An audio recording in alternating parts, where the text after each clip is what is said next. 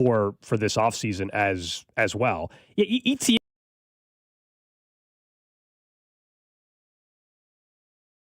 out of the free agent running backs outside of Breece Hall, I think if you include cost and everything, I would go ahead and say, somebody like Tyler Algier is maybe a little more intriguing to me. He's a little bit lower on the quality scale for me. For sure. I am intrigued by him, but I he's think a little you lower on the pair it up. quality scale, You go Algier with Brashard Smith with a second or third round pick, and that could work. I think that now we're looking at it, and that at least lands inside the expected range goal of what I would want out of a potential player. If you're just curious, some of the other ones, Alec Pierce got listed as the best fit for Tennessee, and they're just going to overpay to try to get somebody paired up with Cam Ward there. 2 Chiefs players were listed as fits for Cincinnati, of all teams. Of course. Both Leo Chenal Bring him on over. and Brian Cook were listed as best fits, being them. And Jalen Watson was listed as a best fit for the Raiders. No. The hell? They're all going to the wrong teams. Mike Evans, by the way, with the Buffalo Bills. That makes a ton of sense for Buffalo. Like, it makes a ton of sense for Buffalo. And I would put New England in that same category. I know people have mentioned him in Kansas City, but Buffalo, it was very obvious looking at their wide receiver room that they need a vet. I think A.J. Brown's a candidate for that spot, too. They are in almost an identical – they're actually in a worse spot because the Chiefs, depending on the Rashee Rice situation, so I guess maybe not a worse spot or the same spot. Yeah. But they are in a similar spot in the sense that you can feel, and we can all feel, that they desperately need a decent quality wide receiver to count on every day. And they don't have that. And so Mike Evans makes a lot of sense in that category. And so, but I also think that if you listed out his best team fit and you listed out 5 teams, Kansas City'd be in the 5. They'd be somewhere in that mix. Best fit for Malik Willis, by the way, was the Miami Dolphins.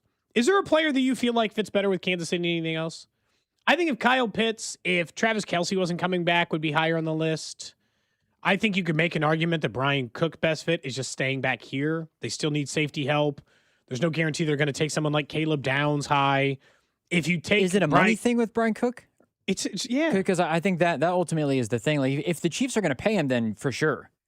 I don't know what he would get. They reportedly he's going to get like 14 million a year, like somewhere in that range. 4 for 60 or a little bit less is probably an expect, which is not an expensive player by any means.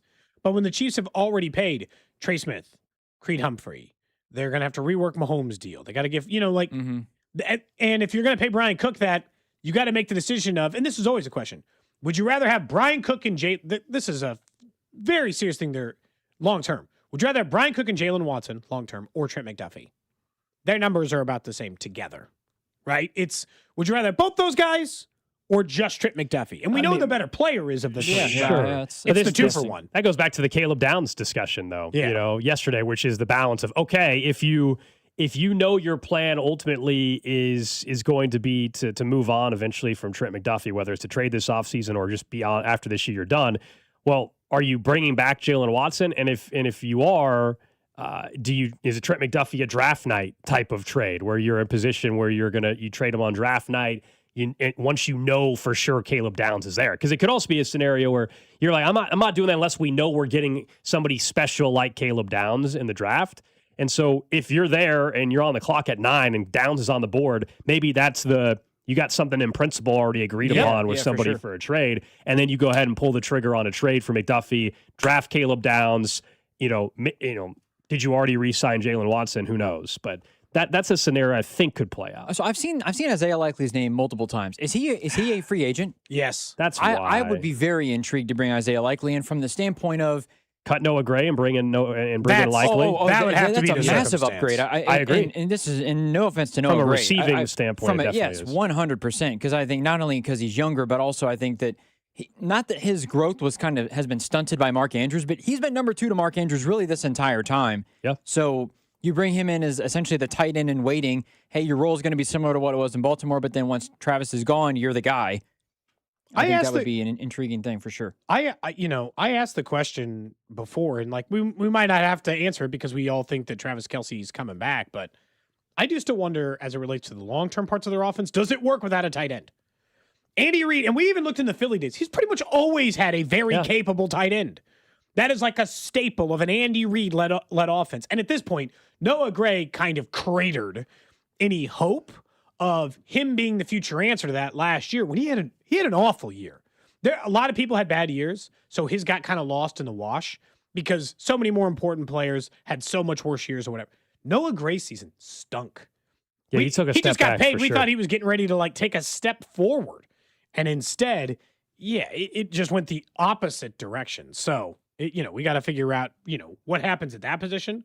But yeah, it would have to be like you cut Noah Gray and bring in Isaiah Likely. Which you definitely could do. What's the projection on the salary for him? Do we know? Because Noah Gray, you cut him, I think you save, we looked this up yesterday, $4 million, $5 million, I think, if you cut Noah Gray. I'll double check that dollar amount. No, it's right around there, 4.5 or something like that. I remember you looking it up. But that's the other part about it is if they did something like that, I will say it would make me think they're going to lean more to these two tight end under center sets that the Rams and so many other teams have been doing. 2 years, 17.5 is what they're saying, about $8.5 million. Okay. So it'd come at it up, you'd have to up the price, but it'd be about $4 additional million this year to pay him. And depending on how you structure that, Gold, probably not. Probably more in the, it costs you an additional $2 million this year to have Likely and then an additional 10 the following year to do it.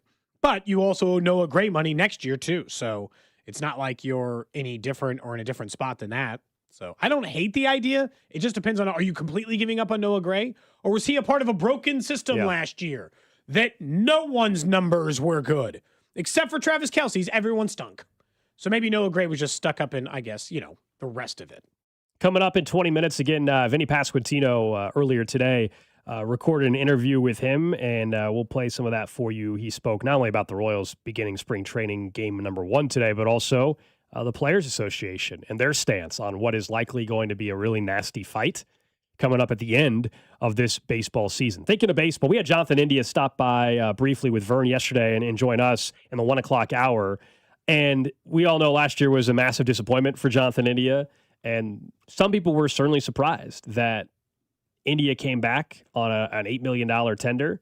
And so he, along with Michael Massey, are your second baseman heading in. Between the two, who do you think is the bigger swing? In general, are those two players bigger swing players for this season than we admit? We talk all the time about, hey, Jack Caglione is one of the keys, and Carter Jensen or Cole Reagans. But if you can get some more production at a second base, when the position rankings came out, I think the Royals were like 29th at second base in all of baseball.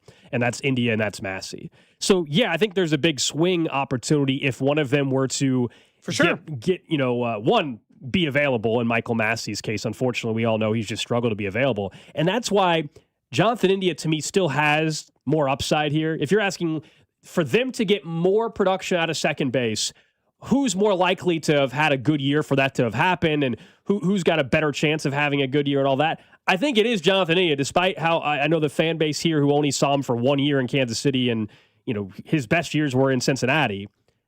If he's just what he was on average in Cincinnati, that's a massive upgrade. I just think there's a bigger swing there for that position if you tell me it's Jonathan India playing a majority of the time. That's all. He's been the better major league player, right? That's inarguable up until this point. He's been the better major league player. Although his ceiling, I don't know, this is the hard part. Ceiling-wise, I don't know how high India's ceiling is. Oh, neither ceiling's very high. I just think it's higher than Michael Massey's at this point. Feel like they're swing players in the sense that they got 2 bites at the apple. They feel like very similar players coming into the year. Injury and bad numbers and some of these other stuff have just haunted them a little bit. I'm sure they both. I think Michael Massey went through a big swing change this offseason. I don't know if India did. I know Cags went through batting stance and swing changes, and Massey went through massive swing changes. But if you go back through his numbers, he was actually better than India last year. Better batting average, better on base percentage, or not better on base percentage. He was lower in that category, but better in some of the categories in his 77 games played. If any of them could ever just put it together every once in a while, and I think specifically the number I'm talking about is home runs. They both, at times in their career, have shown an ability to be a 15 to 20 home run player. Massey only hit 3 last year after hitting 14 and 15 the 2 years before. India, who, now, and I get it, man, he was playing in, that kind of rinky-dink ballpark there in Cincinnati, although it should be at least league neutral. to the home run in Kauffman Although Stadium he this year. said yesterday when we asked him, and I don't know, he basically he acted as if the players really hadn't discussed it all that much, and they're not really banking on much changing. Now, I don't think you ever want to come out in spring training and say, "Yeah, we think it's just going to lead to way more hits for me this year." Like no player wants to put themselves in that spot. Yeah. But I do think there's a chance it shifts a little bit for somebody like a Jonathan. But here are his numbers. In 150 games his rookie year, he hit 21 homers. He hit 10 his second year, but only in 103 games. 17 in 119, 15 in 151, and then 9 last year. I think more than anything, and it's like he had a lower batting average. His on-base percentage was down to a career low.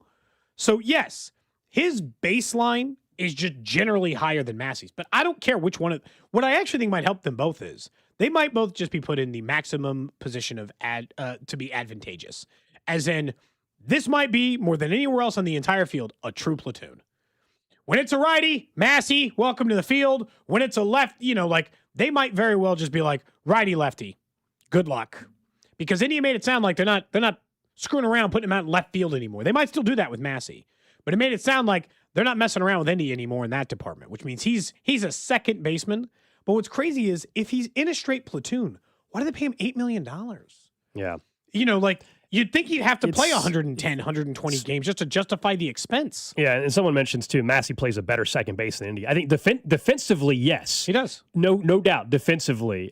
I'm mainly talking offense here, in terms of a bigger swing. I feel very good about the Royals' defensive infield, even if you tell me that there's a slight downgrade with India out there compared to Massey. Gold glove quality at pretty much every other spot. Exactly. Yeah. And so I'm looking for offense. I'm looking for a better bat at second base. And is there an increase there between India and Massey? And between the two, great. I think it's still more likely that Jonathan India, if you're saying that they get more production this year at second base, to me, the only way that really is happening is if it's Jonathan India, more than it is that Michael Massey suddenly has no back problems. He's just available and all that. And look, we both big fans of Michael Massey, great dude and everything. I don't think, if we're comparing the two baseball players, one, availability, and two, what they've put been, up in their career. Jonathan India has an opportunity to provide you much, much more offensively. It's just crazy because Massey's biggest issue, and maybe ABS will help him, I don't know. His biggest issue is he's not a good on-base guy.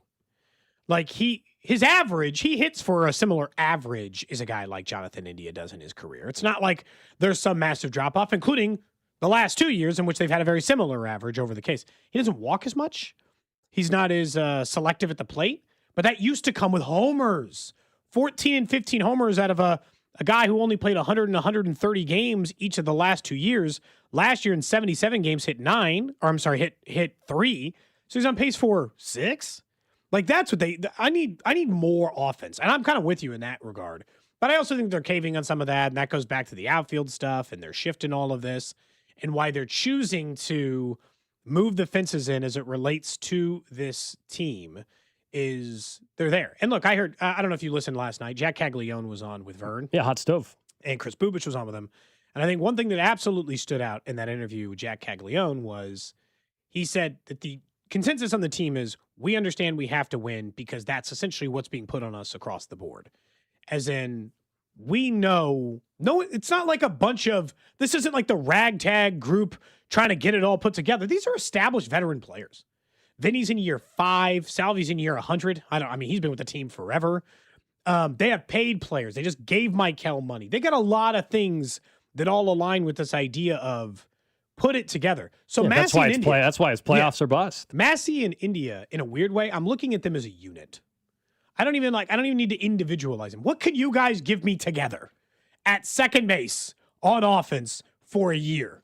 Where maybe if it is a tough righty on the mound, you don't even have to face him, India. You can just take the day off, and Massey will try to do his work there instead. Because, Massey's not like a reverse split guy or whatever. Sure. And, there might be days when they're in left and second together or whatever, but I view them almost as like a unit. Can you give me league average baseball play between the two of you? That's all I'm asking for.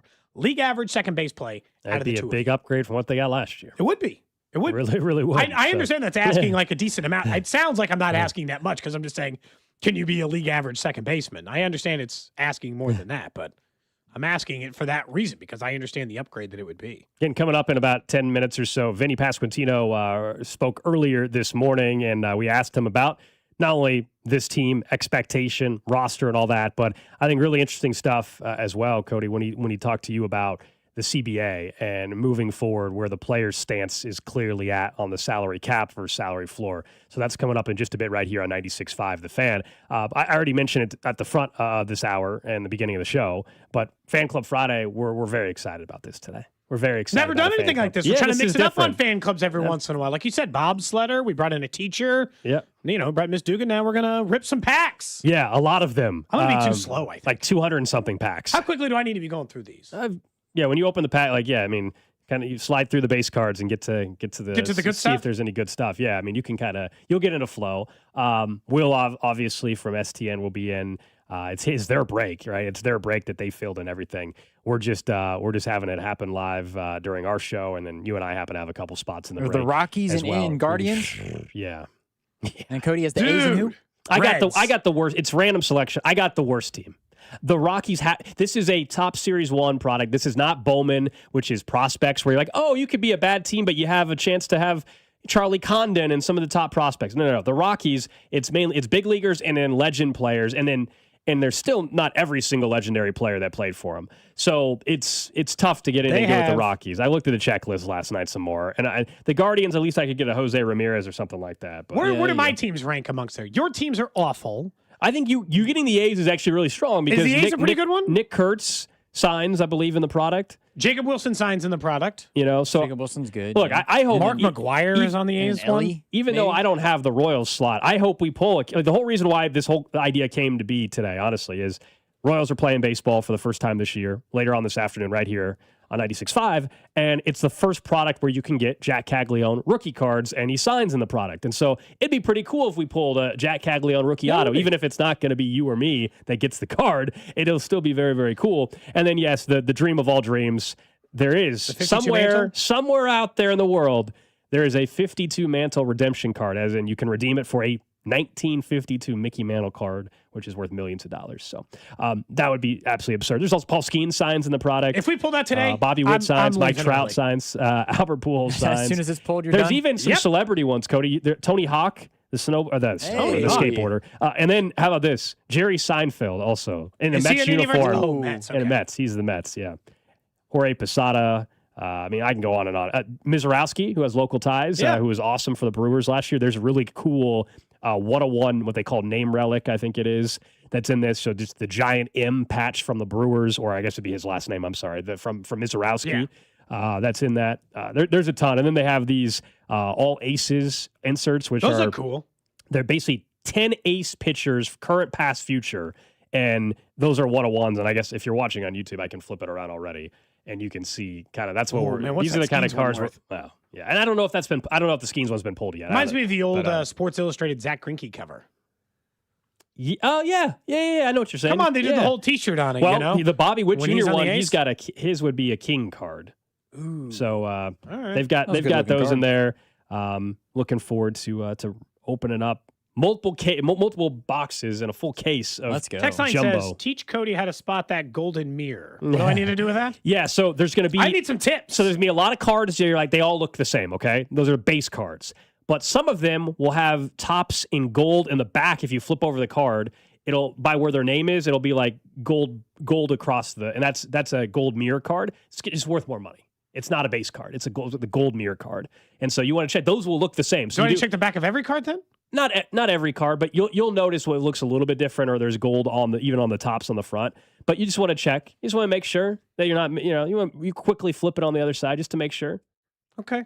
Somebody says from the 816, how do I get into sports card packs? Maybe watch the stream today. Yeah, you're going to learn a lot more. In the 1 o'clock hour, we're going to have someone on that goes to card shows, that does a local breaker group, STN, and so we'll ask him. I know quite a bit. Will knows way more than I do, and so we'll talk some cards, and hopefully, you guys learn a bit more. We'll have some fun, and if you were with us with the Top Shot days back during COVID, you know how much fun we had. Much fun we had with that, and so we're hoping we'll have some fun doing that in the 1 o'clock hour today, while also maybe having a drink or two. Although keep your cocktail away from the cards, Cody. I will. And I'm a known spiller. Don't you? I mean, I'm a known spiller. So like, Will's gonna have a heart attack hearing me say this, Cody. If you spill on a 101, you realize like you're done. You're done. You're done forever. If I get a 1-of-1, it's going as far away from me as possible. You're gonna have to like move your backpack and put the drink over there. And if you want, as a matter of fact, if you want to drink, move out of the way to any get spill, the drink. I'll make the drink before I ever come in the studio. Yeah, and I will slide it make over. the drinks outside of the studio this time, even though I normally make them inside the studio. All right, up next though, someone that also signs in the product we're opening in the 1 o'clock hour is Vinnie Pasquantino. Maybe we'll pull a Vinnie card. That'd be kind of fun as well. We'll have to send a photo of that if that's the case. But earlier today, I had an appointment a little bit earlier on. So this was when you had a chance to record with Vinnie. So you won't hear me during the interview, which maybe that's a good thing for some of you. But Cody had a chance to talk with Vinnie Pasquantino. We'll play that next. What's up, Kansas City? This is Vinnie Pasquantino, and you're listening to Cody and Gold, weekdays starting at 10 on 96.5 The Fan. Brought to you by Heartland Men's Health, the leader in men's sexual health. Thousands of men have been successfully treated for low T, ED, and more, all with discretion and compassion. Make your appointment at heartlandmenshealth.com. Football season is over, but there's still plenty to bet at Circa Sports. From pro and college basketball, hockey, and everything in between, Circa Sports has it all. Circa Sports isn't just sports betting, it's sports betting the way it should be. High betting limits, player-friendly pricing, and exceptional customer service. Whether you're looking for futures on March hoops, props on your favorite players, and more, Circa Sports has you covered. Download the Circa Sports app or visit circasports.com today. Must be 21 or older. Gambling problem? Call 1-800-GAMBLER. Advent Health welcomes the KC Golf Show February 27th through March 1st at the Overland Park Convention Center. Test drive golf's big brands, shop 100 exhibits, and swing and putt for prizes. Front door rounds of golf and tickets at kansascitygolfshow.com. Whether you're commuting to work or heading out for a fast coffee break, getting an auto insurance quote is just a tap away. With AAA, you're always connected, so you can focus on the road ahead. Rest easy knowing AAA's got you covered, no matter where life takes you. AAA, we're always with you. To start your quote, visit AAA.com/insurance. Insurance provided to qualified AAA members by Automobile Club Inter-Insurance Exchange and AAA affiliate insurers. Membership requires a separate payment. Need to sell your house in Kansas City but not sure what the best option is? Selling a home, especially when dealing with foreclosure, divorce, job relocation, or an inherited property, can feel overwhelming. That's why I don't just make offers. I help homeowners understand all their options so they can make the right choice with no pressure and no obligation. I'm Rex, a local homebuyer and resident right here in Kansas City. Whether you're looking for a fast cash sale or just want to explore your choices, I'll walk you through the pros and cons of selling to me or listing with an agent. If selling directly is your best move, I'll offer you a fair cash price and a closing timeline that fits your needs in as little as 7 days or on your schedule. No repairs, no commissions, no hidden fees. Just a transparent, hassle-free process so you know exactly what to expect. Let's talk. Call 816-330-6000 or visit rexbuyskc.com for a free, no-pressure consultation. Rex Buys KC, helping homeowners make informed decisions with confidence. Hey, it's Rob Britton from The Drive on 96.5 The Fan, and we're excited to announce the launch of Beyond the Pitch KC, a limited podcast series documenting the run-up to the World Cup with our friends over at 98.1 KMBZ. And Rob, I'm Scott Parks from Dana and Parks on KMBZ. Beyond the Pitch KC will feature the biggest names who made the World Cup in Kansas City possible, plus the biggest storylines heading into this summer's tournament. This is not a podcast about soccer. Don't get us wrong. This is a podcast about Kansas City. This is a podcast for Kansas City. And this is a podcast that'll tell the story of how our town is hosting the world's biggest sporting event. New episodes will be released every Wednesday starting on March 4th, as well as video clips that can be seen on 96.5 The Fan and KMBZ's social channels. Subscribe and download to Beyond the Pitch KC, a limited podcast series with myself and Rob Bretton on the Odyssey app or wherever you get your podcasts. Don't let tax refund worries hold you back. File now with TurboTax on Intuit Credit Karma. They'll find every credit and deduction to help you get every refund dollar you deserve, or your money back. Start filing today in the Credit Karma app. Build your team, build it sooner. Meet your match on ZipRecruiter. I know that hiring can be challenging. You need someone to match your role perfectly. Well, now you can meet them fast on ZipRecruiter. Need to hire right away. Start your search for strong candidates. The right fit awaits.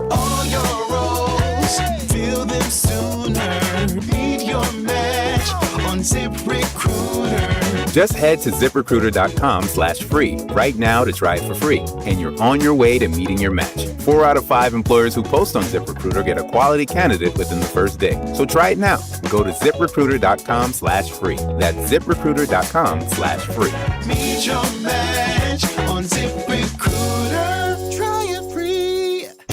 In a world in need of a hero, one man rises to the challenge in style. He is...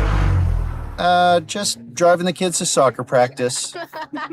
Make every day feel epic in the all-new Hyundai Palisade Hybrid with up to an EPA-estimated 619 miles of range on select trims, advanced tech, and class-leading interior space. Visit HyundaiUSA.com or call 562-314-4603 for more details. And hey, come on, no cleats on the seats. This is the story of the one. As the purchasing manager at a manufacturing plant, she knows the only thing more important than having the right safety gear is having it there when you need it. That's why she partners with Grainger for auto reordering, so her team members can count on her to have cut-resistant gloves on hand, and each shift can run safely and efficiently. Call 1-800-GRAINGER, click Grainger.com, or just stop by. Grainger, for the ones who get it done. Anthony Plumbing, Heating, Cooling, and Electric. Visit AnthonyPHC.com today. Keep your home warm and your furnace running strong with expert HVAC care from Anthony.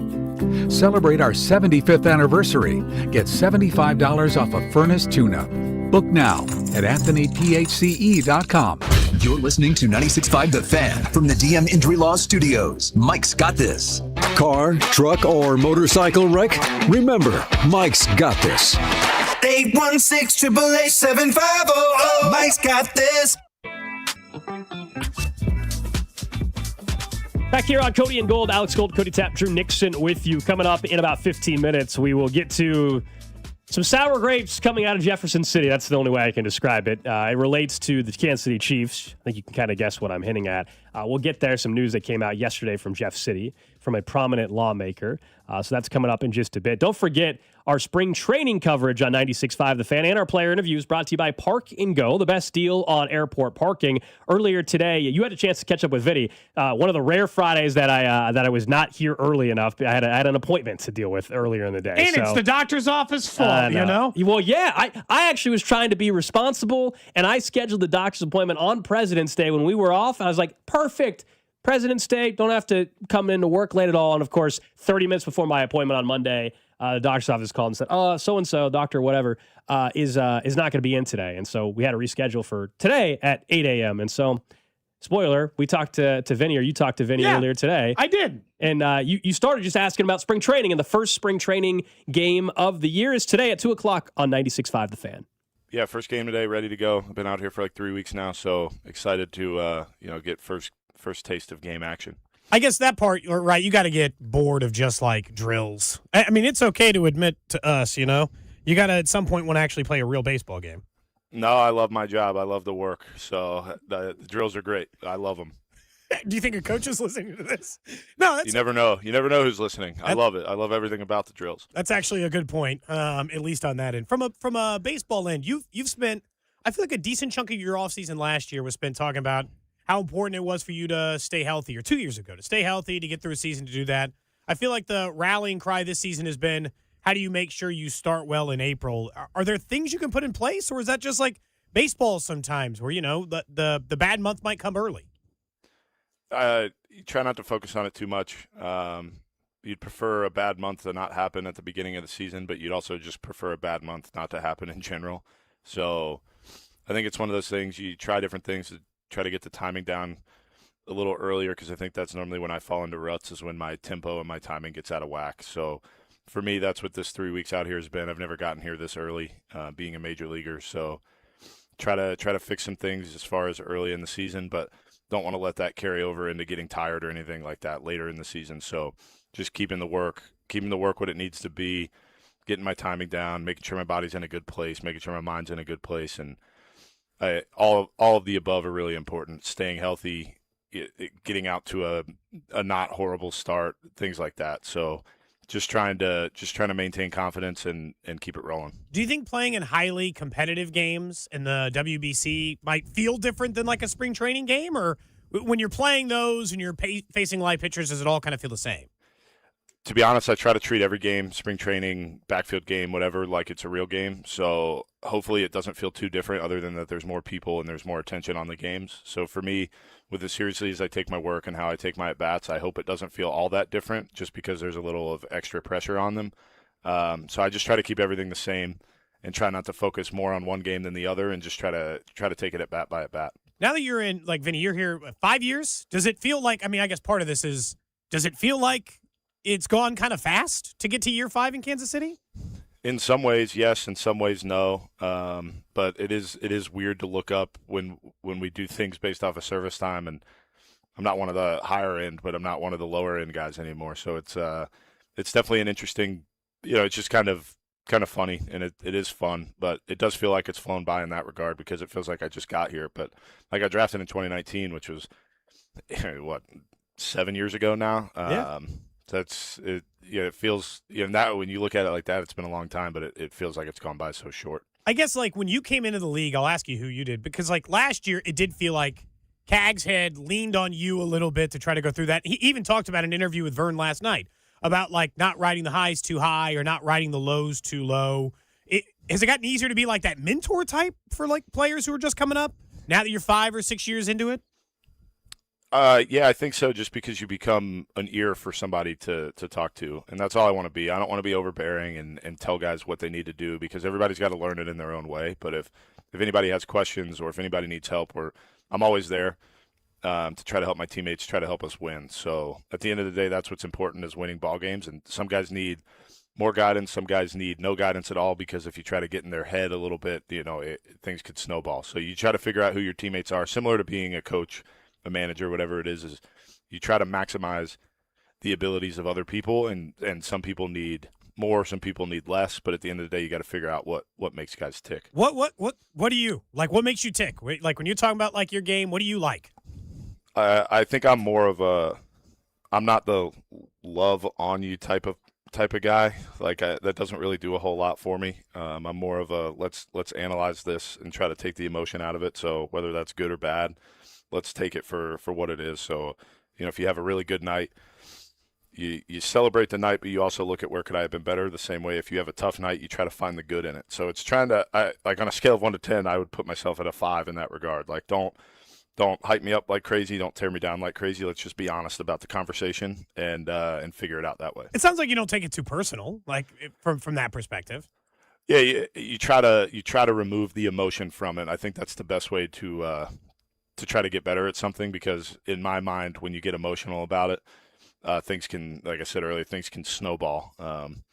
So for me, it's just try to take stock in what the at-bats were, what the defense, what the base running was that day, and then just try to improve the next day. Don't think too much about the good or too much about the bad. Just try to stay consistent. I won't ask you about any other individual goals. A lot of times people either don't have them or don't want to share them. Other than stolen bases, I know you've been open about that one, Vinny. Do you have a number in mind this year? No, I do not. I haven't even thought about it. So if the time comes for me to steal a base, we're going to do it. But if it doesn't come, that's okay too. So I think this year, especially, it's just how can we win baseball games? And I think you're going to hear that from everybody on the team. That's what's important to us right now is finding any way to gain an extra 90 feet, prevent an extra 90 feet from the other team, just to try to score more than the other team. Have you felt like, I guess, not an attitude shift, as in like it's not that it wasn't a competitive team before or anything like that, because obviously you guys were in the playoffs 2 years ago and fighting for a playoff spot last year. But I don't disagree with you. And all the players I've heard from so far from camp, this notion of the goal is singular. It is to be the last team standing. It is about being in the playoffs and giving ourselves a chance. Do you feel a different level of intensity with the team this year because of that? Yeah, and I give a lot of credit to ownership and front office for that. In our meetings with them that we've had in spring this year, and I don't want to speak publicly about what they said, but I mean, just to share a little nugget. I mean, it got told to us like, hey guys, there's not a lot of guys on rookie deals right now. We've got a lot of guys on multi-year contracts, things like that, and there's not a whole lot of playoff teams that there's not a whole lot of bad teams that have that. So this is the time to go. The expectation is to win a World Series. Obviously, that's the goal every year, but that's what we're shooting for. the goal isn't to make the wild card, make the division. Like, the goal is to win a World Series. It's as simple as that. And that's what our singular focus is this year, and it's something that we really believe that we can achieve. Going back to, I guess, your contract, you mentioned when you did that. I don't know, what was the feeling like, I guess, to even get just a little bit of security, or that feeling of, hey, there's some commitment here, and the avoidance of arbitration and the stuff that comes with that as well? What was the emotion like, I guess, when you signed the new deal? I think it was just excitement. It was something that, I mean, to be blunt, like, it's something that I never really thought was going to happen. I thought we were going to go through the ARB process and play it out for 3 years and see what happens. But I really appreciate the organization for coming up with something creative where we're both risking something, but we're both committing to each other for 2 years, and it gives us an opportunity to take stock in these 2 years and then, let the third year play out however it does. We have had a lot of open conversations, and I know how important these 2 years are, not only for me, but for the team and for the future of this organization. So we're really excited about what can happen this year, and that's what we're focused on. Did you do a big purchase, a celebratory dinner? What was the go-to? The only thing, I guess my big purchase is I bought a few of my friends' PlayStations that I play video games with every night. A lot of them were on the PS4, so we got them PlayStation 5s, but nothing's really changed. I didn't get a bonus or anything, so nothing in the short term has changed other than some security. But with the uncertainty of next year too, we got to make sure that we're smart about what we're doing. I guess with all of that this week, and obviously the change in leadership and stuff in the MLBPA, I guess where's the player sentiment right now about where that is? Obviously fan sentiment is very concerned that a year from now we're going to have a problem. How do you guys handle that in the middle of trying to play a baseball season? Yeah, I think a few things get lost in translation there with people trying to be tough publicly. I'm concerned as a player. I don't think a lot will. In my personal opinion, I'm hoping we don't miss games. I don't want to miss games, but we're trying to look out for the future of the players. And I know that fan sentiment is all over the place with it, and I totally get it, because as a fan, it doesn't really the economics of the game. You're focused on your singular team, and I totally understand that, and I respect that. And a lot of the louder noises that I'm hearing are from smaller market fan bases talking about parity within the game, giving teams the ability to go out, sign players like in other sports. But I just think it's just tough, right? We're the only sport that has fully guaranteed contracts, and that's not something that we take lightly. And with all the other systems that are out there, caps, floors, all of the above, there are ways to move money around that can potentially mess with players, whether it's revenues and have the NBA players just had to give back money because they didn't make the revenue that they thought they were going to. So there are a lot of things that are collectively bargained that isn't out there publicly.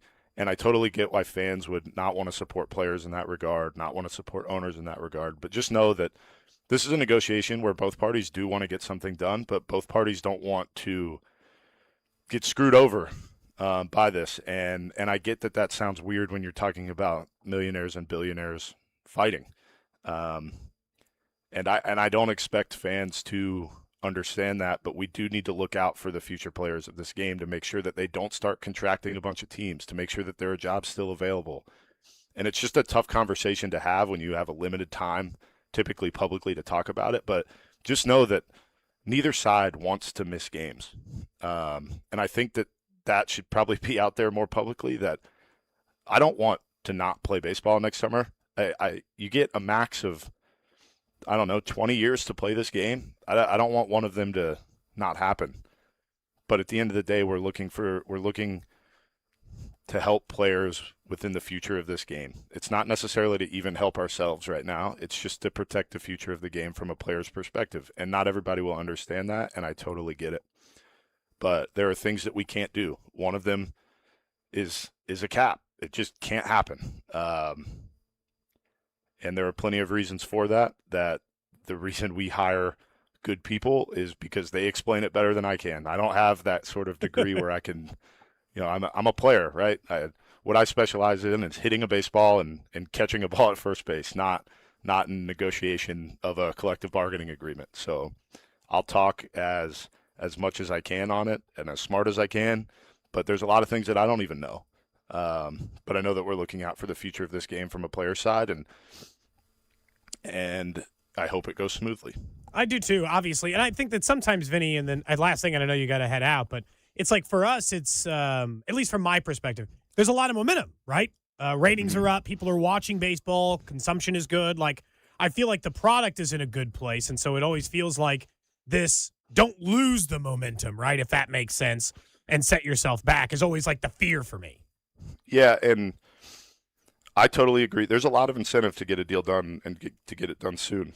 So, but the business people, that's what they tell us. Like there's an art to the negotiation piece, and we just have to trust in them because that's why we brought them in. So there will be a lot of stuff publicly that comes out over the next few months that a lot of it will be smearing, I guess, from each side. Oh, yeah. It's tough, but that's how it happens. So I would just hope that people don't believe everything you see just because it's on Twitter, and enjoy this year of baseball and enjoy next year of baseball too. Because I don't, my personal opinion, obviously, like I said, I don't want to miss games, and I really think that that's a sentiment among most players. But you have to be smart at the same time. You can't just do something to do it. So we're going to take our time.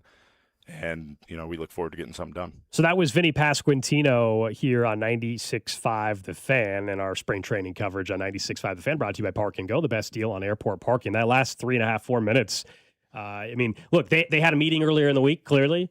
The NFLPA did. And so I'm not saying anything said is not genuine, but they obviously just got had a leadership change and a lot going on this week. Leadership change and obviously some fresh, messaging on where they stand. And moving forward, how players are going to, how their players are going to talk about it. And I think it's refreshing, though, to hear a player at least recognize why fans are going to be very annoyed by the negotiation process, because it is millionaires and billionaires arguing. And it's nice to hear a player at least publicly recognize, look, I get it. It sucks.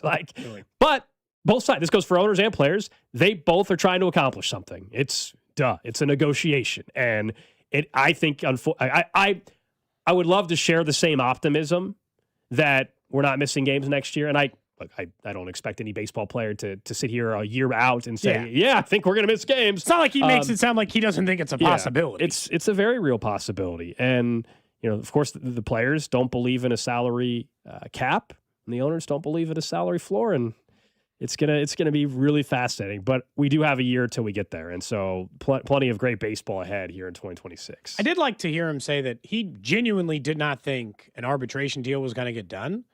But good on the Royals, right? They didn't. Yeah. Like you and I had said this before, they in no way had to even do the 2-year arb buyout they did with Vinny. They could have just gone through the process, figured out where it landed, and let the chips lie. And instead, they at least gave him 2 years of security. It was pretty cool that he bought all his friends new PlayStations just so they could keep playing. Out of all things, just PlayStations. All things. He's like, well, I didn't get a bonus, so it's not like I had extra money coming in, but I know I'll make more money. Yeah. So the check-in season will be nice. Yeah, the check-in season, the monthly check will be much fatter. But he's like, I just bought him some PlayStations because they're playing on the old system, so at least we could all play together. It's you spent a couple grand on PlayStations. Yeah, it's a small gesture, but a nice gesture. Very nice. Very nice. Seems like the kind of thing you and I do if I just ran into a little extra money. You know, and take care of each other. That's all. We'll talk more about the baseball and where they are from the MLBPA end coming up here in the 11 o'clock hour, because there is at least one report on how the owners are planning on handling it. So we can get to that here in just a minute as well. I do want to pivot briefly to the Chiefs, and we all know, of course, the stadium discussion. I get it. People are tired of it, but I have to bring this up because I thought it was interesting. To me, it's sour grapes, but this comes from Jefferson City yesterday, where the Missouri House Speaker, I guess he's pro tem, Chad Perkins, was speaking about the stadium. And look, I'm not expecting them to be happy that the Chiefs are leaving Missouri, by no means. But here's what he had to say. Arrowhead Stadium's not owned by the Chiefs. It's owned by the Jackson County Sports Authority. If I were the Jackson County Sports Authority, I'd tell them, get out right now. Just get your stuff and get out now. Go play football at a high school field in Overland Park. I don't care. Get out. And you can sue me and we can go to court, and I think a Missouri jury might just agree with me right now, right? Every time somebody says get out, reminder that the stadium won't be built till 2031. Also, they have a lease up until that point at the Truman Sports Complex. It says a lot of sour grapes there. He doesn't need to be excited. He shouldn't be excited. We've talked about the ramifications for the state of Missouri with the Chiefs leaving, but kicking them out now, one, it's never going to happen. But also, give me a break. Every time I hear like them say something like that, like get out, I immediately think of that scene from Harry and the Hendersons when John Lithgow is trying to like shoo him into the woods. Get out of here, go! And he doesn't mean it. He loves this poor monster. He's trying for his own safety to get out of here. Look. They have a lease for a reason. Gold, if you told your apartment complex, be like, I'm telling you now, I'm giving you notice. 6 months from now, I will not be renewing my lease. I'm heading to a new apartment. They're like, well, then you could just get out now. Go live in your new apartment, Alex. It just seems completely unnecessary and not really how these sports teams work. Can we acknowledge that these new states things are throwing complication in it, but. Yeah, and I know there will be some people on the text line that will agree that are from Missouri that will agree with the Speaker of the House. That's fine. I would also say financially, his comments are idiotic. Oh, yeah, the team that's leaving going to lose all this money in revenue. Let's kick him out early so we lose revenue for another 3 or 4 years on top of it. That's a genius plan from Missouri. That's really smart. The World Cup coming here this summer. Yeah, kick him out now so you lose revenue for 4 years earlier than you need to. That's really, really smart. Fundamentally, it makes a lot of sense. We've got an AFC title game between the Chiefs and the Bills with a capacity 2,500 people. Northwest. Exactly. CBAC. They don't have their own stadium. A stunning scene. They don't have their own in stadium. Olathe, Kansas. That makes it even better in some way that they share it in some capacity. Yeah, the Olathe School District, they have ODAC and CBAC. But the point is, like, I get the frustration. We don't have to rehash it. I get it. I see it on the text line every day. Some of you will never get over it. That's fine. I understand. People are passionate about the side of the border that they live on. That's fine. But truly, like, it's an idiotic comment. Not only is it sour grapes, like suggesting that you're willing to forego the revenue for another 4 years that the Chiefs will bring into Missouri just because you're bitter. That's just dumb. Yeah, it's just not beneficial. And it doesn't really serve anybody in order to offer that. And again, I've told you on this show before, I am anti all performative politics in the sense of they stand there. I'd like to start a law to name, the University of Missouri Tigers is the official team of Missouri. And you're like, you really got us there. That'll really help my life day to day. No, it won't. How about you focus on something of actual importance? So this just feels like another one of those. And I get it. Like Missouri should be upset that this happened to them. Of course. And and Illinois, if they lose the Bears, should be upset that the Bears would do this. And does it at its core come from the idea that ownership only cares about money and not about about the fan sentiment around the team or where the team goes in the history? Yes, fine. If you're just mad because billionaires like money, that is a reasoned stance to have. This guy doesn't just saying it because it's he wants to be the champion of Missouri. And I live in Missouri. I've lived in Missouri my whole life. He wants to be the champion of Missouri. Everyone's like, yeah, get rid of them if they don't want to be here. And you're like, yeah, whatever. You don't have to do something performative. They'll be gone in 5 years. You want them gone? Don't worry. They'll be gone in 5 years. They'll have a different place to play then. I understand you have to wait, but I tend to, I guess this is the other part. I tend to like to go the other way, which is I'm just going to appreciate and enjoy the last few games at Arrowhead while I got them. It sounds like they will not be going to any Chiefs games in the future when they move to Kansas. Correct. I don't know. I mean, someone will hold up that end of the bargain, right? Somebody who sends into the text line, I will not support the Chiefs ever again because of this. Somebody on the text line will actually do that, but it'll be less than 12. You'll be Tobias Funke from Arrested Development saying, there's dozens of us. Dozens. Just, I'm not saying it won't exist, but you and I went into this before. Chiefs, Royals, Missouri, Kansas. I think we might be in a rare set. I consider the metro area mostly just to be the metro area. And if you're somewhere in that area, I'm mostly fine. I shouldn't even acknowledge this text, but this one made me laugh. Alex, you don't get it. You're not a Kansas Cityan with zero civic pride. Yeah, you got it, man. You really nailed it there. Do you even own a Casey Hart t-shirt? You nailed it. I grew up and I don't really need to rehash this thing, and it's the dumbest argument. Yes, it's no secret. I grew up in Overland Park, as in the Kansas City Metro.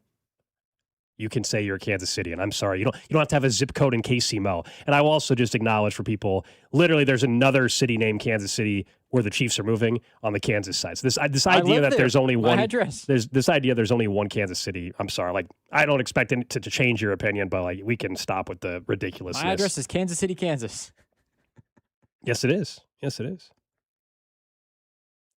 My address is currently in Gladstone. It was Kansas City, Missouri, I don't know, 95% of my life, I guess. I don't know. I was in Jackson County. So, like, people saying, Cody Gold trashing Jackson County. I lived in Jackson County almost my whole life. Oh, man. Jackson or Clay. The gatekeeping is hilarious. It really is. I guess part of this, too, is sometimes I feel like the people who text that in just live on the Missouri side, but also don't live in Jackson County. I don't know. They live in, like, they're saying you don't live in Kansas City, but they live in Platte. Or they live in, and Kansas City is a large scope area. Why can't we just agree that if we live in the general city area where Kansas City is? Like, again, I'm not asking for people if you're mad about Missouri, Arrowhead and that stuff and all that, I get that. I'm not, like, we've grown, I understand the border war is a real, I'm not asking for people in Missouri to like Kansas Kansas people to like, that's not my point. My point is, it's called the Kansas City Metro. This idea that, like, now we're trying to act like the Kansas City Metro doesn't exist and there's no metro area, and it's just Kansas City is just KCMO, and that the metro is all separate. Yeah. It's just factually inaccurate. It just is. Other than there's like 7 counties that make up the KC Metro, as in the Kansas City metropolitan area. Yeah. So anyway, yeah. Someone says living in Paris, Texas is the same as living in Paris, France, because they have the same name. What's that? That line's funny. They just said, Drew, you saying that is like living in Paris, Texas is the same as living in Paris, France, just because they have the same name. Mm-hmm. I wonder if they have an Eiffel Tower and like a mini Eiffel Tower in Paris, Texas. I hope they do. I don't know anything about Paris, Texas. Never been. Is that in the Dallas or Houston area? I'm not sure. Do you know where Paris, Texas is? I do not. It is. I do not. It's really counting. But you're right. It is in the middle of absolutely nowhere in Texas. It's northwest of Dallas. Oh, dude, they absolutely have a mini Eiffel Tower. Oh, really? Yeah. It's hour 45 northeast, northeast rather, of Dallas. They have what they call is the largest Eiffel Tower in the world. What? Hold on, brackets. With a red cowboy hat. Oh, okay. They have a cowboy hat. That's good. That's good. All right. It wouldn't be text without the cowboy hat, Up next, let's talk more about the running back situation in free agency and where you potentially could allocate some of your resources. Plus, MLB owners, we just heard from Vinny, talking about the player side. We found out that MLB owners have been preparing for this fight for a while. We'll tell you to what extent next. Cody and Gold. I'm just telling you the facts. Brought to you by Heartland Men's Health, the leader in men's sexual health. Thousands of men have been successfully treated for low T, ED, and more, all with discretion and compassion. Make your appointment at heartlandmenshealth.com. 96.5, The Fan. The excitement of the Winter Games is well underway. In fact, we're keeping an eye on Canada men's hockey. The U.S. will play a little bit later on today, but at last check, Canada was down to Finland. 2-1, I think it was, although I think a goal just might have been scored. Anyway, you want to know why betting the Winter Games on FanDuel makes sense? From game lines to medal counts to finding your angle on the events you care about most, FanDuel gives you more ways to stay connected to the action. The Winter Games are on, and there's no better way to follow them than with a bet over on FanDuel. So curling matches that they're going to start slow, somehow get tense fast. Bobsled runs that go by in a flash. Speed skating decided by inches. Hockey games that feel different from the opening faceoff, and so much more. The Winter Games are packed with action with different events, contenders every day. You'll want to keep up with all the action on FanDuel. Just visit FanDuel.com/local. That's FanDuel.com/local. FanDuel, play your game. FanDuel Sportsbook's the official sportsbook of 96.5 The Fan. 21 in President, Missouri. Gambling problem? Call 1-800-GAMBLER. Department of Rejected Dreams. If you had a dream rejected, IKEA can make it possible. So I always dreamed of having a man cave. But the wife doesn't like it. What if I called it a woman cave? Okay, so let's not do that, but add some relaxing lighting and a comfy IKEA Hofburg ottoman, and now it's a cozy retreat. Nice, a cozy retreat. Man cozy retreat. Sir, okay. Find your big dreams, small dreams, and cozy retreat dreams in-store or online at IKEA.us. Dream the possibilities. You know that Big Bargain detergent jug is 80% water, right? It doesn't clean as well. 80% water? I thought I was getting a better deal because it's so big. If you want a better clean, Tide Pods are only 12% water. The rest is pure, concentrated cleaning ingredients. Oh, let me make an announcement. Attention shoppers, if you want a real deal, try Tide Pods. Stop paying for watered-down detergents. Pay for clean. If it's gotta be clean, it's gotta be Tide Pods. Water content based on the leading bargain liquid detergent. This is the story of the one. As the purchasing manager at a manufacturing plant, she knows the only thing more important than having the right safety gear is having it there when you need it. That's why she partners with Grainger for auto reordering, so her team members can count on her to have cut-resistant gloves on hand, and each shift can run safely and efficiently. Call 1-800-GRAINGER, click Grainger.com, or just stop by.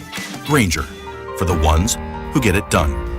Wesley Financial Group is not a law firm, and Chuck McDowell, definitely not an attorney. This is Chuck. Do you feel stupid for buying a timeshare? Don't. It's not your fault. You were most likely told you could rent it, and it was a great financial investment. And the deal was available today only. If this happened to you, contact your resort or Wesley Financial Group for help today. Call Wesley now for your free exit information kit. 800-939-1441. 800-939-1441. Another app for inventory, one for CRM. Oh, don't forget accounting. Wait, which login was that? Or you could use Odoo, one fully integrated system that does it all without the hassle. Ditch the app overload. Get everything your business needs on one platform. Try Odoo free today at odoo.com. That's ODOO.com. This is the story of the one. As an HVAC technician, he and his digital multimeter are in high demand. So when a noisy office HVAC turns out to be a failing blower motor, he doesn't break a sweat. With Grainger's easy-to-use website and product information, he selects the product he needs to keep everything humming right along. Call 1-800-GRAINGER, click Grainger.com, or just stop by. Grainger, for the ones who get it done. I'm Boomer Esiason. My mom died from cancer. She was only 37 years old. She didn't have life insurance, and that was devastating for my family. That's why having life insurance is so important to me. Ethos makes it fast and easy. Get a quote in seconds, apply in minutes, and get same-day coverage. You can get up to $3 million in coverage with no medical exam. Get your free quote at ethos.com/play. That's ethos.com/play. Paid spokesperson. Time spent on application may vary. Online health questions required.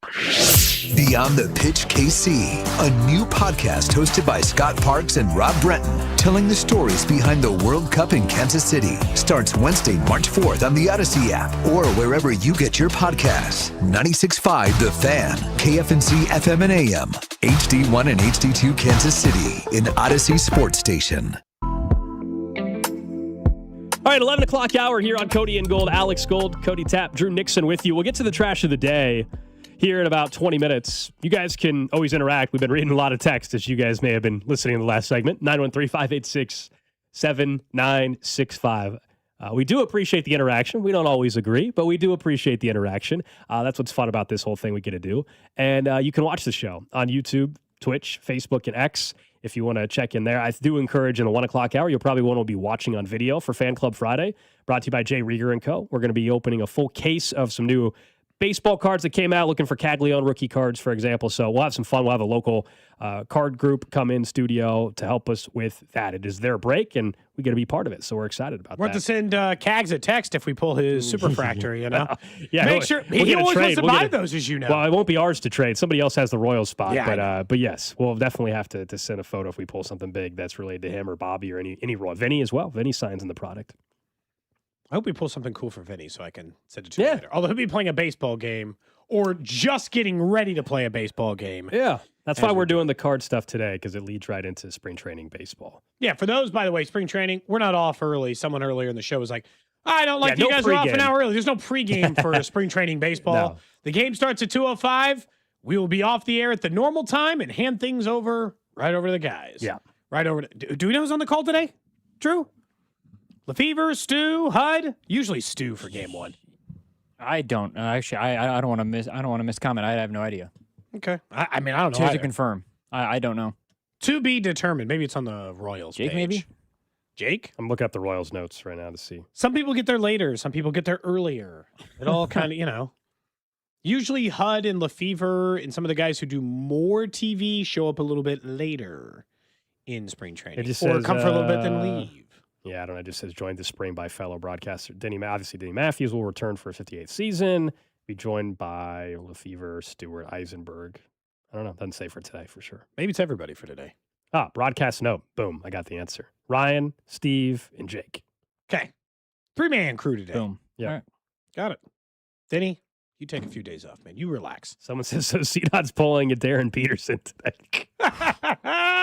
He'll be on after the game. Yeah, he'll be on after the game. He's just short in minutes today. He's on a load management. That's exactly what Darren Peterson. He's flipping it though. It's reverse. He's not starting. He's going to do the second half. Yeah, that's true. Yeah. It'd be like if Darren Peterson just sat out the whole first half instead. Mm-hmm. Yeah, Carrington will be there. He's DP dot. Yep.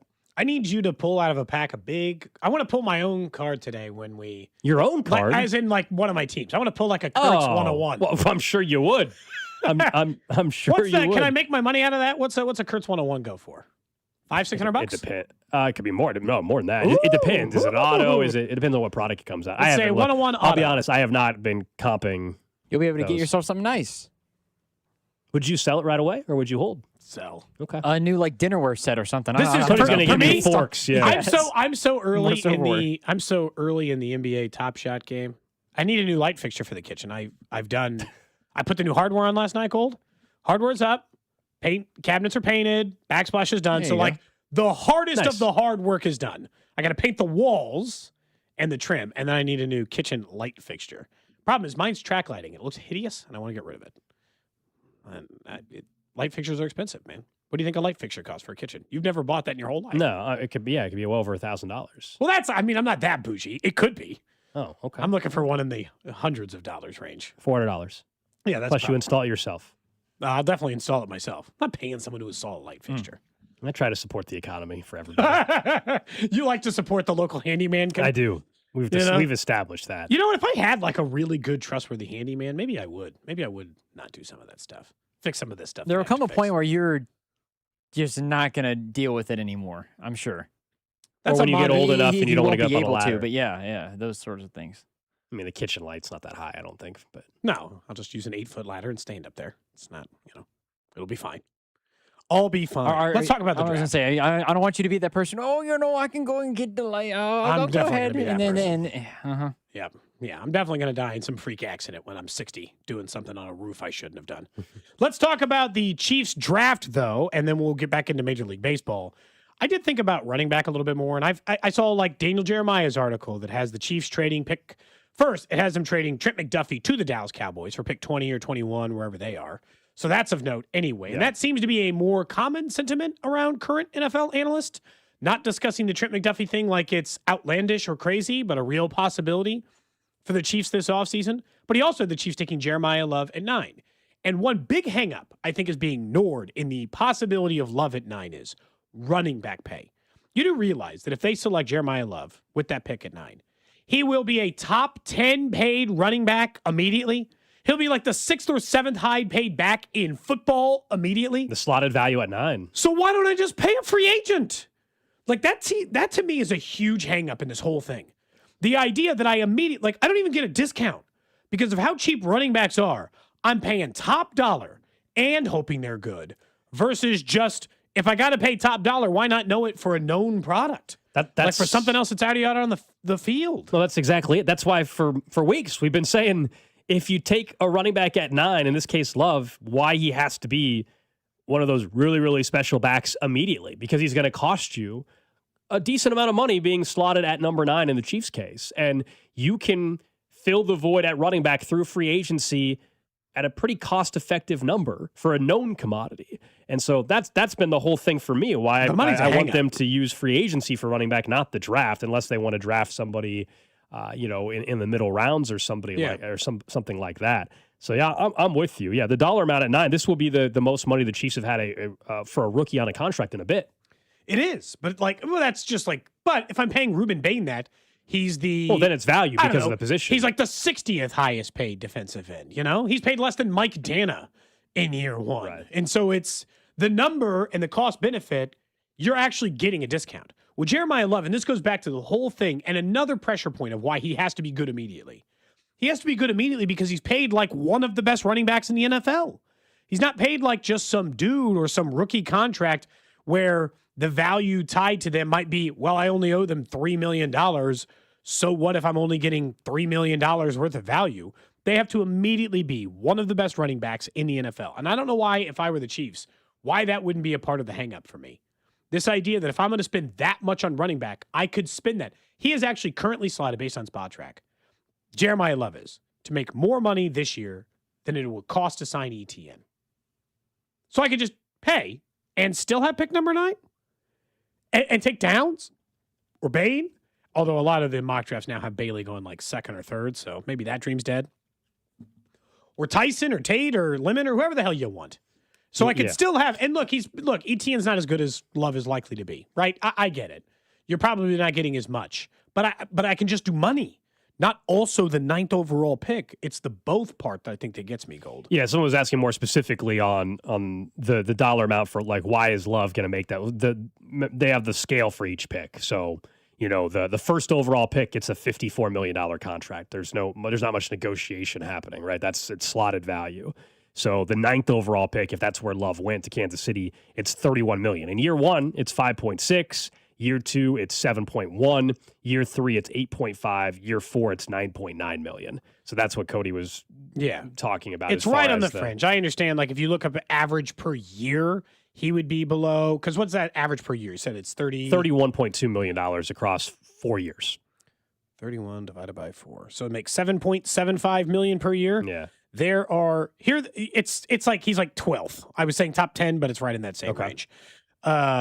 And that's only because Joe Mixon is somehow but he's never going to make it. He didn't play at all. There's also like 3 players on this list. It will be top 10 by the time you consider the running backs on here that will not be with their current team. But Ashton Genty is the 10th highest paid running back on average annual per year right now, today. Like that's just the total value of the contract. The only guys who make more money on total value of the contract are Kyron Williams, James Cook, Jonathan Taylor, not even Derrick Henry, Christian McCaffrey, and Saquon Barkley. Those are the only players who are slated to make more than $34 million because he'd make more than Ashton Genty. That's it. That's it. So, like, I mean, he'd be the 7th highest in total value running back in the NFL. And so it just feels like if I don't know I'm getting that kind of player and I can just spend the money. You're not even asking for him to be a top 5 back, though. Like, if you're, like, in that case, you're just asking him to be. I don't think you realize the money you're paying him. I think that's because I think this conversation. He'd make more money than Bijan this year.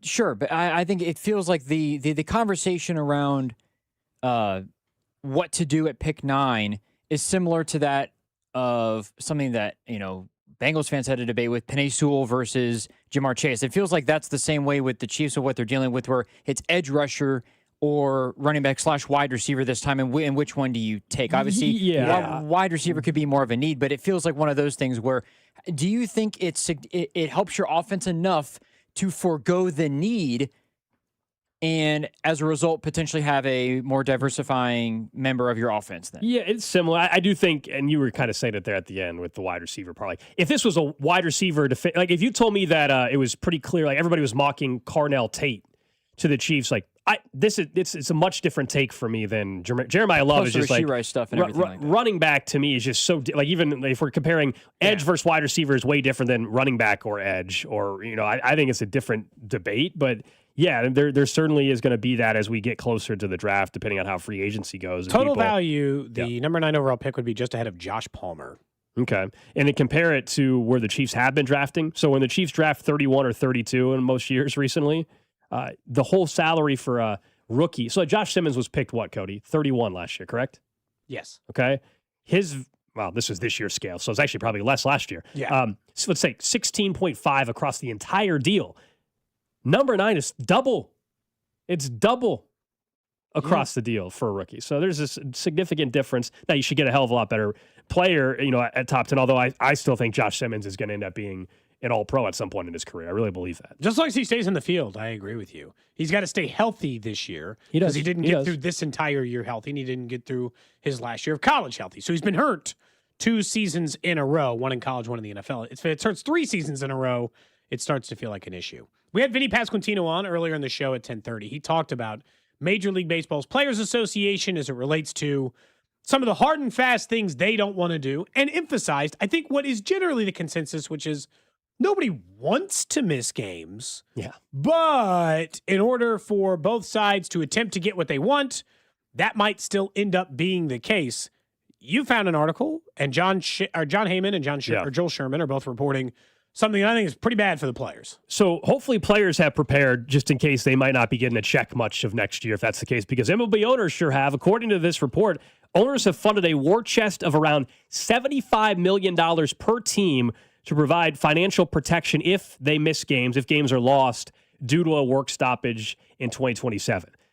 That tells me they're in it for the long haul. And that's why $75 million per team? They're in it for the long haul. And there's some baseball players, like, I'm not telling you that every single baseball player is going to go broke without playing baseball next year. No. But as we all know, there's a majority of them, like you and I would love to be sitting here saying we're making $700,000 next year, Cody, and be like, yeah, what's wrong with that? But there's some players that they made maybe they finally had their break and they made $700,000 last year, and you're like, well, then they should be fine. Yeah, but then they're not getting a check the entire year, and if they didn't prepare and budget that, then it's a problem. In general, yeah, if you make $700,000, you should be fine for a year, you would think. But as we know with anything, if all of a sudden, Cody, after agent fees and everything else, well, agent fees, but also like mortgage, fair or not, like if all of a sudden you start making $250,000, $300,000 a year, your lifestyle would be different. So you would account like you'd budget, but your budget would be bigger, and then all of a sudden I take it away from you for 6 months, you might be in a bit of trouble. Yeah. So yeah, you got to plan it out. Owners, though, tells me they're in it for the long haul, and this is why I think we're missing games next year, because they can negotiate all they want, and they will. But owners, I don't think there's going to be much cave there, and they know that they have the money on their side, and that's the reality of the negotiation. The MLBPA is stronger than any of the other unions in sports, which is a good thing in this case. But the owners, they could sit there for 4 months, Cody, and they got $75 million of just chilling out there ready to go. This is always the issue with like the people you're negotiating with versus when you're a player is players can't save up this amount to protect themselves. And it also goes back to the same thing, which is like the problem with competitive in baseball and convincing these teams to spend. Like, you had no trouble setting aside $75 million apiece, huh? You're all locked and loaded, ready to spend that money one way or the other, right? I bet that's not going into payroll when you try to cover the losses in case this stuff does, which means, I got to say, it does appear, and this is according to that same report, they put it as near unanimous sentiment among club owners to pursue a salary cap in the next CBA. That's why they need the war chest, for what Vinny said and what they said, which is that will be the hill the players are actually willing to die on. They might concede in some areas. They might concede in a lot of areas, but they do not want a salary cap. And the owners do want a salary cap, all but like two owners, the Mets and the Dodgers. The other 28 teams in baseball want it. And so, I don't know if it is them, but like it's near unanimous is what the reporting says. Someone was asking, does the MLBPA have some sort of fund? I haven't seen a number. All I know they is usually do, yes. MLB owners have basically $2 billion, if you do the math on what we just said. So $2 billion MLB owners have to protect themselves for next baseball season. I remember during the COVID lockout thing or whatever we had back in 2020, or the carryover from that 2021 or whatever it was. I guess it wasn't COVID. It was the next year. They gave like $1 million to like stadium workers and stuff. I'm assuming they have some fund, but they usually do. I don't That's think usually part of the I don't know if fee. the Player Association though has enough to account to where it's covering. It's not going to every cover single anyone's player. salary. Yeah, that's what I mean. Yeah. It might cover some bills for a few players. Yeah. And look, if you're a player like here it was locked out Major League players March of 2022. This was then. Locked out players are starting a $1 million fund. Okay, so the players that's just to fund workers. That wasn't saying that what the players fund was looking like. But they had a player fund the last time that they had like game lockouts. So it's fine. They can spend money this year, but it's not going to be $2 billion. The dividend check on the will make you whole thing's not going to be nearly as good. And so, yeah, I think it's just proving what you're saying, which is the owners are ready for the fight. And the players are going to have to be willing to lose games even if they don't want to. And Vinny's right. This is a huge part of the problem for like an owner versus a player. If I'm an owner, I don't have a set number of years I own the team other than how long am I alive? That's it. That's the number. How long do I physically live my life for? A baseball player, if you're Vinnie Pasquantino in your 20s, you lose a season of professional played baseball, half a season. I mean, that's devastating. Of your prime. You only get so many years to play this sport. And if you're the Royals, when you have a contract like you have with Bobby Witt Jr., and depending on how many games are missed, does it count as an accrued season? Does that contract, so do the Royals actually lose out on a year if it gets to that point of Bobby Witt Jr. in a Royals uniform? Yeah, for what it's worth, the players should not agree to a cap, but I don't know how that conversation is going to go. We need both, cap and a floor, but I don't know. I don't know how we get there. No, I don't see how it's going to work out. I'd be surprised if we do not miss games next year, which stinks. Which just stinks. Trash of the day. All right, get to a little trash of the day. This has to do with poker. I know, Cody, you host some underground poker games at your house every once in a while. Makes it sound so nefarious. It does. You know, you host some underground games occasionally. Relax. You try to convince people to come in and play poker at your house. High stakes at times, I'm told. Yeah, high stakes. Big money. You know, cash all on the line. Cash is on hand. Former professional athletes. The kids are not allowed downstairs during the poker game. Former pro athletes are getting involved too. Have you ever jumped up and celebrated a big win? Oh man. I think, no, I'm usually at the table, but I've seen people jump over the table over a big win or a big loss. Okay. Well, yeah. Like at the last poker game I played, I saw someone shoot back across the tables angry over a bad beat. Right? It happens. It happens. I bring this up because the World Poker Tour, someone was very excited about their win. Jumped up a little bit, and, well, this is what happened. Right now, we just got to dodge a king or a jack. Well, a queen comes off. This gives Justin 4 more outs. A 10 would now give him an ace-high straight in the victory. So Justin Smith must catch a king. There's the board. Can he escape? Oh, it's a 10. Oh! Back-to-back double-ups by Justin Smith, drawn out both times, Vince, to stay alive. And look how excited he is, his fans, his friends. We'll fix that tomorrow. Let's go. Wait a minute, Vince. Something's wrong out there. We'll operate it on it tomorrow with the million. Yeah, there's something very wrong. He's doubled over. He's really in pain. Yeah, it snapped. What the? This is no bluff, let me tell you. Poker injury. I told you this is an injury sport. They say that poker's not a sport, but this is like... Well, this is pretty serious. People are rushing to Justin's side. I'm really hoping it'll be okay. I'm able to play. I'll play it out. Tournament officials have stopped the clock. He tore his ACL.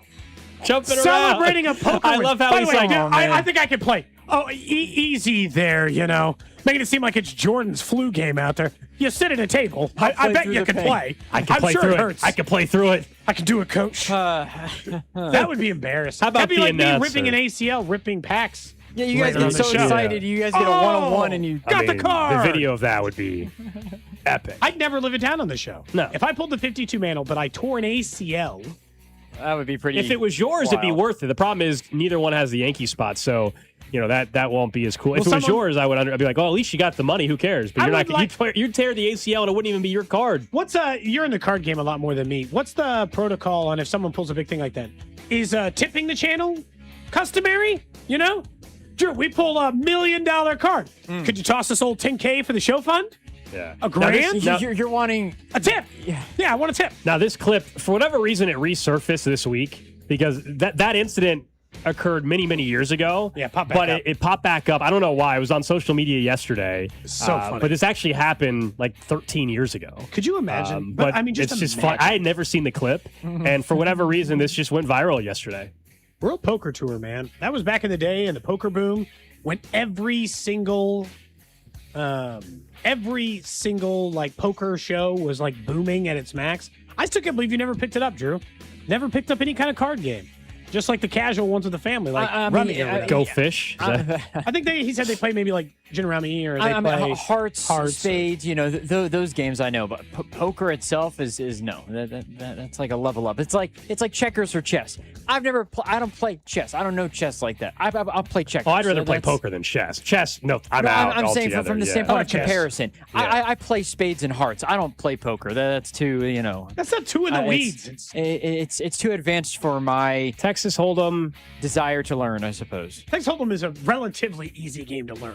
That's the only poker I've played. I've played some mixed game, but it got not that much. Omaha? Oh yeah. I played Omaha or Raz or some of those others. My thing is I get into these, every once in a while I get myself locked into a place that I don't want people playing like, double board Omaha bomb pot. I'm like, that's too far. Now we've gone too far. I just want to play no limit. When's your next Probably a couple weeks. Poker game at the house? I don't know if I do.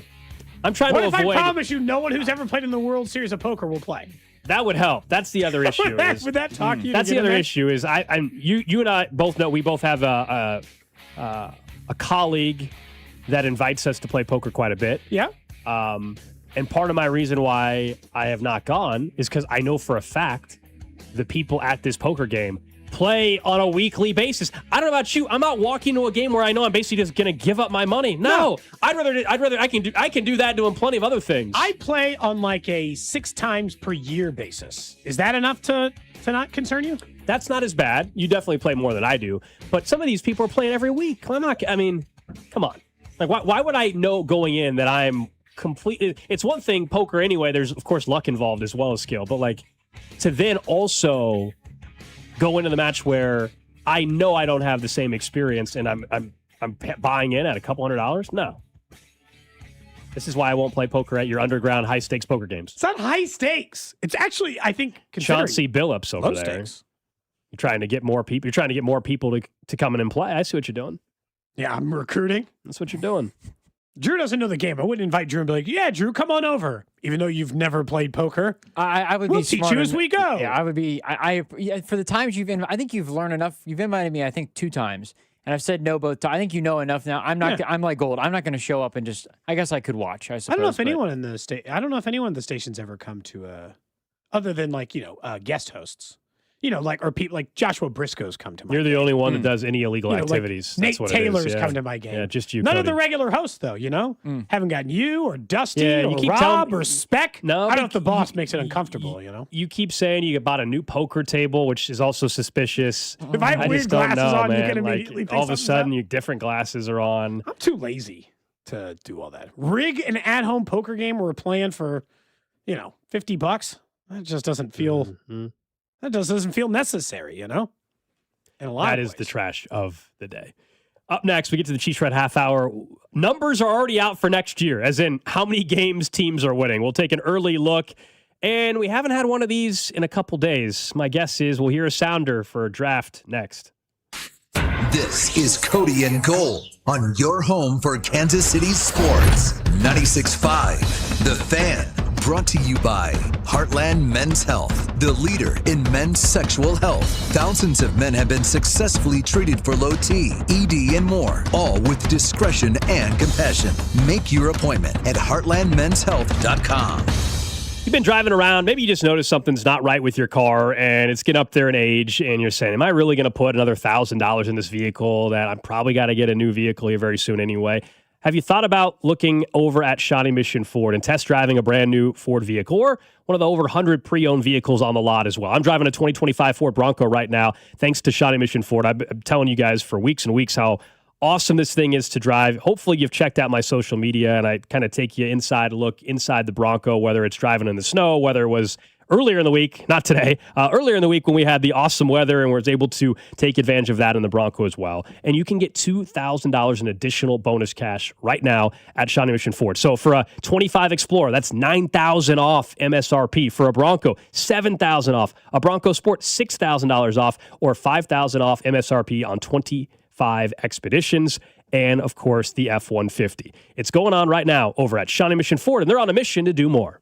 Hey, it's Dusty Likens. No secret here. I am a golf guy, and I have to ask you if you're ready to ramp up the excitement because golf fans, BetMGM is making your next golf tournament winner bet even better with Second Chance. What's Second Chance? Well, you ever bet on your favorite golfer to win a tournament only to see them miss the green? Well, with this bet, MGM's Second Chance promotion will get you your stake back in cash if your tournament winner bet finishes in second instead. That's right. Simply bet on any player to win a scheduled golf tournament during a promotional week. If you're right, you win. But if your pick finishes in second instead of first, you get your stake back in cash. Watch your favorite players go for the win all season long and bet knowing you'll get your stake back if they finish second. BetMGM and GameSense remind you to play responsibly. Gambling problem? Call 1-800-GAMBLER. See BetMGM.com for terms. 21 and older only. Missouri only. Subject to eligibility requirements. Rewards paid back in unrestricted withdrawable funds. Please play responsibly. Hey, it's Rex here with RexBuysKC.com, your local KC home buyer. If you own a property in the Kansas City or surrounding area and want to sell it fast and at a fair price, write this number down, 816-330-6000. I'm a private real estate investor, not some hedge fund or large national chain. My family and I live right here in KC. I can pay cash and close on your timeline, even in as little as 3 days. Here at RexBuysKC.com, we are improving Kansas City one house at a time. I buy inherited houses, vacant houses, foreclosure houses, behind in payment houses, my tenant won't pay the rent houses, and properties that need complete rehabs. Do you own a house that's trashed and needs thousands of dollars in repairs? Great. If you own a house and want to sell it fast, call me at this number, 816-330-6000. That's 816-330-6000, or go to RexBuysKC.com. That's RexBuysKC.com, and I look forward to working with you. Man, if your stream isn't as strong as it used to be, or you're taking more breaks to the bathroom than the last 2 minutes of a televised football game, there's another timeout. We'll be back after this. it's time to get checked. An enlarged prostate, or BPH, could be the cause. And Kansas City Urology Care is here to help. Fast answers, trusted care. Don't wait. Come see Kansas City's largest, most experienced, and most advanced urology team. Visit kcuc.com today. At KCUC, you see the best in KC. Not sure how to tackle your taxes? Are you sweating the small print? You may be experiencing FOMO, the fear of messing up. The answer? Using TurboTax on Intuit Credit Karma. They help you get your biggest refund, and then we help you do more with it with a personalized plan designed to help you hit your money goals. It's time to take your taxes to the max. Start filing today in the Credit Karma app. As a mom, comforting my family is what I do best. Vicks Vapor Stick provides soothing, non-medicated Vicks Vapors in an easy-to-apply stick, and it dries fast, so there's no mess. I use it to comfort myself and my family. Thanks, Mom. Vicks Vapo Stick, soothing comfort for the whole family. And try Vicks Vapo Shower Max for steamy Vicks Vapors when you need more comfort for yourself. Use as directed. Drew Brees here. Whether you're on the field or on the road, having the right team on your side makes all the difference. I learned that the hard way. On the field, you don't go anywhere without a solid O-line. And when your car breaks down, you want that same kind of protection. That's why I trust CarShield. Their protection plans help you tackle expensive repairs so that you're not blindsided. Visit carshield.com now and join the team that's helped millions of drivers save.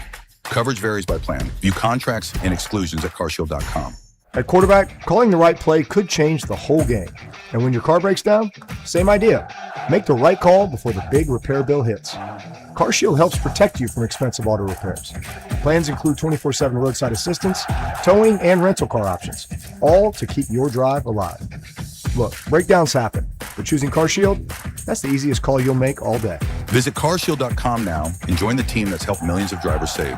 Coverage varies by plan. View contracts and exclusions at carshield.com. Rob Sight Ford, KC's Ford volume leader and top rated on Google. 135th and State Line. Rob Sight Ford, your 2025 Ford volume leader. Top rated on Google with 4.8 stars and 3,000 plus reviews. The best selection, best prices, and Kansas City's best customer service. Visit Rob Sight Ford at 135th and State Line. Buy right, save big, and drive home a winner. Only at Rob Sight Ford. You're listening to 96.5 The Fan from the DM Injury Law Studios. Mike's got this. Car, truck, or motorcycle wreck? Remember, Mike's got this. 816-888-7500. Mike's got this. Welcome in to the Chiefs Red Half Hour. Every day at 11:30 with Cody and Gold on your new home for Chiefs football. 96.5 The Fan.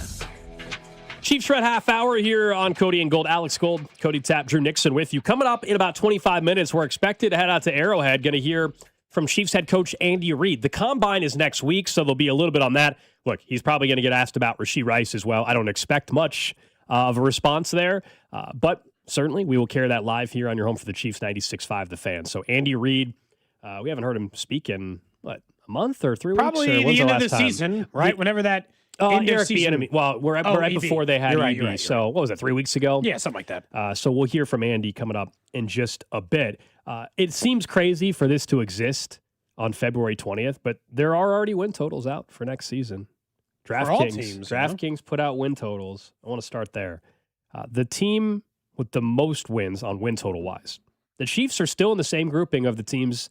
Not a single team above 10.5. It tells you how wide open the AFC was, it turned out this year, and then still a lot of questions. This is so far out. A lot of questions about the Ravens, brand new head coach, and Bills, brand new head coach. Chiefs, what are they going to do at multiple spots? You know, a new offensive coordinator, even if it's a familiar face. So the Ravens, Bills, Chiefs, Chargers, Patriots. Notice, not the Broncos, but Ravens, Bills, Chiefs, Chargers, Patriots, all at over under 10.5 wins at DraftKings. Now, it's important to note also the value assigned to it's a little bit different, right? Yes. So like the odds, I should say, are, like the Ravens are minus 145 under plus, or 145 over plus 120 under. So what does that mean? That is, you got to bet more money on the over. It's more likely, at least the odds are saying, for them to go over. The Chiefs are minus 105 to the over, and the under is minus 115. So, look, I told you and I differ, and this is going to change when the offseason's over and everything, but I think they're a team pushing for a wild card spot next year. Now, this over-under, which is not the end-all, be-all, would imply that they're as good as anybody in the AFC. Correct. It puts them in the category of the Ravens, Bills, Chargers, and Patriots.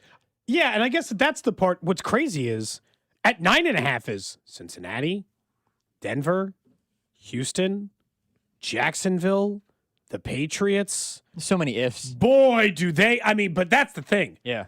Genuinely. I know these are early, so these numbers could change a little. Very early. They could change a little. Free agency and draft, yeah. But, the idea that they think the AFC is a massive wash. They got nothing. They got nothing for us, essentially, is what they're telling you right now. I got nothing. I don't know where any of these teams are. They all feel like they're stuck in some big mess, and I don't know where to put them. Arizona's the only team they think will absolutely stink, and they put it 4.5 wins as it sits right now, and the Raiders at 5.5. Miami, I guess. But outside of that, they're telling you the AFC's kind of stuck. Here's the thing, and I've told you this before. Is there a team in the AFC that I am sure is definitively, without question, better than the Chiefs right now, or will be by the time the draft and free agency are done? No, but roster, there's not. No, but roster-wise, I mean, here's the thing. So teams in better shape right now, yeah. I mean, if you look at the Ravens roster, the Ravens have a better roster. This is the difference of doesn't mean that they're gonna have a guaranteed better season or they have the better coach or the better quarterback. I'm talking about overall 1 through 53. The Ravens, to me, have a better roster as we sit currently than the Chiefs. But if the Chiefs do some moves that we've all discussed, sign a free agent running back, and maybe it's a wide receiver. Do they not have Rashee Rice available? Do they draft an edge rusher because Bailey or Bain are actually there? Or do they choose to go running back and have a different type of offseason and have a clear hole? I'm just saying, I think roster-wise, I have no problem with somebody saying the Ravens are better because of that, which ultimately is a big deal. But yes, I hear you that there's question marks around Baltimore, question marks around the Buffalo Bills, certainly question marks around the Chiefs, the Chargers, once again, the Patriots. The surprising one, honestly, is the Broncos backed at 9.5, and it's kind of with our thinking It's the Bo Nix part. It's just he was so bad. And look, he didn't play in that final game, but Bo Nix was better than, in terms of down the stretch, he was better than Drake May was. I was going to mention, in the postseason, you're right. But at the second half of the regular season, at no point did Bo Nix scare you in any way. Like, if I made you rank out AFC quarterbacks I don't know by if he'll talent, ever scare you, yeah. He's behind Jackson, Mahomes, Allen, Herbert, May. I mean, how long do I got to go through? Do you know how many more there are? Before we get there, Drew? Even in this case, and I don't know who the Steelers quarterback's going to be, but if it was Aaron Rodgers, I'd at least put him on par. And then Trevor Lawrence maybe gets you in a bit of a wash. So, I think the roster, though, where I think the roster is way worse in Kansas City than we're giving it credit for. What was the right number now, again for the Chiefs? 10.5. 10.5. They have them as good as anybody. They don't have a single team over 10.5. Rams, Lions, Seahawks all 10.5. Packers 2. Eagles, they lumped everybody in together. If you took if you switched if you took Patrick Mahomes and put him on the Broncos and Bo Nix on the Chiefs, how do the numbers change? Oh, okay. Because if we're talking, because I think Bo Patrick Nix Mahomes was the makes Chiefs starting quarterback, they're over under 7.5. 8.5. They still got Andy Reid. Fine, 8.5. But well, I mean, you and I are making Do you think it only fluctuates 2 games with no Patrick? Because that I think it's at least 2. I could make an argument for 3. Yeah. I think if Patrick Mahomes was on his roster, it'd be 11.5. The reason why it can't be down at 7, I mean, like the Titans guys over under is 6.5. The Chiefs with Bo Nix are not just one game better than the Tennessee Titans. I know, I understand it. In comparison to the other ones, I get it. But I'm just saying, how many wins is Patrick Mahomes worth in this situation as it pertains to the roster? I think is what is the conversation. Like if you put Patrick Mahomes on that with that Denver roster, I could make an argument it's 12.5. Like no, they won 14. But nobody sets a number at 12.5. They also won 14. The Broncos did win 14 games this year, though, without Patrick Mahomes. But I know that, but I'm saying we're having a conversation about the roster in terms of like all of that. So I think that's where if you took Patrick Mahomes off of the Chiefs roster and you put, that's why I did Bo Nix because he's a middle of the road quarterback. How much does that number change based on just taking Patrick Mahomes away? Given what we know about the roster right now. I'll be honest. Yeah. I was surprised. They had like 6 NFC teams at 10.5. But I was surprised that the Chiefs were included in that grouping.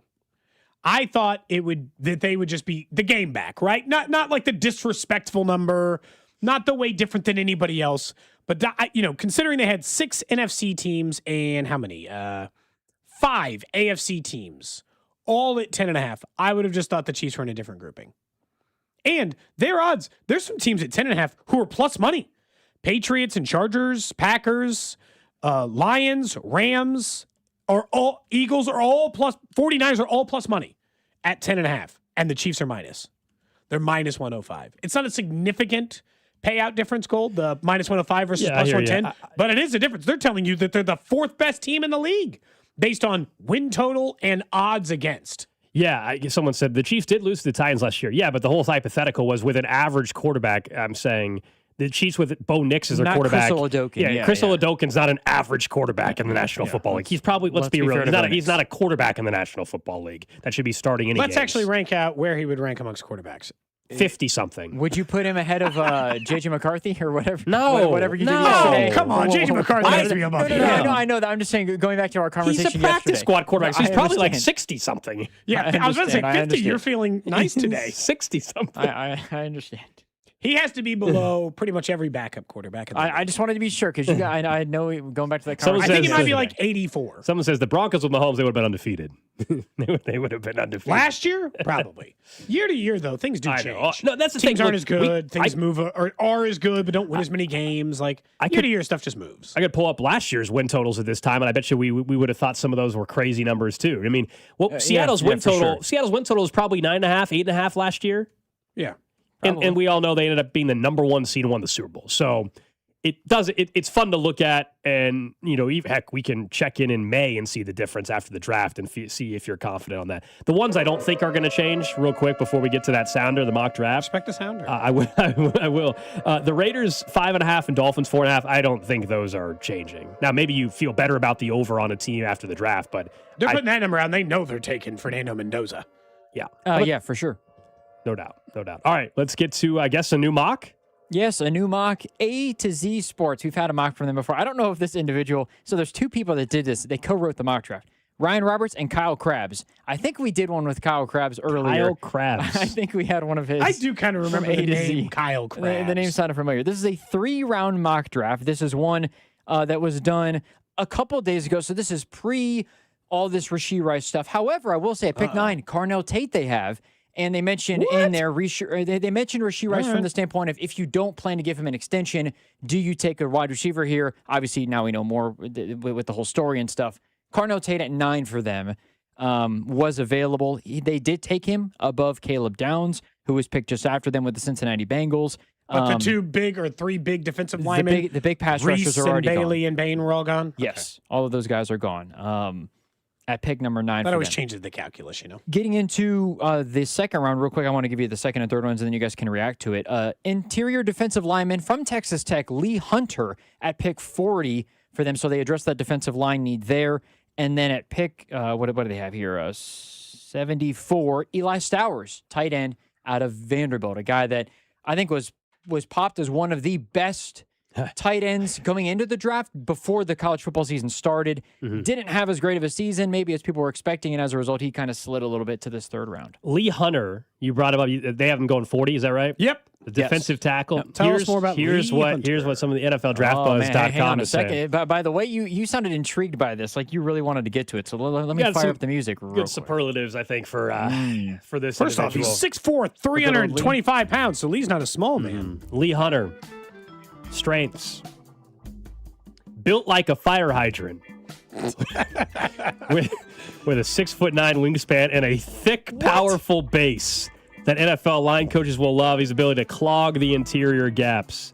Gets off the ball with surprising burst for a man his size, consistently firing low out of his stance. Run defense tape is elite. Creates real problems for offensive coordinators who need to account for his gap integrity, which opens up one-on-one looks for linebackers. Weaknesses.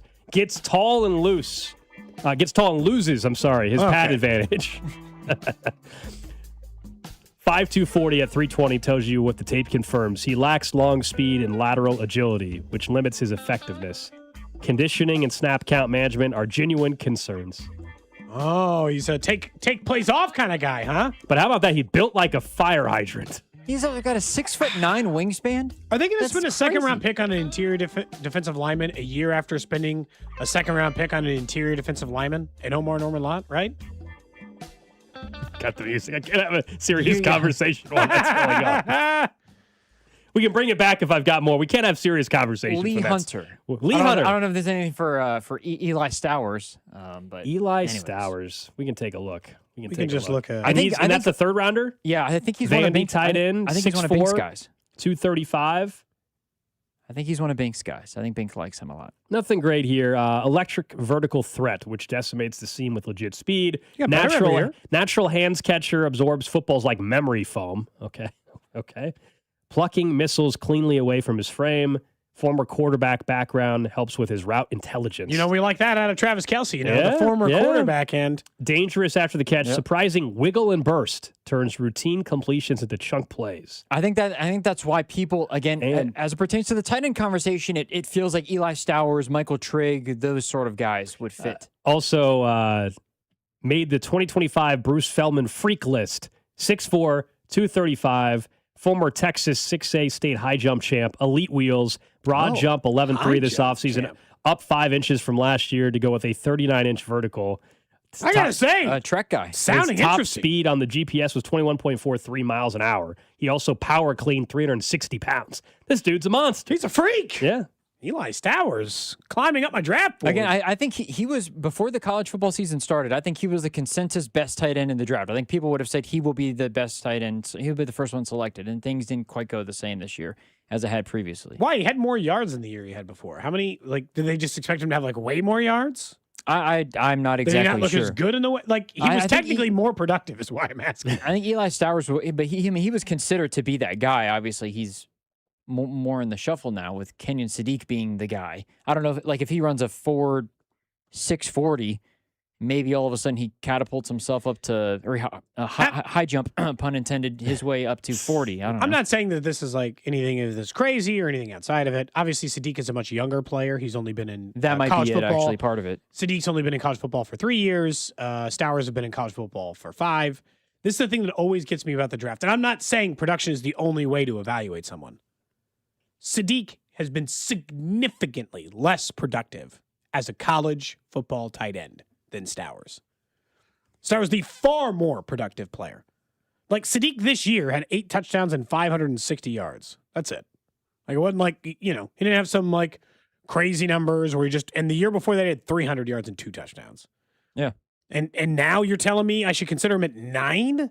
I do need some level of production, I feel like, in order to feel confident. In terms of position groups that they went to, do you like going wide receiver, interior defensive line to then tight end? I don't hate that. I would prefer, depending on who's on the board, I would prefer probably again edge, then wide receiver, then tight end, or edge, running back, then tight end. Right. Although Bink filled in last Friday for you, Cody, and he was making the argument that he thinks that you could get the gap between the first round defensive end and the wide receiver, it's not as great. If you want a wide receiver, like you might need to take the wide receiver then versus defensive end. You could still maybe find there's other talent later in the draft.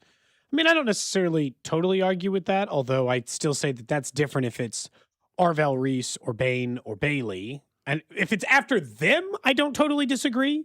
But if one of them is still available, I don't know that you're getting a talent of that quality or magnitude later in the draft. Wide receiver, if you don't get one of those three, it feels like it's going to be slim pickings, doesn't it? From after at least those three, immediate day one difference maker, probably. Yeah, and that's all I don't know. In a lot of ways, I'm tired of these. They're picking at 9. I don't want them to take another wide receiver where I got to talk all training camp about how Jalen Rose isn't going to do much, and you guys call me an idiot.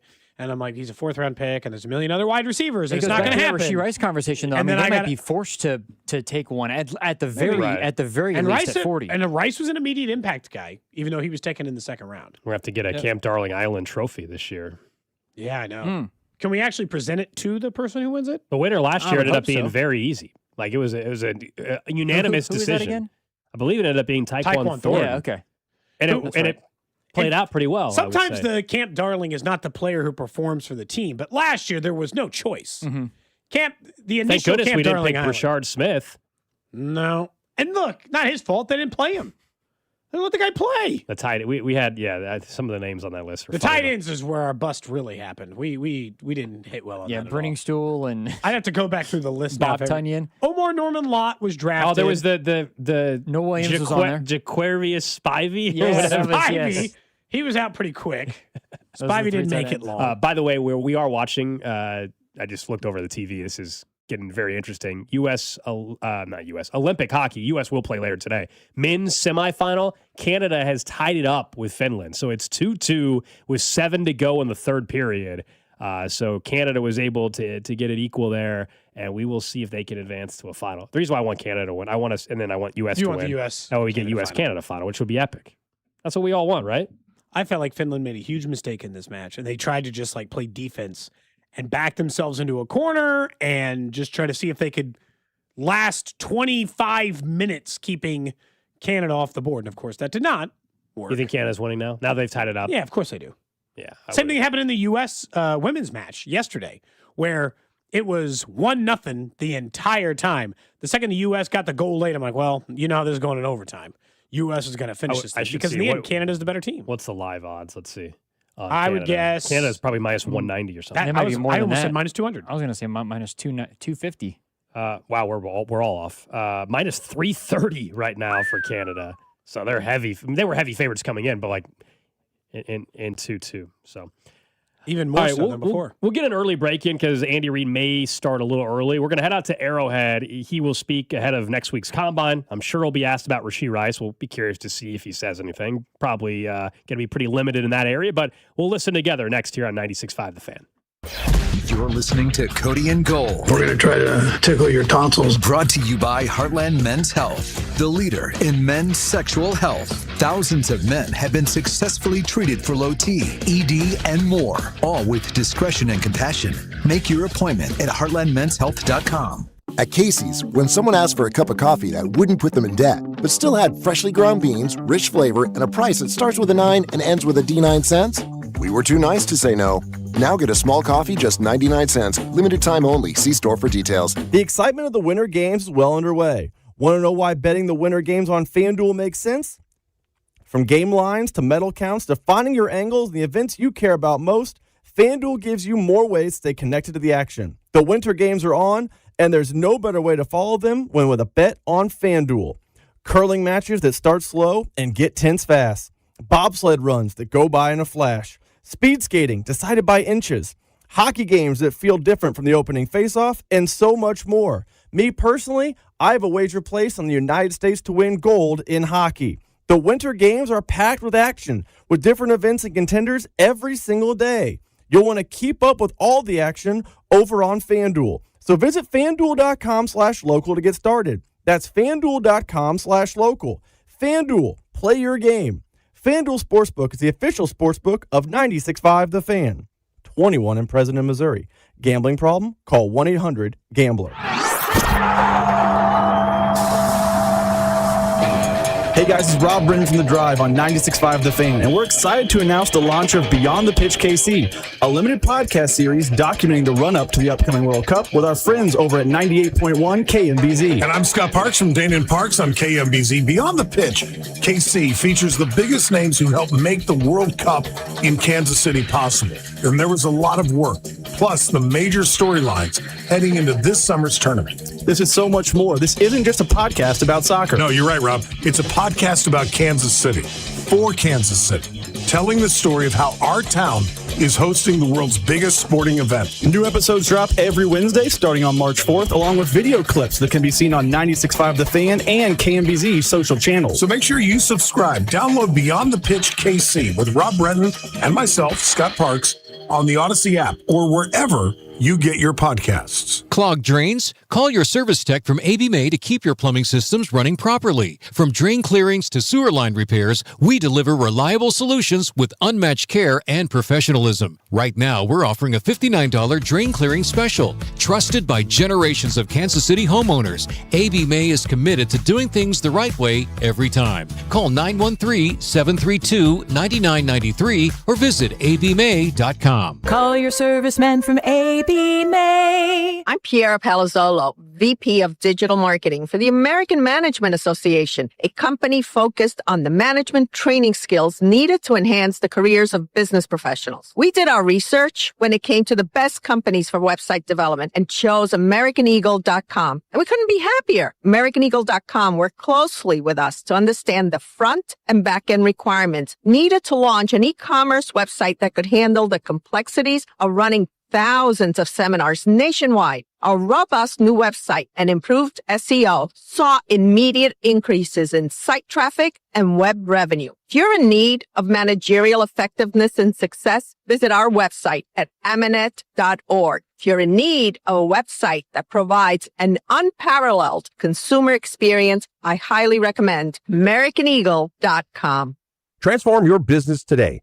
Dial 877-WebNow1 for a free digital consultation with AmericanEagle.com. America, look around. Everywhere you go, prices are still high. Rates have been whipsawing markets, and the debt and spending don't exactly scream stability. If your retirement is mostly stocks and bonds, you may be taking a risk, more risk than you think. And when you're near retirement, a sharp drawdown at the wrong time can do real damage. Experts say diversifying with intention is the #1 secret account that all Americans' smart money uses to hedge against instability. Its precious metals, silver, and gold is having a spectacular bull run. Would it not make sense to get in before the rocket takes off? Monetary Gold have been around since 2000, witnessing multiple economic setbacks. They have the experience to help tailor your portfolio to your needs. If you call now, they will cover up to a lifetime of your IRA fees on qualified accounts. Call Monetary Gold now at 877-NOW-GOLD. That's 877-NOW-GOLD. Performance may vary. You should always consult your financial and tax professional. That's 877-NOW-GOLD. If you're looking for more NFL draft coverage, go subscribe and follow the Character Concerns podcast with Bink and Chris on the Odyssey app or wherever you get your podcasts. This is your home for Chiefs football. 96.5 The Fan, KFNC FM and AM, HD1 and HD2 Kansas City, an Odyssey sports station. Tell you what, this Canada-Finland game is intense. 4 minutes to go. Knotted up at Drew, 2. you got it on in there? I do, yes. Yeah, 4 minutes to go. 2-2 semifinal trip to the gold medal match on the line, and they will take on hopefully the U.S. if the U.S. handles their business later on today. Is that game at like 2 o'clock? Go home and watch it, I guess? I think it's right after I think it's at the 2:05 or something like that. Who's the U.S. playing? Norway? I might be way wrong on that. Let's see the odds on it too. Slovakia, the U.S. is minus 750 to win. Oh, man. Big time favorites against Slovakia. You think? Big time. Minus 750. What was Canada going into the game? Were they that big of a favorite? I don't know if they were. Against Finland? I don't know if they were that big. Spec would know better, of course. Spec's the hockey guy. I did look up a list that I thought was helpful, at least the other day, which is like the number of NHL players on each Olympic team. Mm-hmm. I thought that at least gave me some baseline of, what to expect, team-wise. But yeah, I'm keeping a close eye as we wait for Andy Reid to speak to the media, as they put it, ahead of the NFL Draft Combine next week. Mm-hmm. He will have a media availability. Now, look, in fairness, he mostly says in these circumstances that the roster stuff is up to Brett Veach. Right. I assume he will, before it even starts, address the Rashee Rice stuff, saying that they're handling that internally. Yeah. And he will not be taking any questions on it. But I do think one of the biggest questions going into the draft, and I think pretty clearly, and Nate Taylor said and others, they have to look at wide receiver in free agency and in the draft differently under the possibility of Rashee Rice not being available to the team in one way or the other, through being cut, through suspension, through trade, whatever the reason may be. And I don't think anybody would touch him in a trade right now. But you have to consider what would happen if we didn't have Rashee Rice for some chunk of time again this season. That conversation, I'm sure, has happened. It has to. And you have to figure out what your plan is if this happens, if it ends up being this or that, and how you're going to move forward. I also will be interested to hear from Andy Reid on, the communication between front office and coaching moving forward. Here is Andy Reid right now on 96.5 The Fan. Can you hear me? Perfect. Yep, we got you. Yes, we can. All right. Wanted to get with you guys today. Just we're in this long off season that's not normal for us, and we've got the combine coming up and all these good things happening as we go forward here. So it gives us a chance to talk and communicate with you on some of the new hirings that we've had, and then getting ourselves digging in on this off season. So in the coaching ranks, DeMarco Murray, as you know, was hired as the running back coach, and Chad O'Shea at the wide receiver position. Excuse me, and then Andre Curtis will work with David in the secondary with the safeties, and so good additions there. We've had a couple of new quality control coaches come in likewise, and they'll work into the mix and help out. So it's sometimes change can be good, as we know, and this gives I think it's good for both sides. People have moved on and have had opportunities to hook on other places, and they'll be very successful doing that. And then likewise, the people we brought in, we feel will do the same for us. So all in all, positive there. On the personnel side, Brett's already got his guys digging in on things. They're sorting everything out. As you know, there's a million different options and things that you have to look at doing it, but it's positive from the standpoint of where we're picking in the draft. You give Brett those opportunities with his staff, and they come up with good stuff, and we look forward to adding those new additions to the team. And then whatever happens in free agency, again, sorting all that out right now. The coaches are looking at tape on that, and the personnel department has sorted some things out for them to look at, and we roll from there. But a lot of moving parts going on, but all good stuff to give us an opportunity to be better as coaches. We've been in our scheme evaluations and knocking that out in the early part of the day, and then in the afternoon we do the personnel side of it. So nothing set in gold for you or in granite there. It's all moving along though as we go. So with that, time's yours. Ask some questions. Kick things off with Sam McDowell. Go ahead, Sam. Hey, Andy. Hi, Sam. Hey, a couple things for you. I wonder if you could go through a couple of the coaches that more specifically, like what did you see in Chad O'Shea and DeMarco Murray? Yeah, so Chad's got a ton of experience.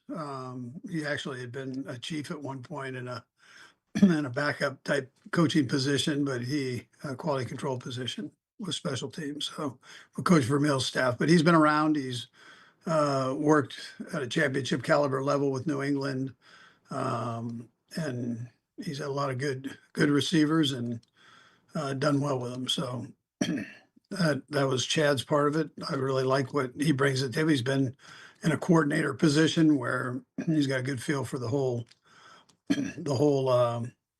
way things are put together from a whole standpoint. And then DeMarco Murray is, we know DeMarco is the football player and the great football player that he was. DeMarco's been at the University of Oklahoma, done a nice job there for 6 years, and had some good running backs. And I just thought him coming in that position there would be a strength to that, and not only from an experience standpoint, but also the way he goes about teaching things. And I think he has a nice addition there. Excuse me. And then Andre Curtis, I've tried to hire Andre before. When Steve came in, Spagnuolo came in, they've been together at 3 different places, and he's actually worked with every member of our defensive staff. And it was that was an easy one to plug in and go. And it's it's great for Rod to have an opportunity to move on and do his own thing there at Arizona. So that's a plus for him. And then as you formulate your offseason blueprint, have you received any indication from Travis at all about his plans for next year? No, there is communication though. That's the main thing, Sam. And so I always go, I've said this before to you, just as long as there's communication, I'm good. That means people want to move forward. And I think that's where Trav is. I'm not trying to put words in his mouth at all. And I try to give him some space here. He's been doing this a long time, and he can sort all that out as he goes forward. But we're proceeding with that, and there is communication going on. We'll go next to Pete Sweeney. Pete? Coach, I was just curious maybe how having a top 10 pick, obviously not a place that you want to be, has maybe intensified things for the personnel staff, and just some ways that maybe you've seen that. Yeah, Pete, you try to find some positives and sitting where you're at and why you're there, and then the positives are you get yourself geared down and get better. And so if this has a chance to help you get better, and that's how Brett feels, and that's the way he's going about it. And nobody wants to be picking at 9th, but we are. That's the reality of it. And so you dig in and you put a plan together and go for it the best you can. And he's had his guys in here. They've done a couple lockdowns already where he's had them in for a couple weeks, and they live in that room and go through all these different players. And so, good things normally come out of those meetings, and look forward to how the draft goes. We'll go to Todd Lebo next. Todd? Hey, Coach. A couple quick things here. I know there's this civil case going on with Rashid. I want to ask you specifically about that, but does that thing hanging out there change anything you guys are considering at the wide receiver position, either in free agency or the draft? I would tell you no. I mean, I can't comment on Rashid's situation. I mean, it's in law enforcement's hands, so I there's no comment there. But I would tell you no, not right now. That's not happening.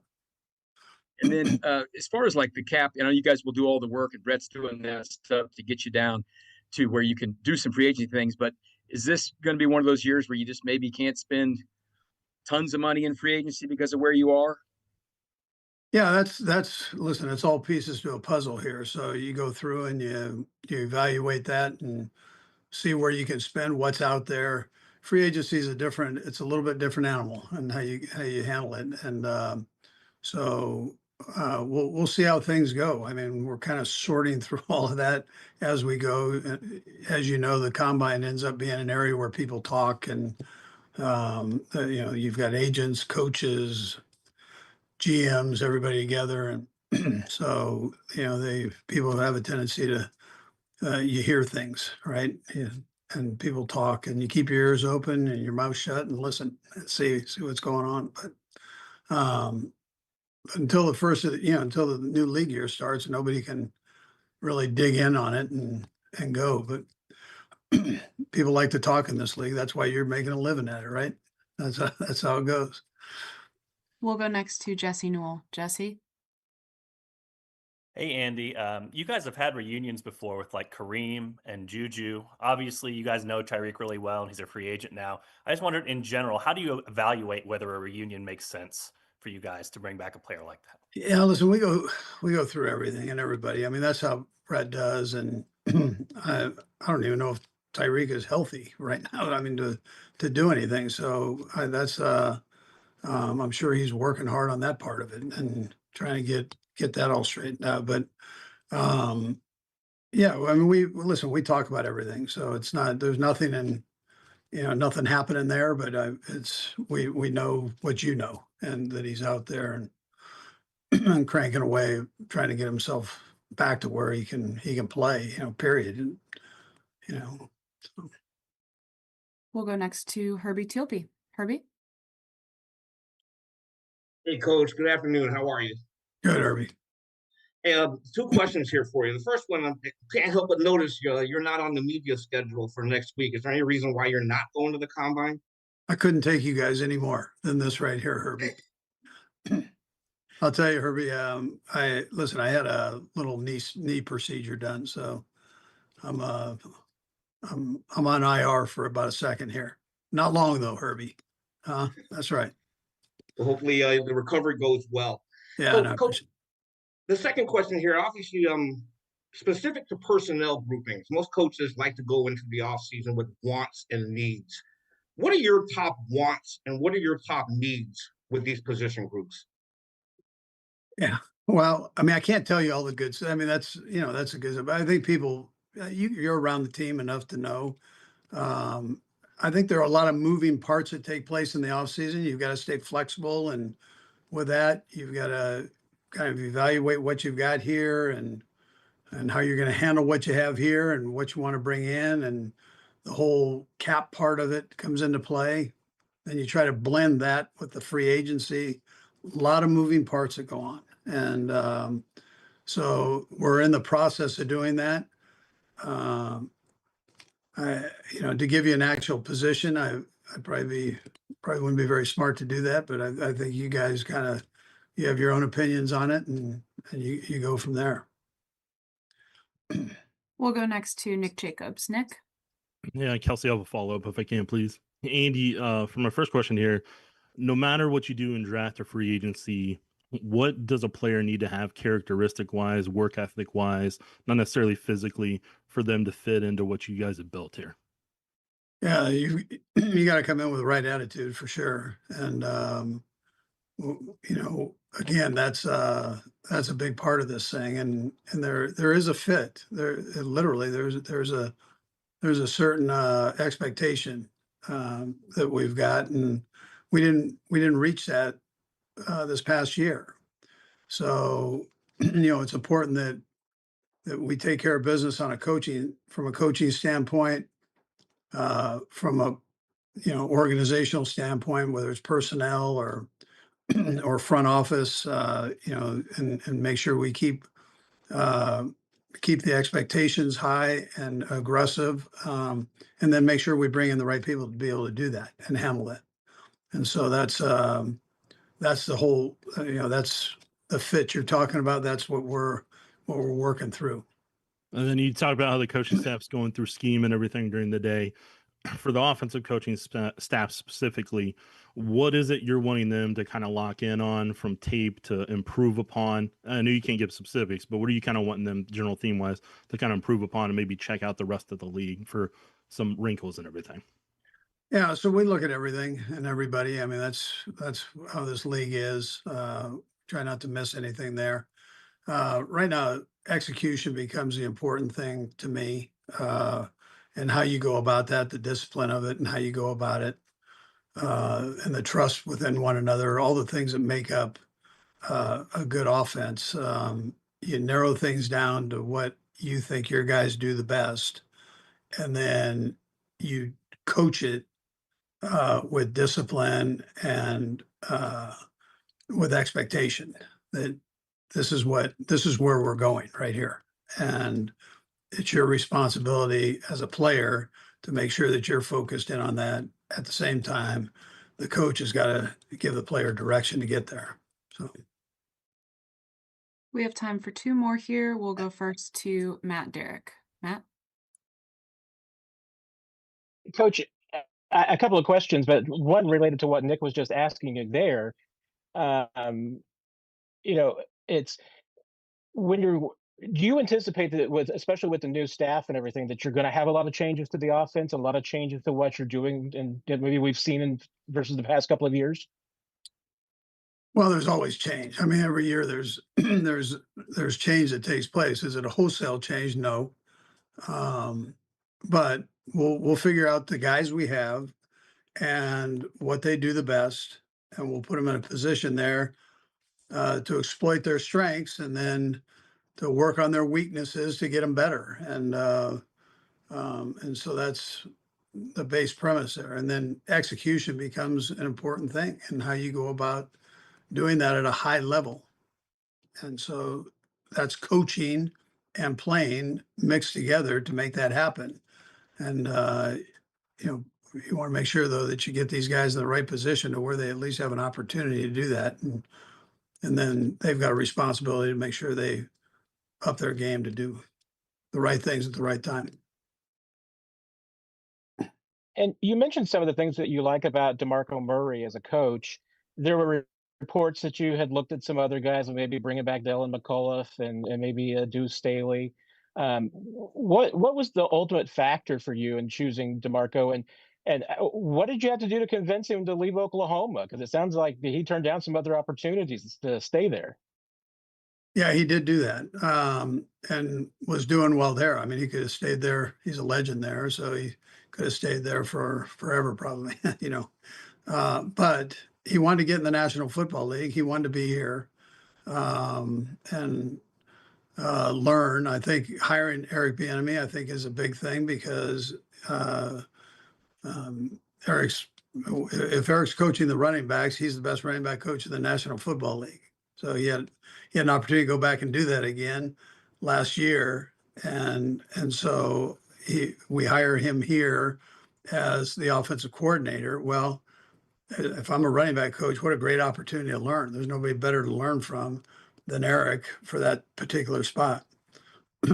And I think that intrigued him. Eric recruited him out of high school, so they've known each other for a number of years, and that was another piece of it. But I always look to see who works well together and what I think anticipate will work well together. I wanted to bring a young guy in that was a guy that was ambitious to learn, and I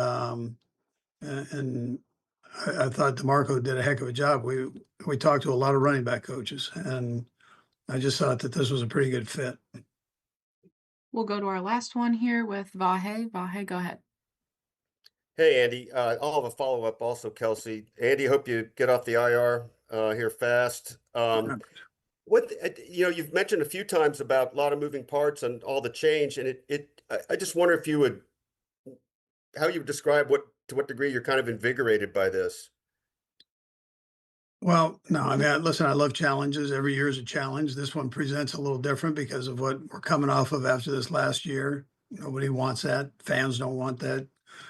Organization doesn't want that. You coaches, players, they don't want that. So you dig in and you work to fix the problems that you think were in place and take care of business there. So that's what we're doing. And there's always change in this league, so that always presents different challenges there. And but that's part of the NFL. Whether it's coaches, whether it's players. I mean, there are things they're moving parts. And so when you're building it back up here, then you're looking at what fits and putting the pieces of the puzzle back together, whether it's coaches, whether it's, again, players.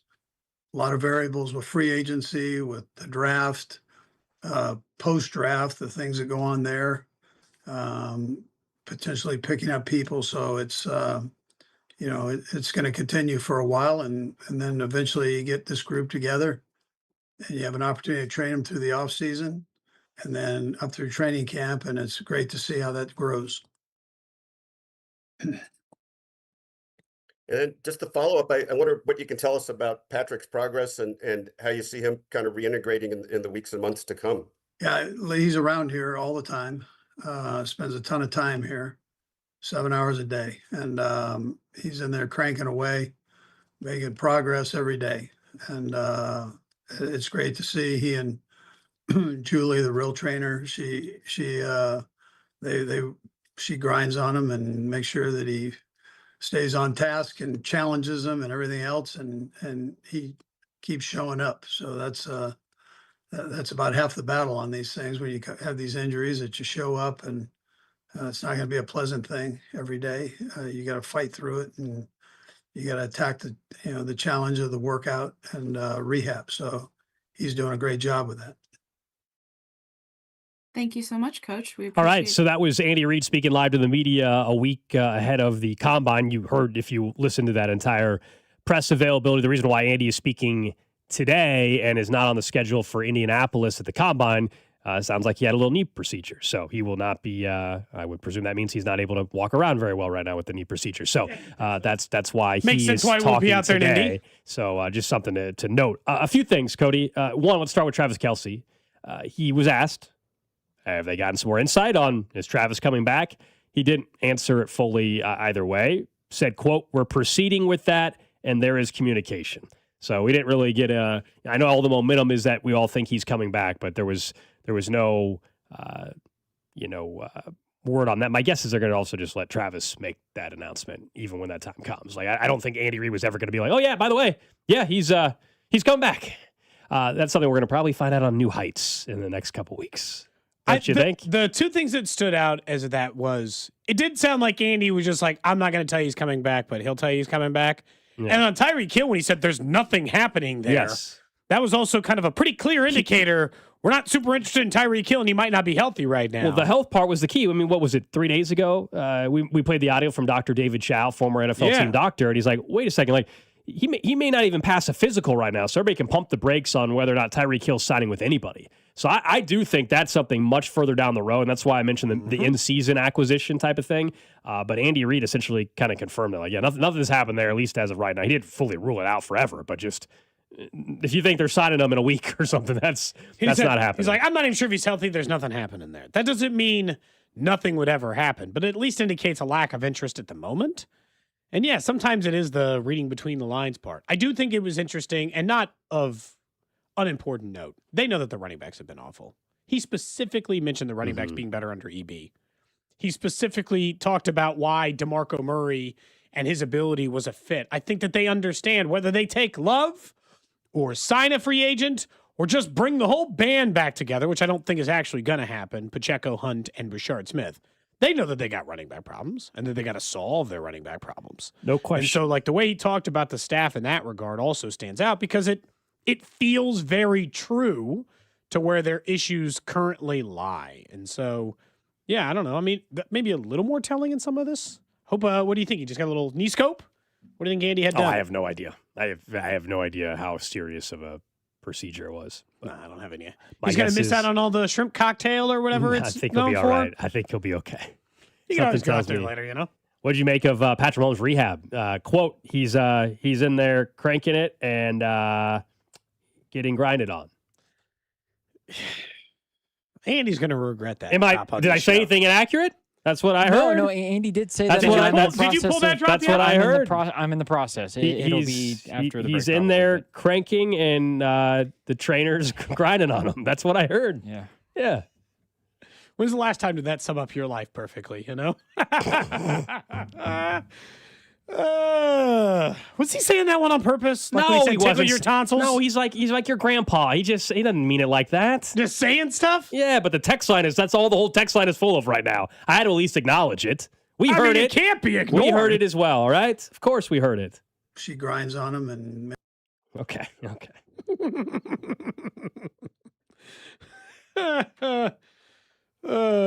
don't think. I don't. You know, it's like the one part about the injury that doesn't scare any of us at all. Gold. Yeah. Is like, will Patrick Mahomes work hard to get back from the injury? Yeah. No doubt about that. Not even like a worry. I'm not even gonna spend 5 seconds concerned about the fact that, like, will he work the absolute hardest possible in order to be back for week 1 if possible? I feel pretty good about that end of the bargain. A lot of it is just like, can your body physically recover fast enough to go with it? You had said earlier you thought we'd know pretty early on. By March 1, yeah. Yeah, you kind of thought, March 1 on Kelce. honestly, it's got to be announced before free agency. It changes everything. It will be before that, but that's not even March 1 though. That's another March 11th week or whatever. yeah. So, I mean, I think we are getting closer to some sort of decision. He's in there cranking away. We're close. We're close. He's Andy. Text line. My goodness. There's some days where I wish, like, without your guys' phone numbers, of course, You guys could just see that the text line on YouTube, somehow the text line would display in the So right, everybody could see like what the people are bottom saying? right hand corner, and you guys could see the live feed. The problem is if we did that, then the text, you think some of them are bad right this second. The text would be on a whole nother level. But I wish you guys could see what I can see on the text line. Occasionally, you It's can a special see it place on right now. Twitch or YouTube. Yeah. To a smaller effect, you can see the chats come in there because it's obviously over there on Twitch and YouTube as well. Can I ask from like a medical perspective, what exactly she's doing? Like, what does the medical procedure or that look like on his knee? Right, to crank it away. What's that look like? That doesn't feel like something you do to a knee. That doesn't feel like the right motion. Figure of speech. Yes, thank you. More so than an actual Physical verb. movement? Yeah. Okay, I'm just asking. Any other questions you have about that, Professor Tapp? No, just learning. We should do a whole lesson on knee repair. You know, I don't feel like I'm qualified to do that. There is a lot of I'd football have to have terminology that can be. Oh well, yeah, we've gotta- played a lot of the Buck and Aikman audio from like a year ago. Yeah. You know. Yeah. Ever since we played that bit too. Text line says, "What about the kids listening?" Well, ever since we I played, hope they're in school. It's noon on a Friday. They should be in school. ever since we played that bit, because I believe we played it one time. I can't. I feel like it happens more often now, or I recognize it when those sort of things come up on a broadcast. All right. Up next, let's get back into a couple of the free agent fits according to a publication, including a couple Chiefs players going to a division rival or perhaps just a team that has been discussed quite a bit in Kansas City over the last 5 years. That's next. This is Cody and Gold on your new home for Royals baseball. 96.5 The Fan. Brought to you by Heartland Men's Health, the leader in men's sexual health. Thousands of men have been successfully treated for low T, ED, and more, all with discretion and compassion. Make your appointment at heartlandmenshealth.com. That's another amazing run by Team USA. Mom, think I'll be on Team USA one day? Well, I'll take this one. What? Are you speaking to us? Yes, and to answer your question, anything's possible, especially with Xfinity. So, I can be the best snowboarder ever? Well, I can't guarantee that, but Xfinity can guarantee that your internet price won't change for 5 years. Okay. What if I practice every day? Then maybe you'll be snowboarding for Team USA at the next Olympic Winter Games. And Mom, you'll still be paying the same price for Wi-Fi. Ooh, really stuck the landing there. It's the Xfinity Gold Medal Celebration. Now through February 22nd, get our best price on gig Wi-Fi for 5 years guaranteed, just $50 a month. Plus, get Peacock Premium included for 2 years. That's a $10.99 value per month. Xfinity. Imagine that. Proud partner of Team USA. Restrictions apply. Requires paperless billing and auto pay with stored bank account. Taxes and fees extra. Actual speeds vary. This is Kevin Harlan, and I'm here with Rob Seid of Rob Seid Ford. Fresh off a record-breaking year and a successful run at Ford's 2025 Top Volume Award. Rob, how did you do it? Kevin, it's simple. We pulled out all the stops on price, on trade values, on inventory, and made sure our customers got an experience they couldn't find anywhere else. Well, the race isn't over. 2026 is here, and you're back in the chase again. That's right, and we're going even harder this year. More inventory, more aggressive trade-in values, and a buying experience other dealers just can't match. Well, you're not just talking, you've got the receipts. Kansas City's only top-rated Ford dealer on Google, 4.8 stars with nearly 3,000 reviews. Voted best car dealership in Kansas City by KC Magazine. The recognition matters, but what actually matters is how you feel when you call or visit Rob Seid Ford. Inventory, value, transparency, and no pressure. That's why people keep coming back. Come see us at 135th and State Line or visit us online at robsight.com. Rob Seid Ford. Buy right. Drive happy. Spring savings start early at Lowe's. Get a Cobalt 24-volt max leaf blower for just $99. It's powerful, lightweight, and ready to go. Plus, get 4 bags of Stay Green 1 cubic foot garden soil for just $10. Don't wait. Get everything you need to start on your spring projects today. Our best lineup is here at Lowe's. Valid through 3/4. Soil offer excludes Hawaii. Selection varies by location while supplies last. It all comes down to this, folks. Yep, the entire season is on the line. But my throat has officially thrown in the towel. Sounds like you need Vicks VapoCool drops. They're max strength and vaporize sore throat pain. Whoa! These VapoCool drops hit fast. Speaking of fast, did you just see that play? Yeah, he vaporized that ball. That pun should have come with a penalty. Vaporize sore throat pain with Vicks VapoCool drops. Use as directed.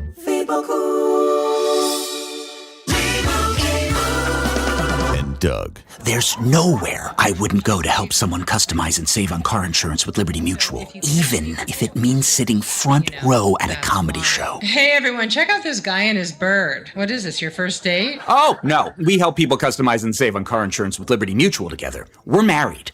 Me to a human, him to a bird. Yeah, the bird looks out of your league anyways. Only pay for what you need at libertymutual.com. Liberty, liberty, liberty, liberty. If you love seafood, pull up anchor and set sail for Hy-Vee's annual fish and seafood sale. Get a whale of a deal on all your favorites for Lent. Salmon, tuna, trout, and catfish. Seafood lovers shrimp, crab legs, and lobster mac and cheese. Eating seafood twice a week has major health benefits. Count on Hy-Vee to sell only the freshest seafood backed by the Responsible Choice Guarantee. All hands on deck for the annual seafood sale going on now at Hy-Vee. One thing I love doing is going to Hy-Vee. I love going up and down the aisles and finding everything I need. But sometimes we're just very busy. With 2 girls in high school right now, we are swamped. So we use Hy-Vee's aisles online. I go to the Hy-Vee app or at Hy-Vee.com. I choose the store I want, I select my items, and then Hy-Vee does all the shopping for me. All I have to do is pick it up or, better yet, have it delivered to my home. So I'm going to save time and I'm going to save money. What could be better? Only at Hy-Vee. Build your team, build it sooner. Meet your match on ZipRecruiter.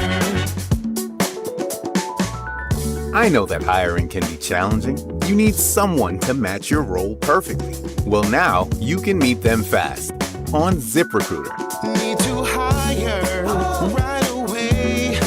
Start your search for strong candidates. The right fit awaits. All your roles, fill them sooner. Meet your match on ZipRecruiter. Just head to ZipRecruiter.com/free right now to try it for free, and you're on your way to meeting your match. 4 out of 5 employers who post on ZipRecruiter get a quality candidate within the first day. So try it now. Go to ZipRecruiter.com/free. That's ZipRecruiter.com/free. Meet your match on ZipRecruiter. Try it free. Never have I ever called my sister from the finish line of my first marathon. Hello? You won't believe where I am. Are you running? Mile 26. I'm gonna make it. Switch to T-Mobile's 55 Plus plan and get iPhone 16e with its advanced camera system on us. Plus 2 lines for just $30 a line. Guys, I can't believe it. I knew you could do it, babe. That was amazing. Mom, how do you feel? I feel great. I can't feel my feet. Let's take a picture, and then you may carry me to the car. Share every stride, every mile, every memory on America's best network. Switch to T-Mobile's 55 Plus plan and get iPhone 16e on us and 2 lines for just $30 a line. With 24 monthly bill credits and 2 eligible port-ins on Essentials 55 Plus for well-qualified customers with autopay plus taxes, fees, and $35 device connection charge. Credits end and balance due if you pay off early or cancel. Contact us. Finance agreement 128 gigabytes, $599.99 required. Best mobile network in the U.S. based on analysis by Ookla of Speed Test Intelligence data 1H 2025. Visit T-Mobile.com. Anthony Plumbing, Heating, Cooling, and Electric. Visit AnthonyPHC.com today. For 75 years, Kansas City families have trusted Anthony for comfort, safety, and dependable service. Thank you for trusting us with your house keys. Anthony, in your home for 75 years. You're listening to 96.5 The Fan from the DM Injury Law Studios. Mike's got this. Car, truck, or motorcycle wreck? Remember, Mike's got this. 816-888-7500. Mike's got this.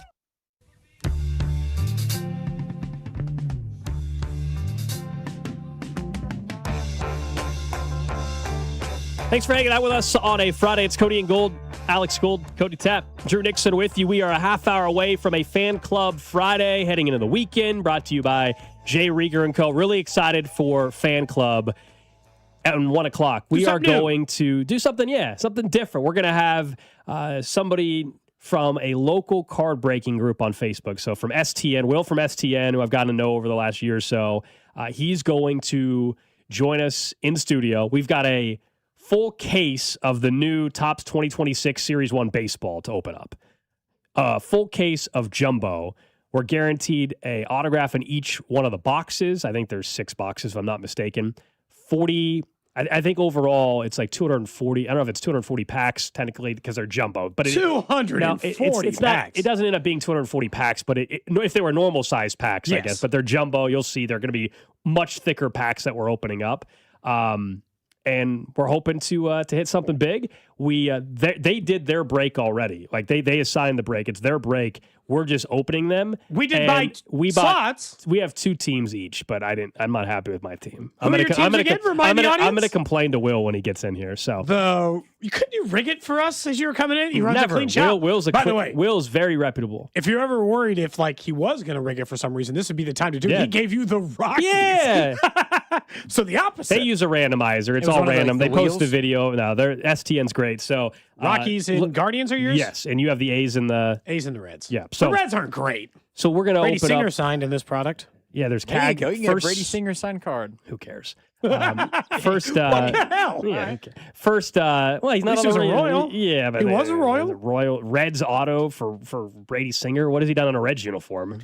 That's going to be the 101, and I'm going to be sick. But no, it's the first CAGs rookie. We timed this out for today because the Royals have their first spring training game coming up at 2 o'clock here on 96.5 The Fan. So we'll see if we can't pull Bobby. There's some pretty cool card opportunities that we can get. So hopefully we pull some heat coming up. We'll be pulling that Mickey Mantle 52 worth millions of dollars. The redemption, yeah. I told Drew, if I pull it, if I'm the person who pulls that out of a card today, I'm done for the day. That's it. Somebody else can start talking. You're done? Logan can come in, or they can have Spec finish the show. If it's 133 and we pull that, that's it for today. I'm done. Just don't tear your ACL. Yeah, like the poker player. Yeah. We'll find out in the 1 o'clock hour. We'll find out who has the Yankees. I could look in the Facebook group, but I'm not sure. So this will be a lot of fun. I hope some local people got a chance to get in. Obviously, I know. It's a local Facebook group. Yeah. So for sure.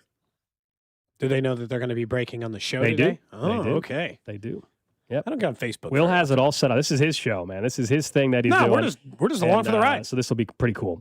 We also had Vinnie Pasquantino earlier today on the show. We'll get to that momentarily. Talk to the Royals first baseman ahead of the spring training game. And also he had some really good thoughts, I thought, or at least interesting thoughts, depending on what perspective you want to put on it. I thought they were good on the CBA negotiations that we all know are going to have to happen beginning in December. And as a player lep, I feel like he's a pretty good source for that. Or at least last I checked, he was a player rep. Absolutely. But before we get to Vinny, NFL free agency is a couple weeks out.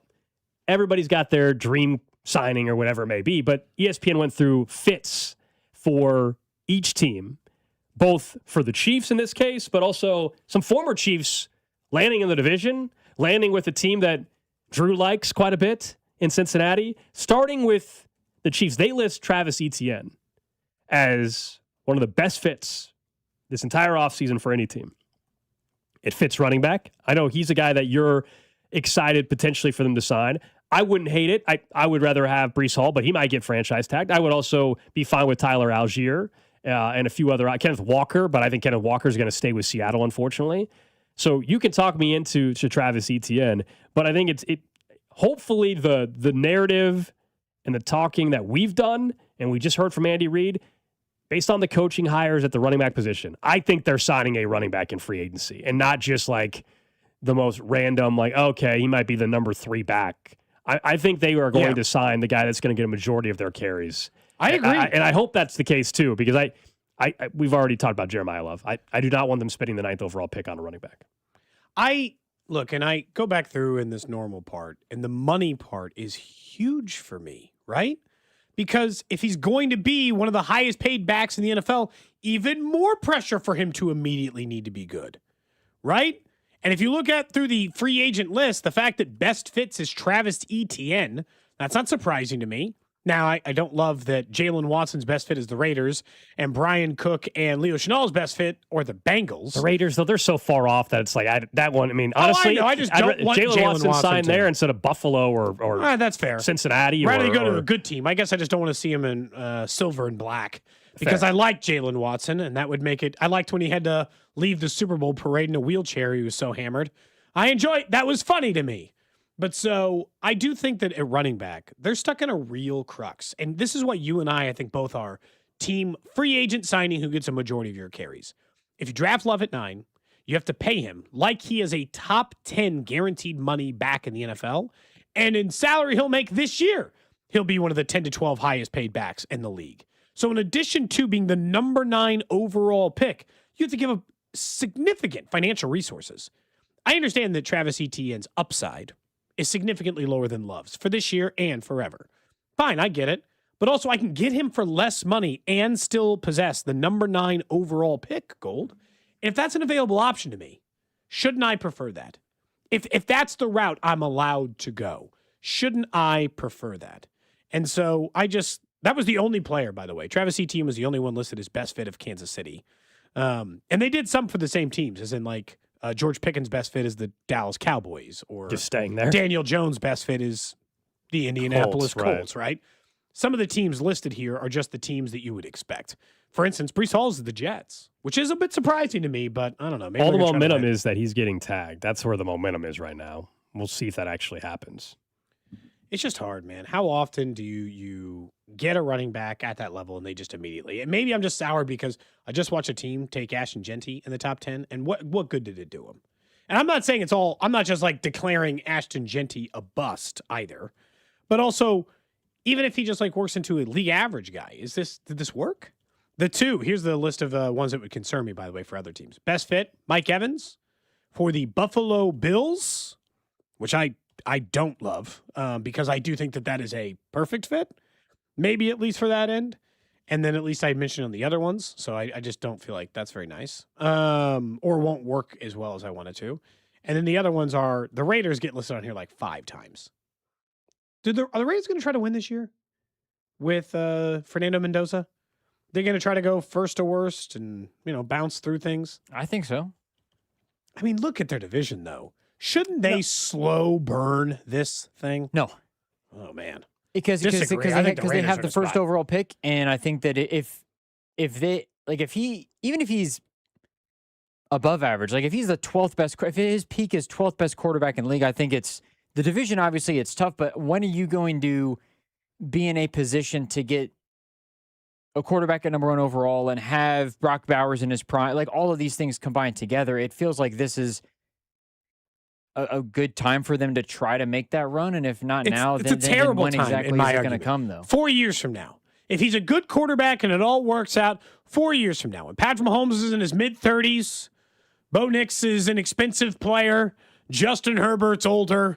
The window for the Raiders is not this year, next year, 3. It's like 3-4 years down the road. If we're talking windows, is there a then legitimate window of winning? They should not try to like ratchet it all up, spend all their cash, and try to get competitive this year. I actually argue. Like, other than the argument of you ruin Fernando Mendoza by just making him be on a really stinky team, that sometimes can happen. At least you have to, like, in all honesty, that's probably why they're going to have to trade Max Crosby. They're going to have to tear it down from that regard, and maybe you use what you get from him on the offensive line to at least make sure that he's healthy. Fernando is in 3 to 4 years. Be awful on defense and figure out a way to like have a competent offensive line. Fine. So earlier this morning, I had a workouts and everything. Vinnie Pasquantino called in. I was a little late, so you're only going to hear from Cody. Yeah, Alex didn't just disappear on us. It's okay. Yes, I had a doctor's appointment that unfortunately was at the same time as when Vinnie was available. So that's why you're only going to hear Cody. But I thought it was a great interview based off of what Vinnie really ended the final 4 minutes or so of this interview talking about the MLBPA and their stance and the reality of how players are feeling and how fans probably are reacting. I thought it was really good stuff, but we just started the conversation asking him about spring training. Game number 1 today right here on 96.5 The Fan. Yeah, first game today, ready to go. I've been out here for like 3 weeks now, so excited to get first taste of game action. I guess that part, right, you got to get bored of just like drills. I mean, it's okay to admit to us, you got to at some point want to actually play a real baseball game. No, I love my job. I love the work. So the drills are great. I love them. Do you think a coach is listening to this? No, that's You never know. You never know who's listening. I love it. I love everything about the drills. That's actually a good point, at least on that end. From a baseball end, you've spent, I feel like a decent chunk of your offseason last year was spent talking about how important it was for you to stay healthy, or 2 years ago, to stay healthy, to get through a season to do that. I feel like the rallying cry this season has been, how do you make sure you start well in April? Are there things you can put in place, or is that just like baseball sometimes where, the bad month might come early? You try not to focus on it too much. You'd prefer a bad month to not happen at the beginning of the season, but you'd also just prefer a bad month not to happen in general. So I think it's one of those things, you try different things to try to get the timing down a little earlier, because I think that's normally when I fall into ruts, is when my tempo and my timing gets out of whack. So for me, that's what this 3 weeks out here has been. I've never gotten here this early, being a major leaguer. So try to fix some things as far as early in the season, but don't want to let that carry over into getting tired or anything like that later in the season. So just keeping the work what it needs to be, getting my timing down, making sure my body's in a good place, making sure my mind's in a good place. And all of the above are really important. Staying healthy, getting out to a not horrible start, things like that. So just trying to maintain confidence and keep it rolling. Do you think playing in highly competitive games in the WBC might feel different than like a spring training game? Or when you're playing those and you're facing live pitchers, does it all kind of feel the same? To be honest, I try to treat every game, spring training, backfield game, whatever, like it's a real game. So hopefully it doesn't feel too different, other than that there's more people and there's more attention on the games. So for me, with as seriously as I take my work and how I take my at-bats, I hope it doesn't feel all that different, just because there's a little of extra pressure on them. So I just try to keep everything the same and try not to focus more on one game than the other, and just try to take it at-bat by at-bat. Now that you're in, like, Vinny, you're here 5 years, does it feel like, I guess part of this is, does it feel like it's gone kind of fast to get to year 5 in Kansas City? In some ways, yes. In some ways, no. But it is weird to look up when we do things based off of service time. And I'm not one of the higher end, but I'm not one of the lower end guys anymore. So it's definitely an interesting. It's just kind of funny, and it is fun. But it does feel like it's flown by in that regard, because it feels like I just got here. But I got drafted in 2019, which was 7 years ago now. Yeah. That's it. It feels, that when you look at it like that, it's been a long time, but it feels like it's gone by so short. I guess, like, when you came into the league, I'll ask you who you did, because, like, last year it did feel like Cags had leaned on you a little bit to try to go through that. He even talked about an interview with Vern last night about, like, not riding the highs too high or not riding the lows too low. Has it gotten easier to be like that mentor type for, like, players who are just coming up now that you're 5 or 6 years into it? Yeah, I think so, just because you become an ear for somebody to talk to, and that's all I want to be. I don't want to be overbearing and tell guys what they need to do, because everybody's got to learn it in their own way. But if anybody has questions, or if anybody needs help, I'm always there to try to help my teammates, try to help us win. So at the end of the day, that's what's important, is winning ball games. And some guys need more guidance, some guys need no guidance at all, because if you try to get in their head a little bit, things could snowball. So you try to figure out who your teammates are, similar to being a coach, a manager, whatever it is you try to maximize the abilities of other people, and some people need more, some people need less, but at the end of the day, you got to figure out what makes guys tick. What do you like? What makes you tick? Like, when you're talking about, like, your game, what do you like? I think I'm more of I'm not the love on you type of guy. Like, that doesn't really do a whole lot for me. I'm more of a let's analyze this and try to take the emotion out of it. So whether that's good or bad, let's take it for what it is. So, if you have a really good night, you celebrate the night, but you also look at where could I have been better. The same way, if you have a tough night, you try to find the good in it. So it's trying to, like, on a scale of 1 to 10, I would put myself at a 5 in that regard. Like, don't hype me up like crazy. Don't tear me down like crazy. Let's just be honest about the conversation and figure it out that way. It sounds like you don't take it too personal, like, from that perspective. Yeah, you try to remove the emotion from it. I think that's the best way to try to get better at something, because in my mind, when you get emotional about it, things can, like I said earlier, things can snowball. So for me, it's just try to take stock in what the at-bats were, what the defense, what the base running was that day, and then just try to improve the next day. Don't think too much about the good or too much the bad. Just try to stay consistent. I won't ask you about any other individual goals. A lot of times people either don't have them or don't want to share them. Other than stolen bases, I know you've been open about that one, Vinny. Do you have a number in mind this year? No, I do not. I haven't even thought about it. So if the time comes for me to steal a base, we're going to do it. But if it doesn't come, that's okay too. So I think this year, especially, it's just how can we win baseball games? And I think you're going to hear that from everybody on the team. That's what's important to us right now is finding any way to gain an extra 90 feet, prevent an extra 90 feet from the other team, just to try to score more than the other team. Have you felt like, I guess, not an attitude shift, as in, like, it's not that it wasn't a competitive team before or anything like that, because obviously you guys were in the playoffs 2 years ago and fighting for a playoff spot last year.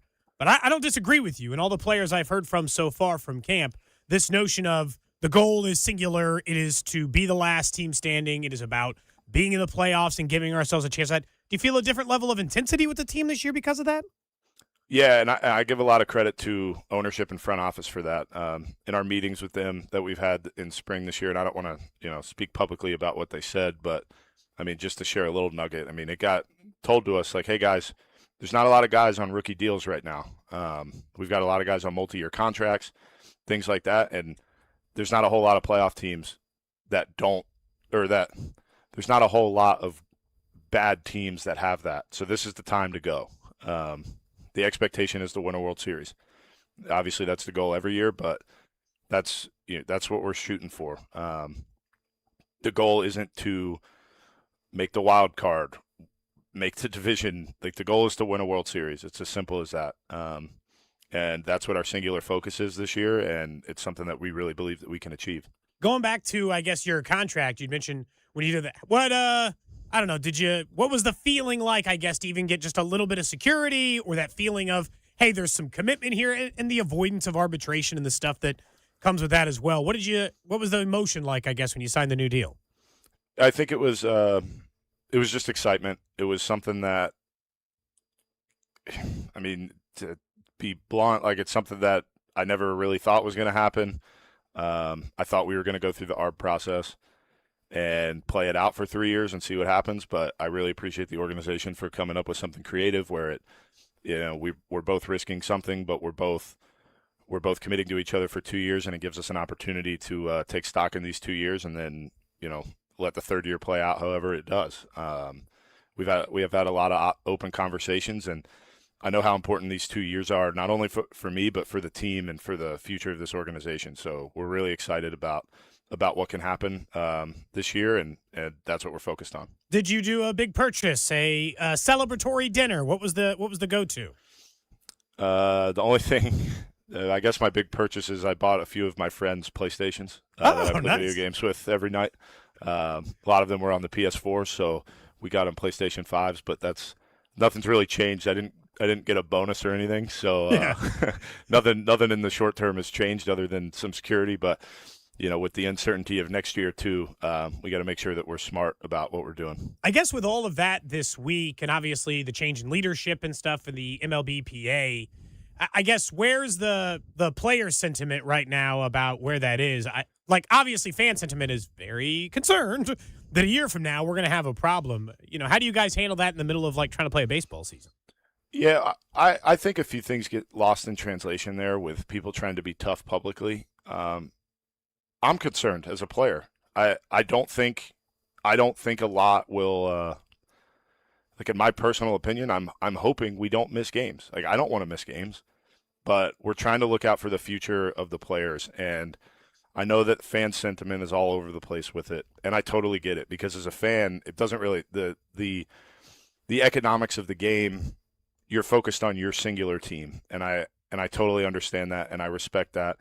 And a lot of the louder noises that I'm hearing are from smaller market fan bases talking about parity within the game, giving teams the ability to go out, sign players like in other sports. But I just think it's just tough, right? We're the only sport that has fully guaranteed contracts, and that's not something that we take lightly. And with all the other systems that are out there, caps, floors, all of the above, there are ways to move money around that can potentially mess with players, whether it's revenues and have like the NBA players just had to give back money because they didn't make the revenue that they thought they were going to. So there are a lot of things that are collectively bargained that isn't out there publicly.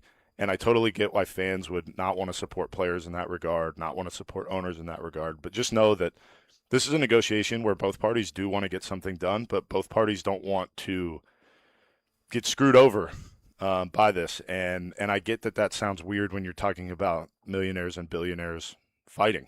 And I don't expect fans to understand that, but we do need to look out for the future players of this game to make sure that they don't start contracting a bunch of teams, to make sure that there are jobs still available. And it's just a tough conversation to have when you have a limited time, typically publicly, to talk about it. But just know that neither side wants to miss games. And I think that should probably be out there more publicly, that I don't want to not play baseball next summer.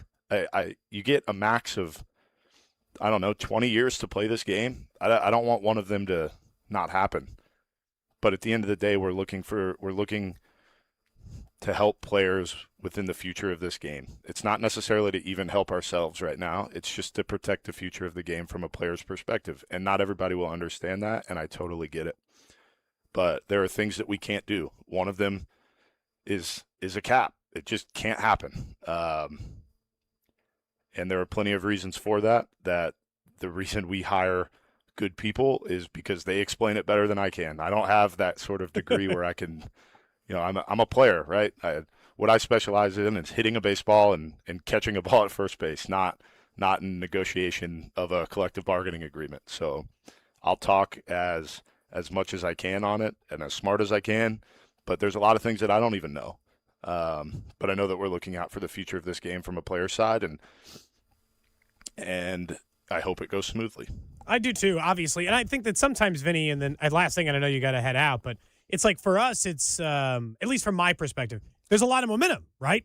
Ratings are up. People are watching baseball. Consumption is good. Like, I feel like the product is in a good place. And so it always feels like this, don't lose the momentum, right? If that makes sense, and set yourself back is always like the fear for me.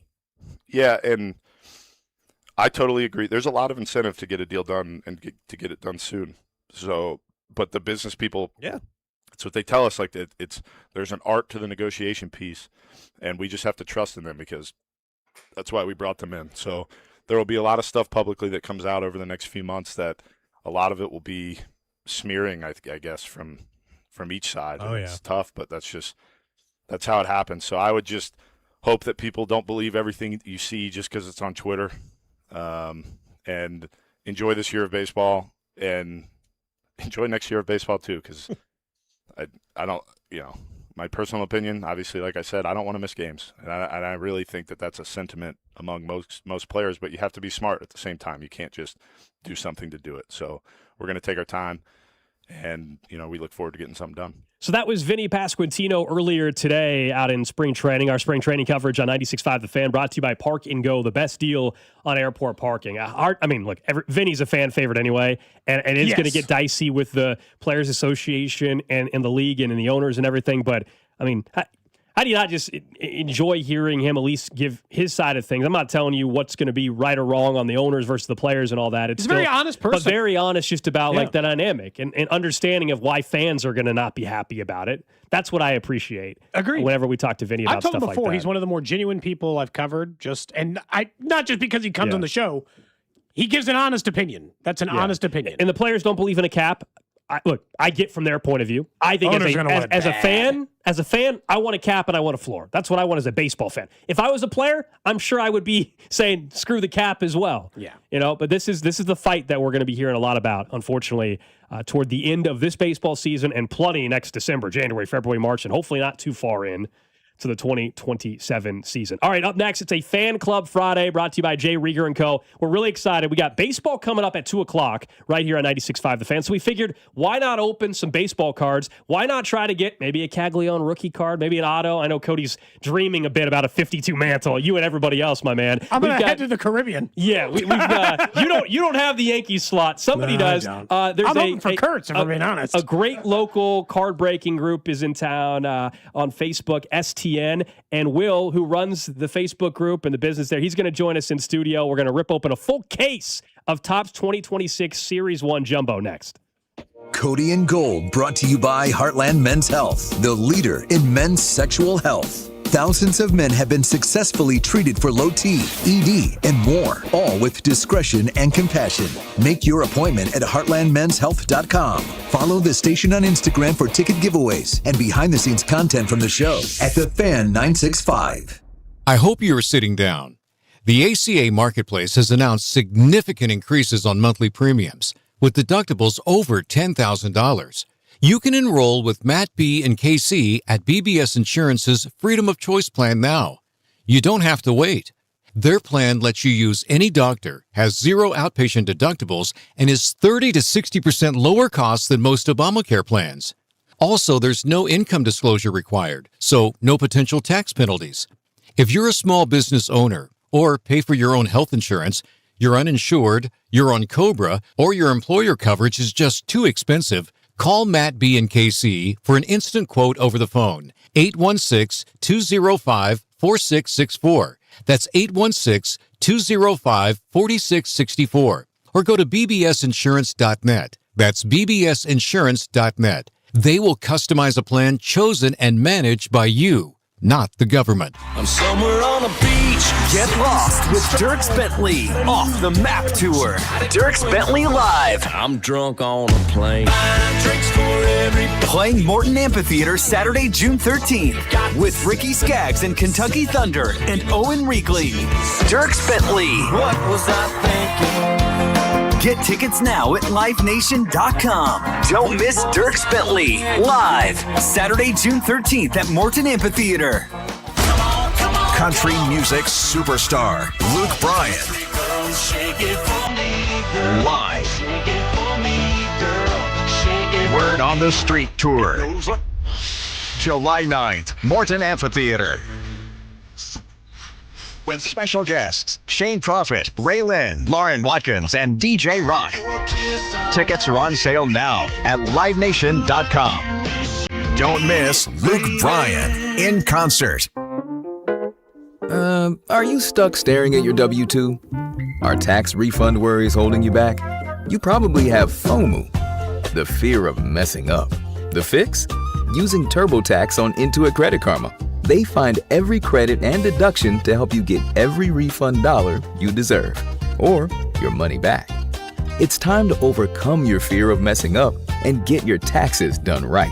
Start filing today in the Credit Karma app. Diabetes, high blood pressure, anxiety meds, everyone's on them. If you're a 50-year-old male, maybe a bit porky, and you may even have type 2 diabetes, $1 million of term insurance may only cost you about $200 a month. Call Term Provider. Speak with Big Lou at 800-700-6898. Big Lou will find a term life policy for you even if you have type 2 diabetes, are overweight, or have high blood pressure. Term Provider has helped thousands of people like you who think they can't afford term life insurance. To buy $1 million of affordable term life for you, all you need to do is call Big Lou at 800-700-6898. Lou will make sure the scales are tipped in your favor. Call 800-700-6898. Big Lou will answer your call and work to fit you into a term life policy that you can afford. Remember, Big Lou's like you. He's on meds too. Call 800-700-6898 or biglou.com. Do you have 3 ex-wives and your current trophy wife wants a life insurance policy 3 times the size of the policies you had to purchase for your previous mistakes?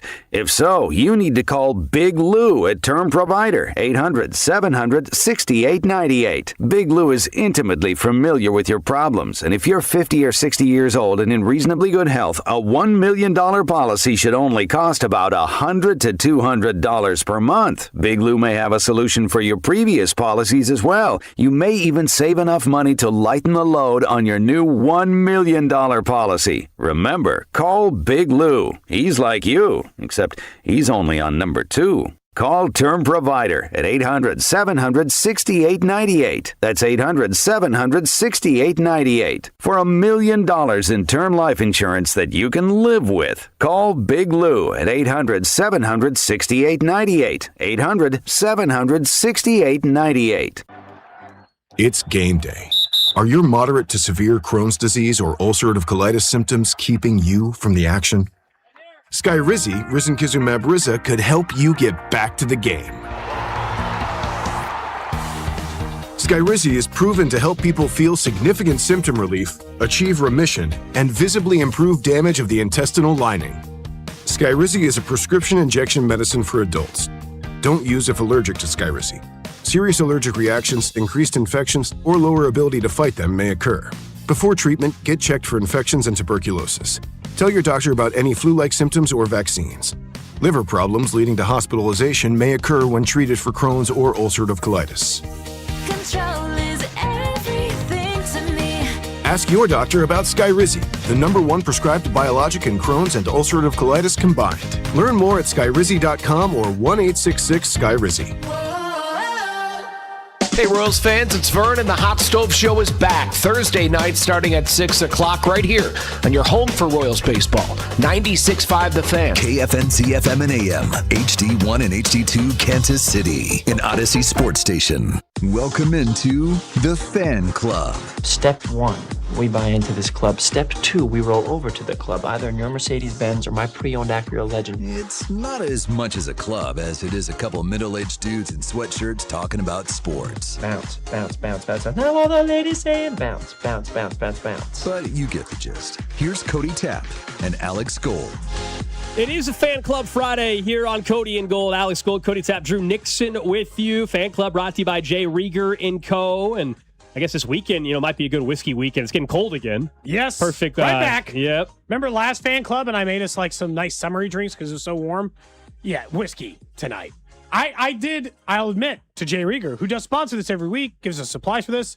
I decided against drinks today and figured we just had to drink at our homes tonight. I think so. Because we're handling a bunch of cards, and I thought, I'm gonna spill. Like, we're gonna get lucky, and someone's gonna get a 101 superfractor, and I'm going to put whiskey on top of it. That would and everyone's not be gonna good. wish for death. That would not be good. So I decided against it. You would be hated by multiple people for a very long time. I've been teasing it throughout the show today. We're very excited to do something a little different. As Cody said, we're going to be ripping some packs. How about a full case? That's because we've got our buddy Will from STN, a local Facebook group here in town. Will, I got to know you about a year or so ago at a card show in Kansas City. And turns out we've got some listeners that were already in the group, which is pretty cool as well. And so with baseball having its first spring training game today, we got Royals baseball coming up at 2 o'clock. I felt like today's the perfect day for us to try to see if we can't find maybe a Cags rookie or some Royals players.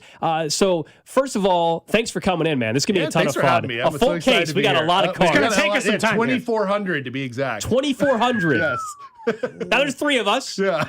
We got 3 of us doing this. Drew, we might need 4. So, feel free to come in and help us. Yes. So people hear me on the show always talk about like card breaks and people know the Caitlin Clark story and stuff that I've listened to the show. And I've tried to explain like what card breaking is. So real quick, give us the simplest answer, what you guys kind of do and what we're doing today. Because this is your break. You're just letting us open the cards with you. We also got a couple spots too, but explain what we're doing. Basically, card breaks have gotten to be pretty expensive. Cards, it's an expensive market nowadays. I think what card breaks do is just allow people to get equity in boxes. Boxes are $600 to $800 now. So for the average collector, going to the store and just picking that up is just not a feasible thing, I think. So we do it. We'll run teams. We'll do 2 teams, 1 team a spot, randoms.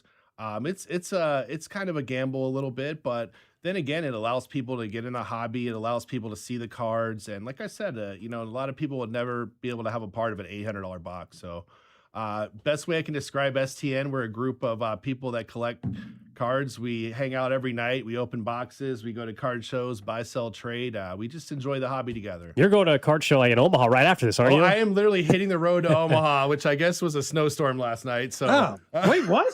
Snow in Omaha. 60 here yesterday. Yeah, exactly. So we'll be hitting the road. 3-day show, 4 to 8 today, 10 to 7 tomorrow, and then 10 to 5 on Sunday. Really good show. I think there's about 400 tables, really good presence, a little bit of everything, Pokemon, sports. I would say that's what's crazy is that the Pokemon stuff is, you think the sports cards are expensive. We were talking about when they were doing those Disney packs. We were joking about. Well, this is the guy to talk to for that. Oh, really? Yeah. So the biggest card I ever pulled was a mouse. This is a true story. Last year we did pack night with Disney Chrome, and one of our members and their daughter pulled a Minnie Mouse Superfractor. A guy So flew one out, of one. One of one Superfractor, only one in the world. Guy flew out here from Hong Kong 2 days later and gave us 30 grand cash for it.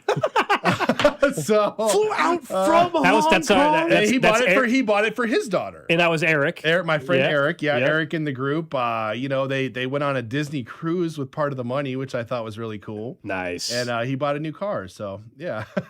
It's insane. You thought the Caitlin Clark one was cool. That's a $30,000 card. That's a better pull. Makes mine seem like nothing. Trash. 3 days ago, a Toy Story 1-of-1 sold for $75,000, which is the only card more than the $500,000 Mickey that sold, the 1-of-1. So I was in that second slot for almost a year. So that's we'll have to unbelievable. get another one, maybe. Let's try to get lucky today. I know we got a lot of cards to open up. Opening. So let's start the break here. This case while you guys talk. So Will's going to open up a case. We'll also talk some Royals baseball mixed into here and some other card stuff as well. I'm excited about the first spring training game. It's always like invites the questions of like, what are the things you actually care about? You know, you and I talked India. Well, but we talked India and Massey earlier. Massey's in the starting lineup, or Lane Thomas, or like. I just care about the players who are going to be around long enough that I'm expecting something out of. I don't care what Bobby Wood Jr., Vinnie Pasquantino, Salvador Perez. There's a grouping of players. Nothing they do in spring training other than just stay healthy is going to do anything for me. And I feel the same about Reagan's in a weird way. I don't need him to pitch well in spring training. I do need him to get out of spring training without having to miss a start or feel some back tightness or anything, Oddly enough, I think the WBC people will weigh those performances far more than what we see at all in spring training. It's a competitive game. Because big moment. Everybody, we know Bobby Wood Jr. is capable of winning an MVP at some point in his life, but if for Team USA during the WBC, not so much spring training because he's barely going to play in spring training, but if he's got that big moment in the WBC, people are that's going to help his story. Same thing applies to Jack Caglione. If all of a sudden he's hitting well for Italy, maybe people will start to think that, all right, that's a good sign for the season as well. That's what's fun. So, okay, Will, you've opened up the case. 6 boxes. We're ready to go. You're live on your live Facebook, on Facebook too. right now. Yep, my people are in. What am I missing? The one thing I'm missing is the team list. Okay. The team I got a gripe with you, Will. I got an issue. I got an issue, man. There's a reason I'm taking the team list out now. I will say, it's a little late. If anyone would have ever accused you of setting Alex up on the show for a good team, I don't think that accusation stands. That's fair. We did not do that. Alex did not have the best luck. Randomized teams, and I have 2 teams, and I got the freaking Colorado Rockies and the Cleveland Guardians. And this is not a prospect break, so this is not like, the bad teams actually might be the good teams. No. No. Larry Walker is my best legend I can pull, please. I always tell people when you start off a career in cards the way you did, it's hard to get back to that moment. You had such a big moment with the Caitlin Clark. That was in the first year and a half of doing cards. Most people will never pull a card that big in their whole life. Oh, I'll never pull that again. I might for somebody else today. That early on was hard. It's gonna be a tough act to follow. All right, so Will's handing us a box or 2. Want to hand one to Alex? These are jumbo boxes. Let's start ripping a little bit. We'll talk some baseball as well. So I was telling Cody, you've lived in Kansas City for how long now? I've been here since 2009, actually. Hearing you guys talk about spring training is interesting because I'm an Arizona boy, so I grew up with spring training. Don't forget the silver packs, too. Put those aside. When I was a kid, we used to go behind the fence and catch McGuire and Canseco home run balls. McGuire's in this, I saw. He's on my team. So a lot of my heroes as a kid, turned out to be, I don't know. Not cheaters? They were all cheating during that time. Yeah.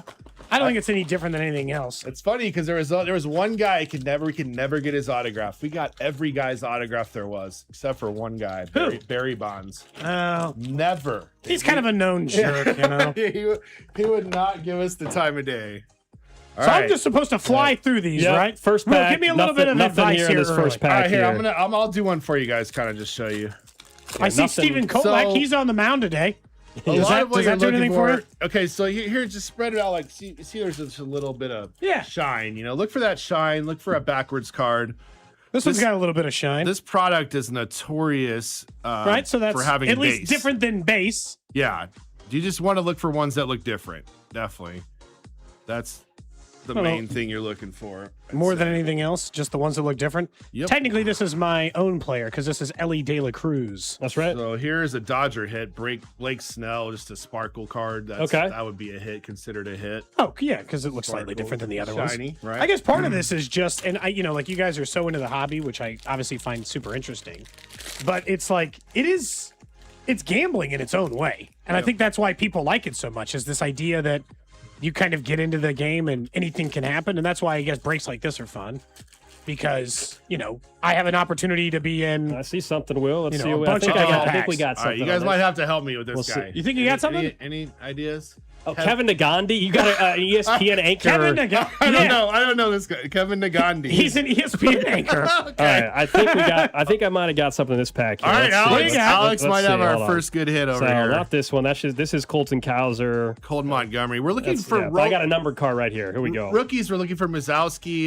Who are we looking for? Cags, obviously. All right, we've got our auto. We have an auto. We've got got Alejandro Kirk from the Toronto Blue Jays with the patch there. Major League Material autograph card, 47 out of 99. I'll hand this one over to Will. As well.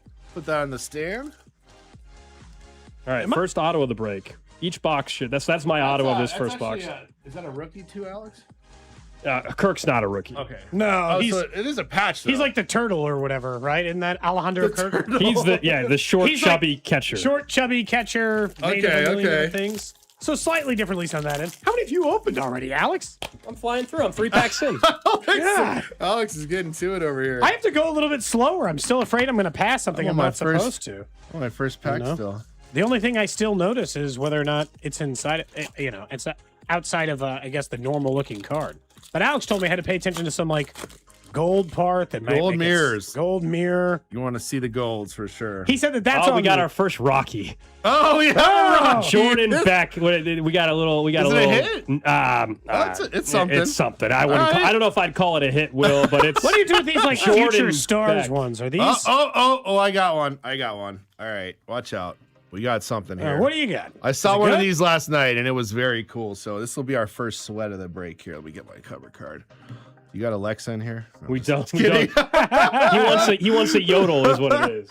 All right. I think we're gonna have an on-card auto to 75 here. Okay. This That's at least a little something. Who we got? What's a Cub? Oh, there you go. And how about an Andre Dawson? The Hawk. Oh. The Hawk. And he says Andre on-card auto? Dawson on card. 59 to 75. That's not a bad auto. Okay. Here, I'll pass it over. Are these to top Alex. 75 different than the other ones? It's the 75th anniversary. That's just the theme they're going with this year. I guess, does that make it a slightly more valuable one, or is it just the same as all the it's other still base ones? It's still It's just base. base. Okay. It's still base on I'm there. just asking before. Another Steven It's Clark. technically- Here's our resident Cubs fan. So that's going to go to Kevin Beadle in the 4 spot. Who is your auto again, Alex? Kirk for the Blue Jays. Blue Jays. Whoever had will Blue be our Jays got other a nice. auto. That will go to Sean Phipps in the 25 spot. Are these big ticket player cards? Are these base Let me too? I'd like to know. That's just an insert. That's an insert. Yeah. A popular insert, though. If it was numbered or something, we got a Cags base rookie. All There right, we go. whoever has the First Royals, if Cags. you just want your first Cags. Let's go. All right, we'll go ahead and sleeve that one. We got to get some Cags. You guys know so much more. I don't understand how you can. It feels like there's so many variations. How do you keep track? All right, I just found it. You know? Look at. I found a sneaky number right here, just on the back.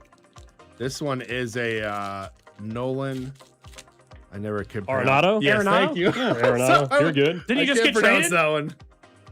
Yeah, he did Diamondbacks, get traded. Yep. Yeah, he's Just a got Diamondback. traded. Yeah, just got traded this offseason. Nice. I'm At right least there in with there. you on the cards, Cody, too. To what you were saying. Well, I just feel like there's a lot to learn, and it's a big learning curve, Drew. And like sometimes I just don't, Yeah. Like I understand this is just a base Bobby Wood Jr. card, so I can just move on with my life, right? I don't have to Correct. think terribly hard about it. But you know what? This is the thing I also like about cards. My kids would still like this, right? I think one thing that's different than when we were kids. All right, we got a look for Orioles. Jeremiah Jackson rookie card. Looks like it's the glitter from whoever has the Orioles out there. Orioles hit. James Wood on the glitter over here. Washington Nationals. What do you guys think about James Wood? Well, I think he's the real deal. I think the Nationals are in a weird spot though, but I think he's the real deal. Yeah, I think he's great. Oh, I think this one's heavy. So what do we have here? Scuba. I have a, I guess, What'd you a get? hit. Game used memorabilia card. There we go. There we Baltimore go. Orioles. Jackson Holiday. Nah, Another that's not Oriole. bad. Another Okay. Oriole. So Okay. little something there, right? Right. I'm supposed to If sleeve you're, this, right? Yeah, if you're just joining us and you're like, what the hell What are these is guys doing? going on the radio? We'll talk more Royals baseball. We'll get into some more Royals, but we are ripping a lot of packs of baseball cards heading in the Royals spring training opener. We've got Will from STN, which is a local card breaking group that is on Facebook. You guys can check out and everything. And we're allowed to open these with Will, so we're excited to do that. And Gold, we're how hoping to hit something big. How often do you get in a break, Gold? Depends. I mean, it depends on the time of the year because there's certain product that I like, right? I like baseball. To me, is a lot more fun to open up than for me personally than NBA. A lot of people like NBA, and I know Will, they open up everything, but I prefer baseball over opening up really any other product. I think that's the cool thing. You know, it used to be it was just baseball cards. Now we have UFC, wrestling, even soccer cards are getting popular with the World Cup coming right now. So this is numbered, right? It's a really low number one. There you go. 2026. So yeah, it's only 2026 of those are made. Yeah. You might think is a lot, but some I of mean, these it have sounds 5 like a million lot than made. some of the, out of 25 or whatever, but yes. Right. That's Jonah Heim out of the Texas Rangers. There There were you quite a go. few in a row.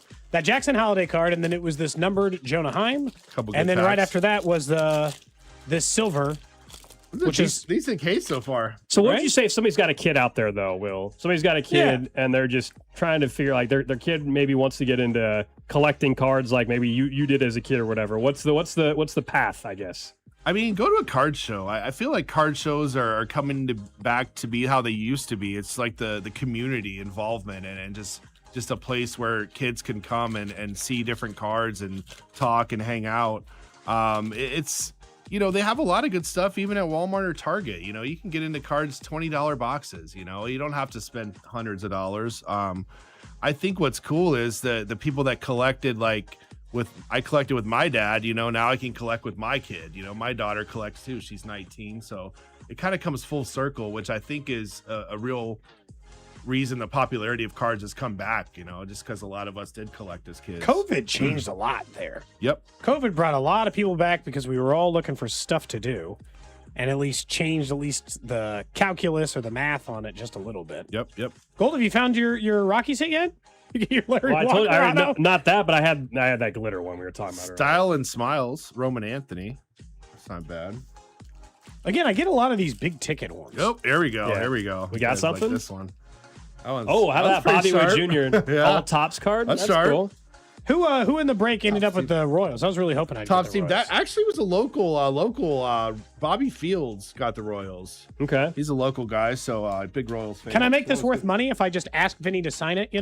He was on the Yes. show earlier Whoever. today. If I have Vinny sign this base card, can I? We love Vinny. We love Vinny. Can I get some value out of it? I'm not a big better on baseball, but one of my favorite things to bet on is Vinny hitting a home run. Really? Why? Just because? I don't. He's just such a good slugger. He I don't know. I've done well with it too. I just have to. I'll find the right matchup. I was But, really glad Vinny got paid this year. When he was talking in the interview earlier about whether or not, he even thought that this was going to happen or if it was a possibility it was going to happen. You don't necessarily know which way that's going to go. And they did right by him, Gold. They paid him in a lot of ways. They did. You and I have always talked about why not just give him a long-term extension? I think the tricky thing is just the nature of baseball, which is he got called up, at such a late age, or a later age, I should say.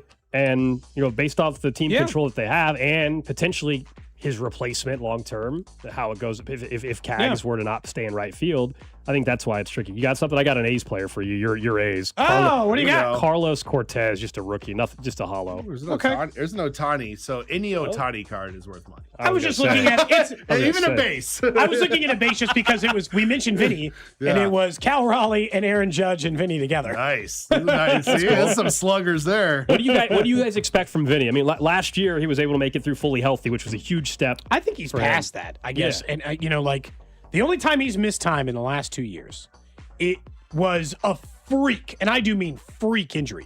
The stuff that used to cause him problems, Gold, he's past, right? He's at least past those or was past those at one time. So I expect 30 home runs and 100 RBI again. Hey, look, Gold, it's a hollow, and it's a Royals player. It's Adam Frazier. Sorry. Looks like we got some blue, Will, and maybe glitter in this pack. Okay. I think we got some blue. All right. So we'll see what we got. Here's a little gold. What about this? Is this at least on this one the all tops team, or is this base? That's just base. Just an insert. It's always hard to tell the insert versus the other one. Yeah. I don't know the differences yet, other than to say You haven't hit an auto yet, have you, Cody? No, I just hit the one patch You should card have so one. far. You should have one auto. One auto and one mem card per Unless box. somebody's desperate Nico Horner for the Cubs blue parallel. There you go. Whoever has the Cubs out Is there. that number? Not No? numbered. Okay. No, not. Oh, actually, I'm sorry. It is 15 out of 150. There you 15 go. out of 150. 15 out of 150. The Cubs again. Yep. Kevin Beadle again. Nice hit. If I get something good I want to get something good for somebody that I'm pulling for. You know, there's a nice gunner right there. so I should still have you guys already found your auto, and it's guaranteed. I have not. I haven't found either yet. I got the auto right out of the gate, like the first pack or whatever. First pack magic. Yeah. Just put the base kind of to the side. There'd be cards everywhere.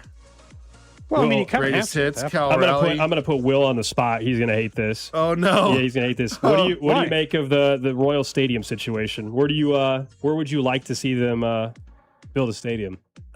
It's such a tough one. Like I feel like I love the Royal Stadium. I love going to games there. I think it's a great stadium, and I don't. A downtown stadium. I mean, yeah, that wouldn't be bad. It's just what do we have to do to get there? You know. I don't know. That's a tough question, Alex. I know. I told you I was putting you on the spot. I've been following the Chiefs situation. I think a little more than the Royals probably. So I'm more familiar with that. But yeah, it's how do you feel?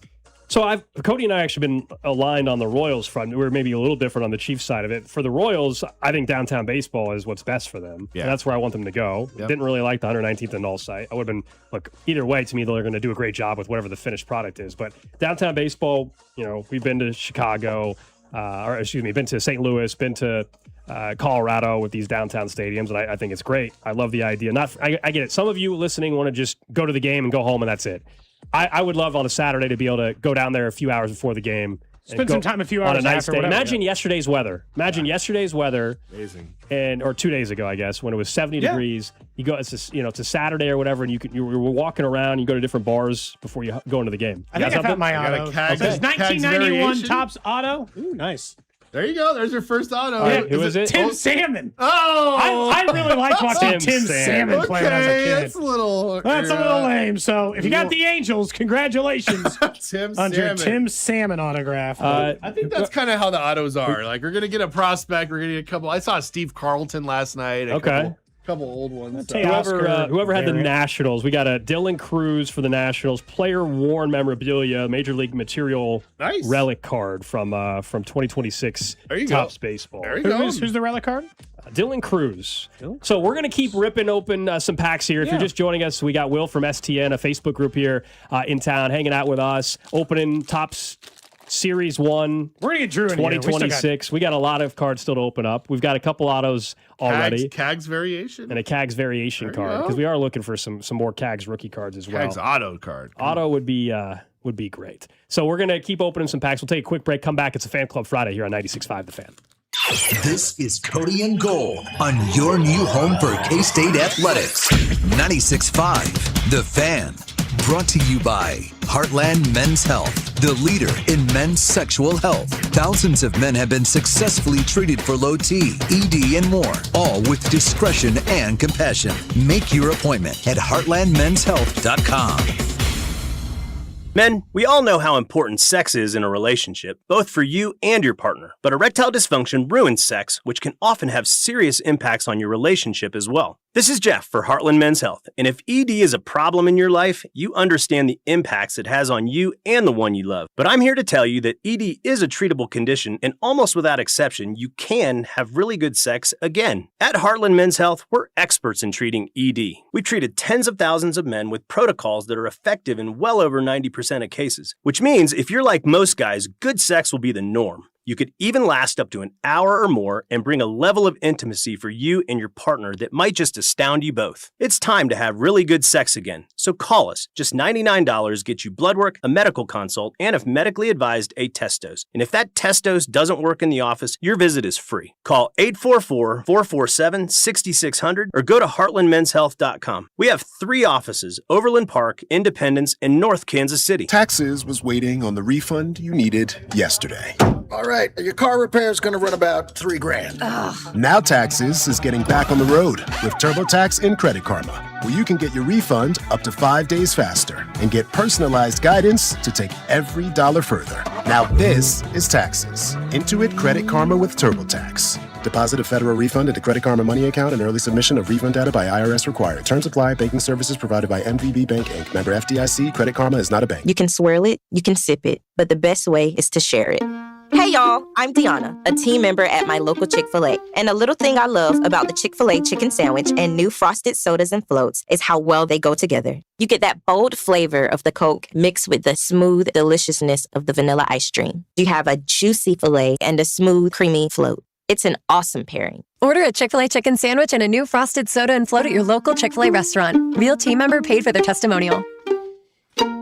My name is Whitney Allen, and I'm a widow. After my husband died, the last thing I wanted to think about was money. Ethos made it affordable to get life insurance. Signing up was fast and 100% online. I knew that I could pay our mortgage and have food in the fridge. I could focus on my kids. No one ever tells you how much you're going to depend on that policy. I am so grateful we had coverage. Get your free quote at ethos.com/life. That's ethos.com/life. Paid spokesperson. Time spent on application may vary. Online health questions required. Legendary doesn't happen by chance. It happens because it's what BetMGM does. Sign up for BetMGM using bonus code DUSTY and receive up to $1,500 back in bonus bets if you do not win your first bet.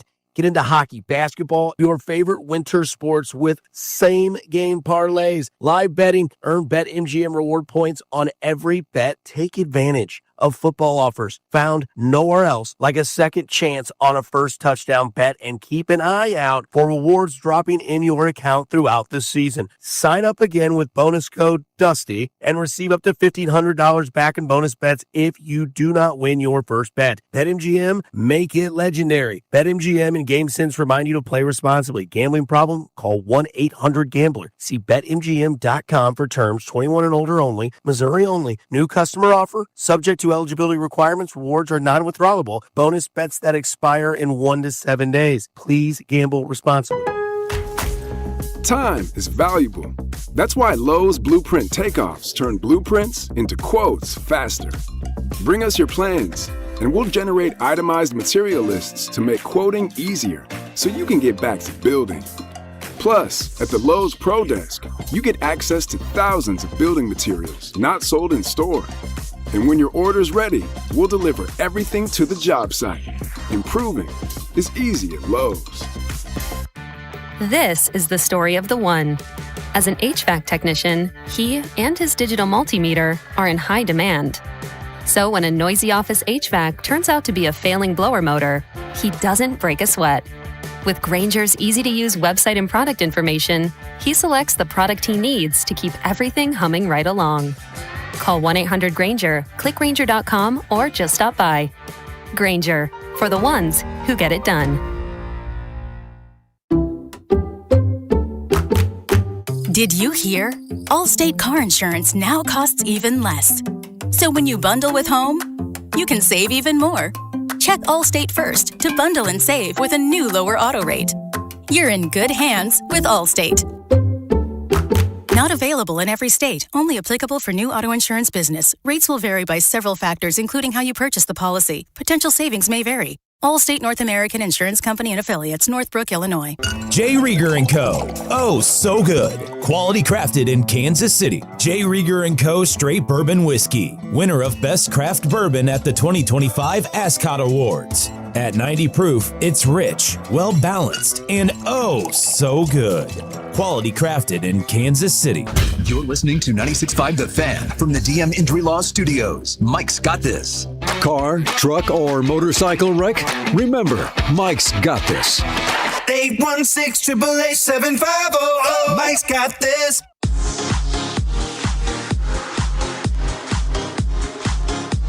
Club Friday continues, brought to you by Jay Rieger & Co. We got a fun one today. So, of course, we got the three of us hanging out. And we also have Will from STN, a local card breaking group. They go to card shows. He's got something cool coming up also in a few weeks we can find out about. But we are having fun because it's Royals baseball today at 2 o'clock for spring training on 96.5 The Fan. So we said, why don't we just open a bunch, and I mean a bunch, of baseball cards. So it's the new product that just came out from Topps, Series 1, 2026 baseball, jumbo packs. We've got a couple of autos so far. And I think we've decided we're going to open up some of these silver sparkle packs in a second. But during the break, and Will waited nicely because he was about to peek, I said, don't do it until we get on there. You think you found a pretty good CAGs card. We have a good CAGs here. All right, what do we got? We have a good CAGs. This is why I wanted the Royal spot so bad. I wanted the double enjoyment. Everyone wanted the Royal spot.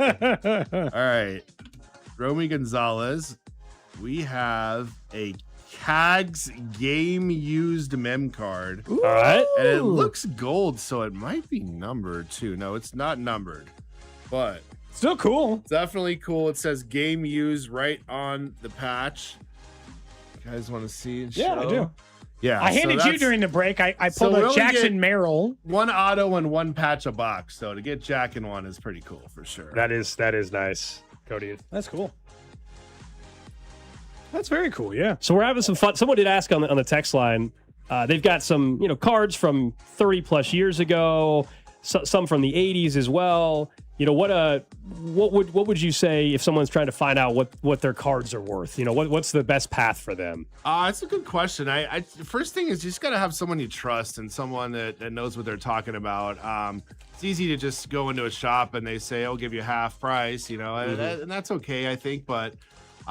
Doing your research, getting out there's a lot of different tools. We have, use eBay sales or comps. You'll hear that word quite a bit. Yeah. But it's just practice. I think makes perfect. Going to shows, getting out there a little bit, and just learning about the hobby. It can be a roller coaster, but practice makes perfect. So yeah.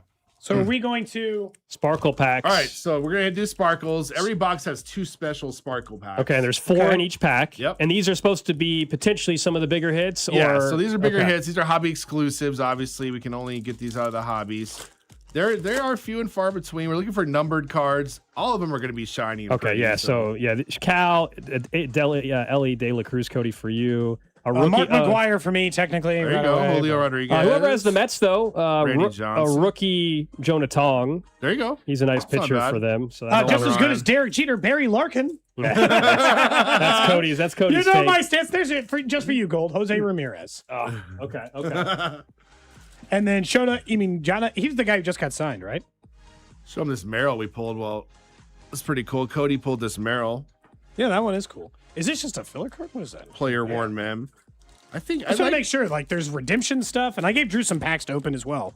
So, Drew, if you see something in there, we're in here. Look out for numbered and other stuff. Get him, Drew. Get him. You find something good. Get him.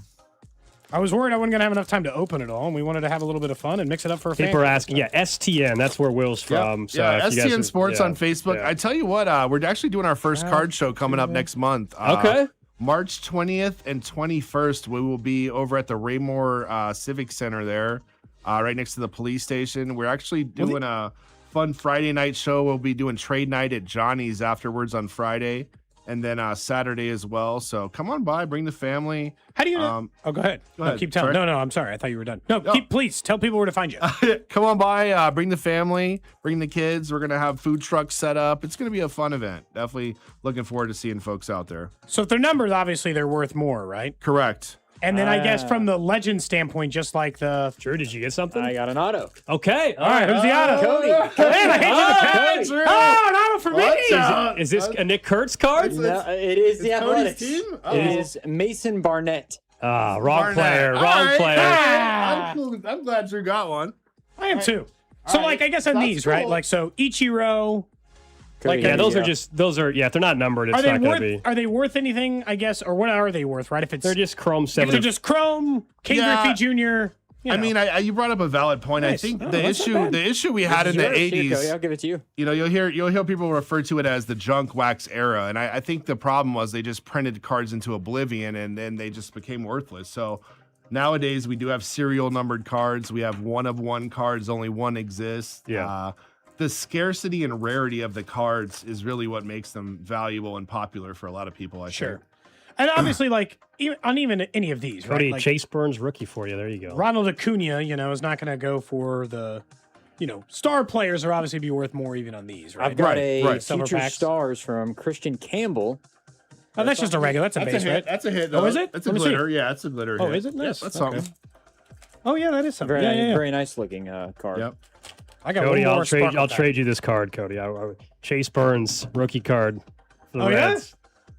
Okay. We got Jacob Wilson over here. What do you guys think about Jacob Wilson? Oh, I got you a go. numbered Pretty good. auto. A numbered auto. in the sparkle pack. Oh, here we go. the Oh, sparkle here we go. card. Oh, it's real tiny. Oh, it's a 45 out of 299. Come on, Who is Cody. it? Come on, Nathan Cody. Church. Oh, that's cool. Hand it to Will so he Let's can see, show it yeah. over there. But Nathan. someone says you just got an Nathan auto. Church. The picture for That's cool. the picture that Drew pulled is an auto picture with a 70 ERA last year. Oh, man. Come on, man. Thank All you right, for so did looking that everybody up. open their sparkle? I opened all the packs? sparkles. That was my best hit, a numbered auto. Oh, I still have one more to go. If you guys want to feel free to take Oh, these are one. I'm still no. running through. We're just ahead, having the take your sparkle time. packs. Oh, Drew, I okay, got way okay, more packs to okay. open.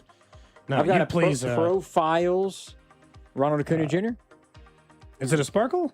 Little insert. just, It's cool. If you're just joining us, we This are is always the really tough thing about this. opening a stuff. full Drew's just case doesn't think. of top Series 1 baseball 2026 ahead of Royal Spring Training Baseball. I do have another auto. So whoever had the Astros slot, Astro. Jacob Milton. This is a sticker auto. Rookie card, Jacob Milton. Baseball Stars autograph. That's Marty. Marty out of Omaha. We're headed there right after. You can give him this card, you know? There you go. Just I hand it bring right you to your him. card, Marty. It's coming, baby. Don't even need to Till- send it to you. We'll just. No shipping needed. I've also got a couple of the, I guess, multi-team ones, if you will, like American Yeah, League those are just leaders base. and homers. Yep. Those Yeah. are just base. Unless they're like unless they've got like a refractor of some kind, or There's no. it's always hard to know. Oh, numbers. Gold, you'll love this. So, just a variant, right? For those of the Pirates, Cam Devaney. For this show's purpose, we have to laugh at least a little bit. About a go. scheme. Cam Devaney. Cam Devaney. Let's go. We had a big thing on him on the show because there was this whole argument out when they had traded for Adam Frazier that they gave up Cam Devaney. And there was this brief, small sect of Royals fans who had decided losing Cam Devaney was a big deal. And we just couldn't understand which version of it, why it would matter. You got Jose Ramirez at least 2 golds, you know? Mm-hmm. You sound so disappointed. Now, are you a big Chiefs fan as well? I know we're talking baseball today, but do you follow the Chiefs, or where are you? Where's Yeah, your what all do you football collect? region? Oh, Yeah, I football, am a baseball? religious Chiefs fan. Oh yeah, I love the Chiefs. So as a kid I moved around a lot. My dad, every 2 years we'd live somewhere new. So I always had to cheer for the hometown team. So I have a couple teams that I cheer for. I do like the Chiefs, but I also cheer for the Chicago Bears, the New Orleans Saints, and the Arizona Cardinals. Boy, you're all over the place. So I play all places I lived. So How did you end up staying in KC then? I don't know. I love it here. It's a little slower. Phoenix has gotten to be really big. It's really busy. I'm a big sports guy. I moved here right before the big run for the Royals. I mean, that was just a great thing to be a part of. So yeah. My one of my favorite sports is MMA though. I'm a big UFC guy. I like to watch UFC. I like to trade UFC cards. That's kind of. Do you like that the UFC switched over to Paramount and got rid of the pay-per-view aspect for MMA and UFC? I don't think it's a bad thing. I think we're getting some new people involved and some new fans on board. And, the Paramount subscriptions were obviously... At first, they did some weird stuff, like they weren't showing the fighters coming out, and they had ads instead of that, which I didn't like. But they made some changes. I think it'll be interesting. What happens with... It's just funny. They're all going to these, like, models. Like, Drew was telling us earlier, like, K-State's doing a Wildcat Plus, or what do they call it, Drew? Cats Plus. Yeah. Cats Plus. Right. And it's $20 a month. And that's for the those part that gets diehards me. I'm out like, there, $20 a month. Yeah.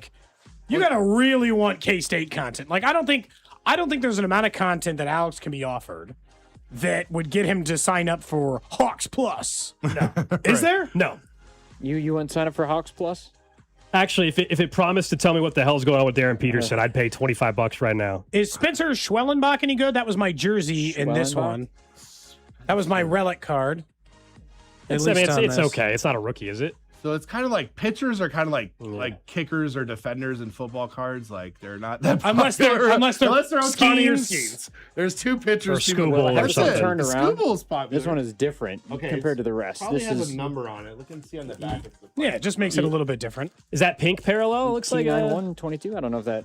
It's not numbered. I don't think. It just looks like it's the Lawrence different. Butler one is particularly It sparkly. just looks like it was. Yeah. You know. Yeah, put it The boss is in here and is probably like, "What the hell is all this plastic and wrappers and It's gonna cards?" take us a and, second to clean up. We're hanging out. We're opening some cards ahead of Royal Spring Training Baseball. Where's the Jack card we hit? There you go. We had a couple cool Jacks. Yeah.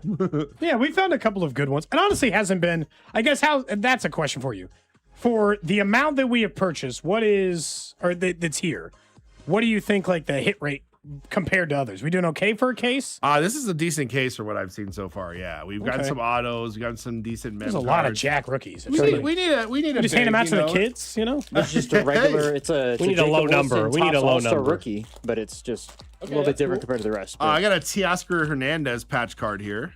Someone said, "Can you guys just keep the video of ripping packs open while the Royals are playing?" We just won't kill the stream, and you guys can. It's funny because you can see the ones at least coming up because, like, baseball is it's a very long hold. Some of these guys, is it really? But see, that's why I like these are at least pros though. Will I like Bowman with the prospects? Well, the first Bowman is one of the most popular.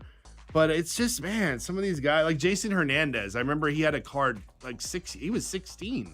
Like it was like 6-7 years ago. I mean, so we were talking about this for somebody that maybe you're listening, you're like, all right, I don't care about baseball cards. Okay, fine.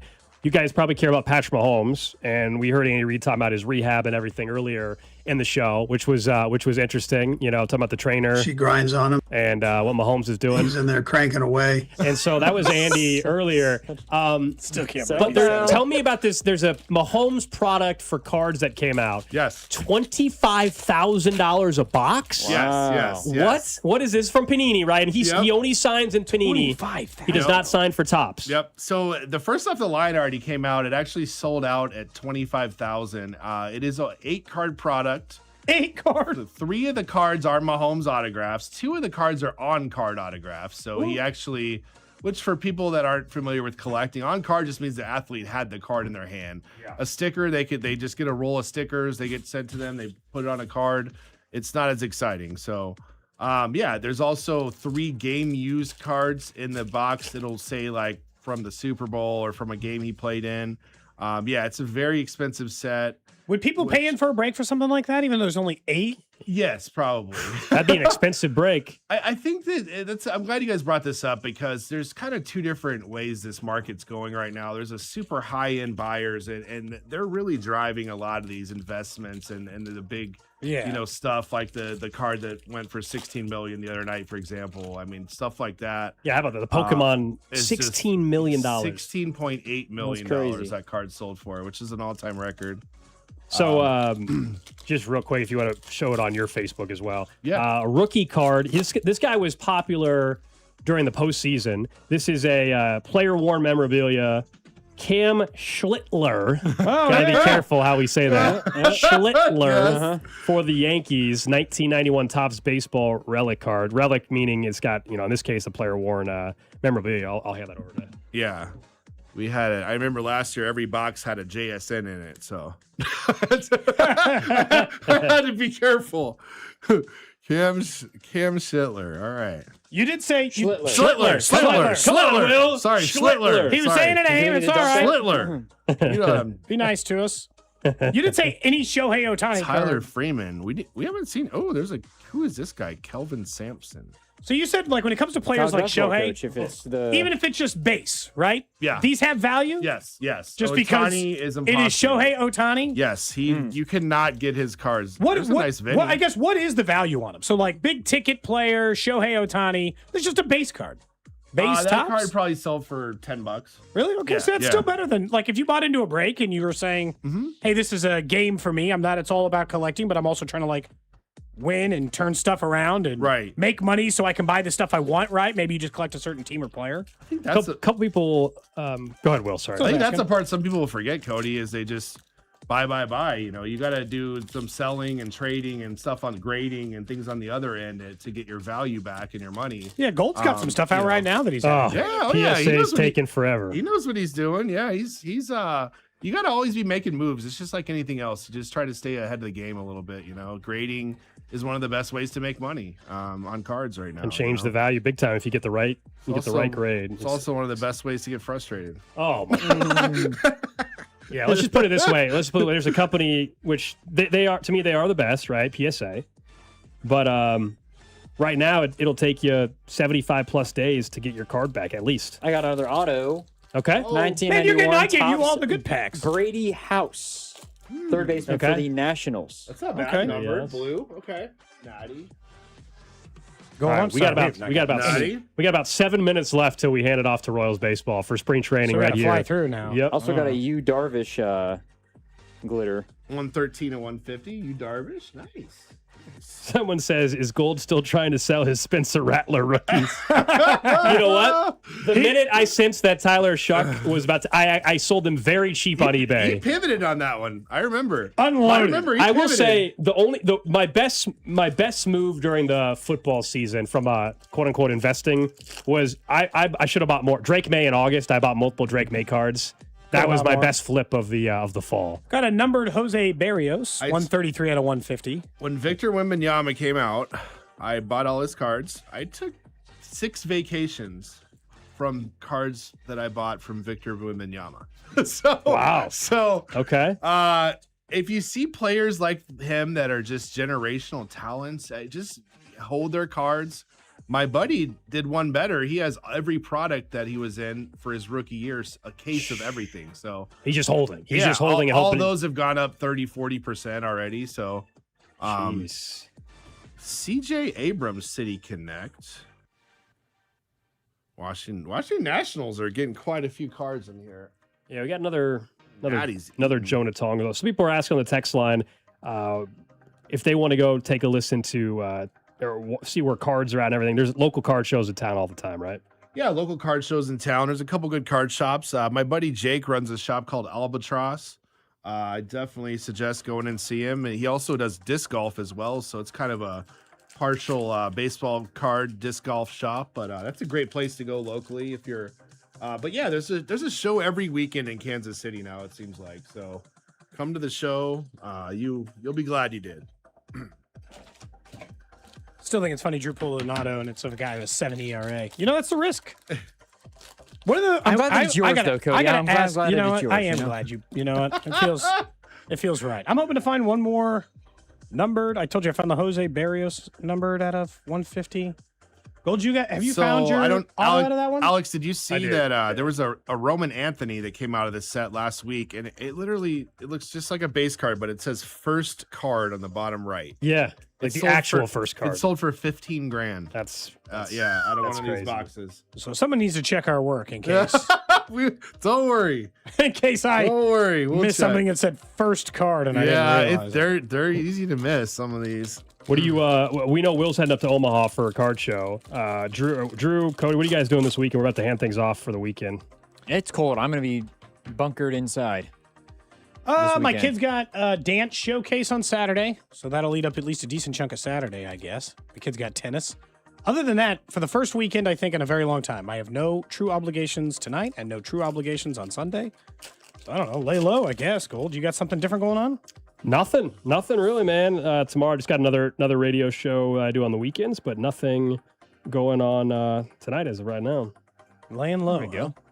Might buy another card break or two. The way now that we're ripping so many cards. National treasures. I saw that. I saw that. I think that's the complete opposite of this. The National Treasures. Yeah. As in there's 10 cards total. There's cool. Checking those, you rookie card insert for cool. whoever has the Royals. Have you guys got any Roman Anthony? We haven't seen many Roman Anthonys. I saw a couple. We've gotten a couple. Nothing crazy, Christian. Yeah. You're asking if they hit anything. Just base so far. Someone says, can we get on Monday a review of your biggest hits from the break? Yeah, I'm sure we can work with Will and we find can do out that. on Monday. Definitely. Like at this point, it's just kind of hard. Like some of it's kind of hard to know and hard to know the value on some of it. But like you said, some of them are hold play and yep. You don't know which way it's going to end up going. I think one of the things that gives people like you guys an advantage in sports cards is sports. And sports, the values correlate now with performance. This wasn't a thing when we were kids. Bo Jackson had a good game. It didn't matter. I remember last couple years ago, Bol Bol. His son, he had like a Bol scrimmage. Bol's famous on this He had show. like a scrimmage game where he like smashed everyone, and the next day his cards went up like 200%, and everyone was, and it lasted for like 2 days. It happened with Evan McPherson as well, the kicker. All right, when he kicked the ball and it spun the top off the Gatorade bottle, is that what you're talking about? Yes. All of a sudden, his During Prism COVID? rookie was $50 the next day. Yeah, so That's crazy. It's a market. We got about 2 minutes or so, I think, before Drew tells me I've got to toss it a break. So we get Royals spring training baseball. The first spring training game of the year is coming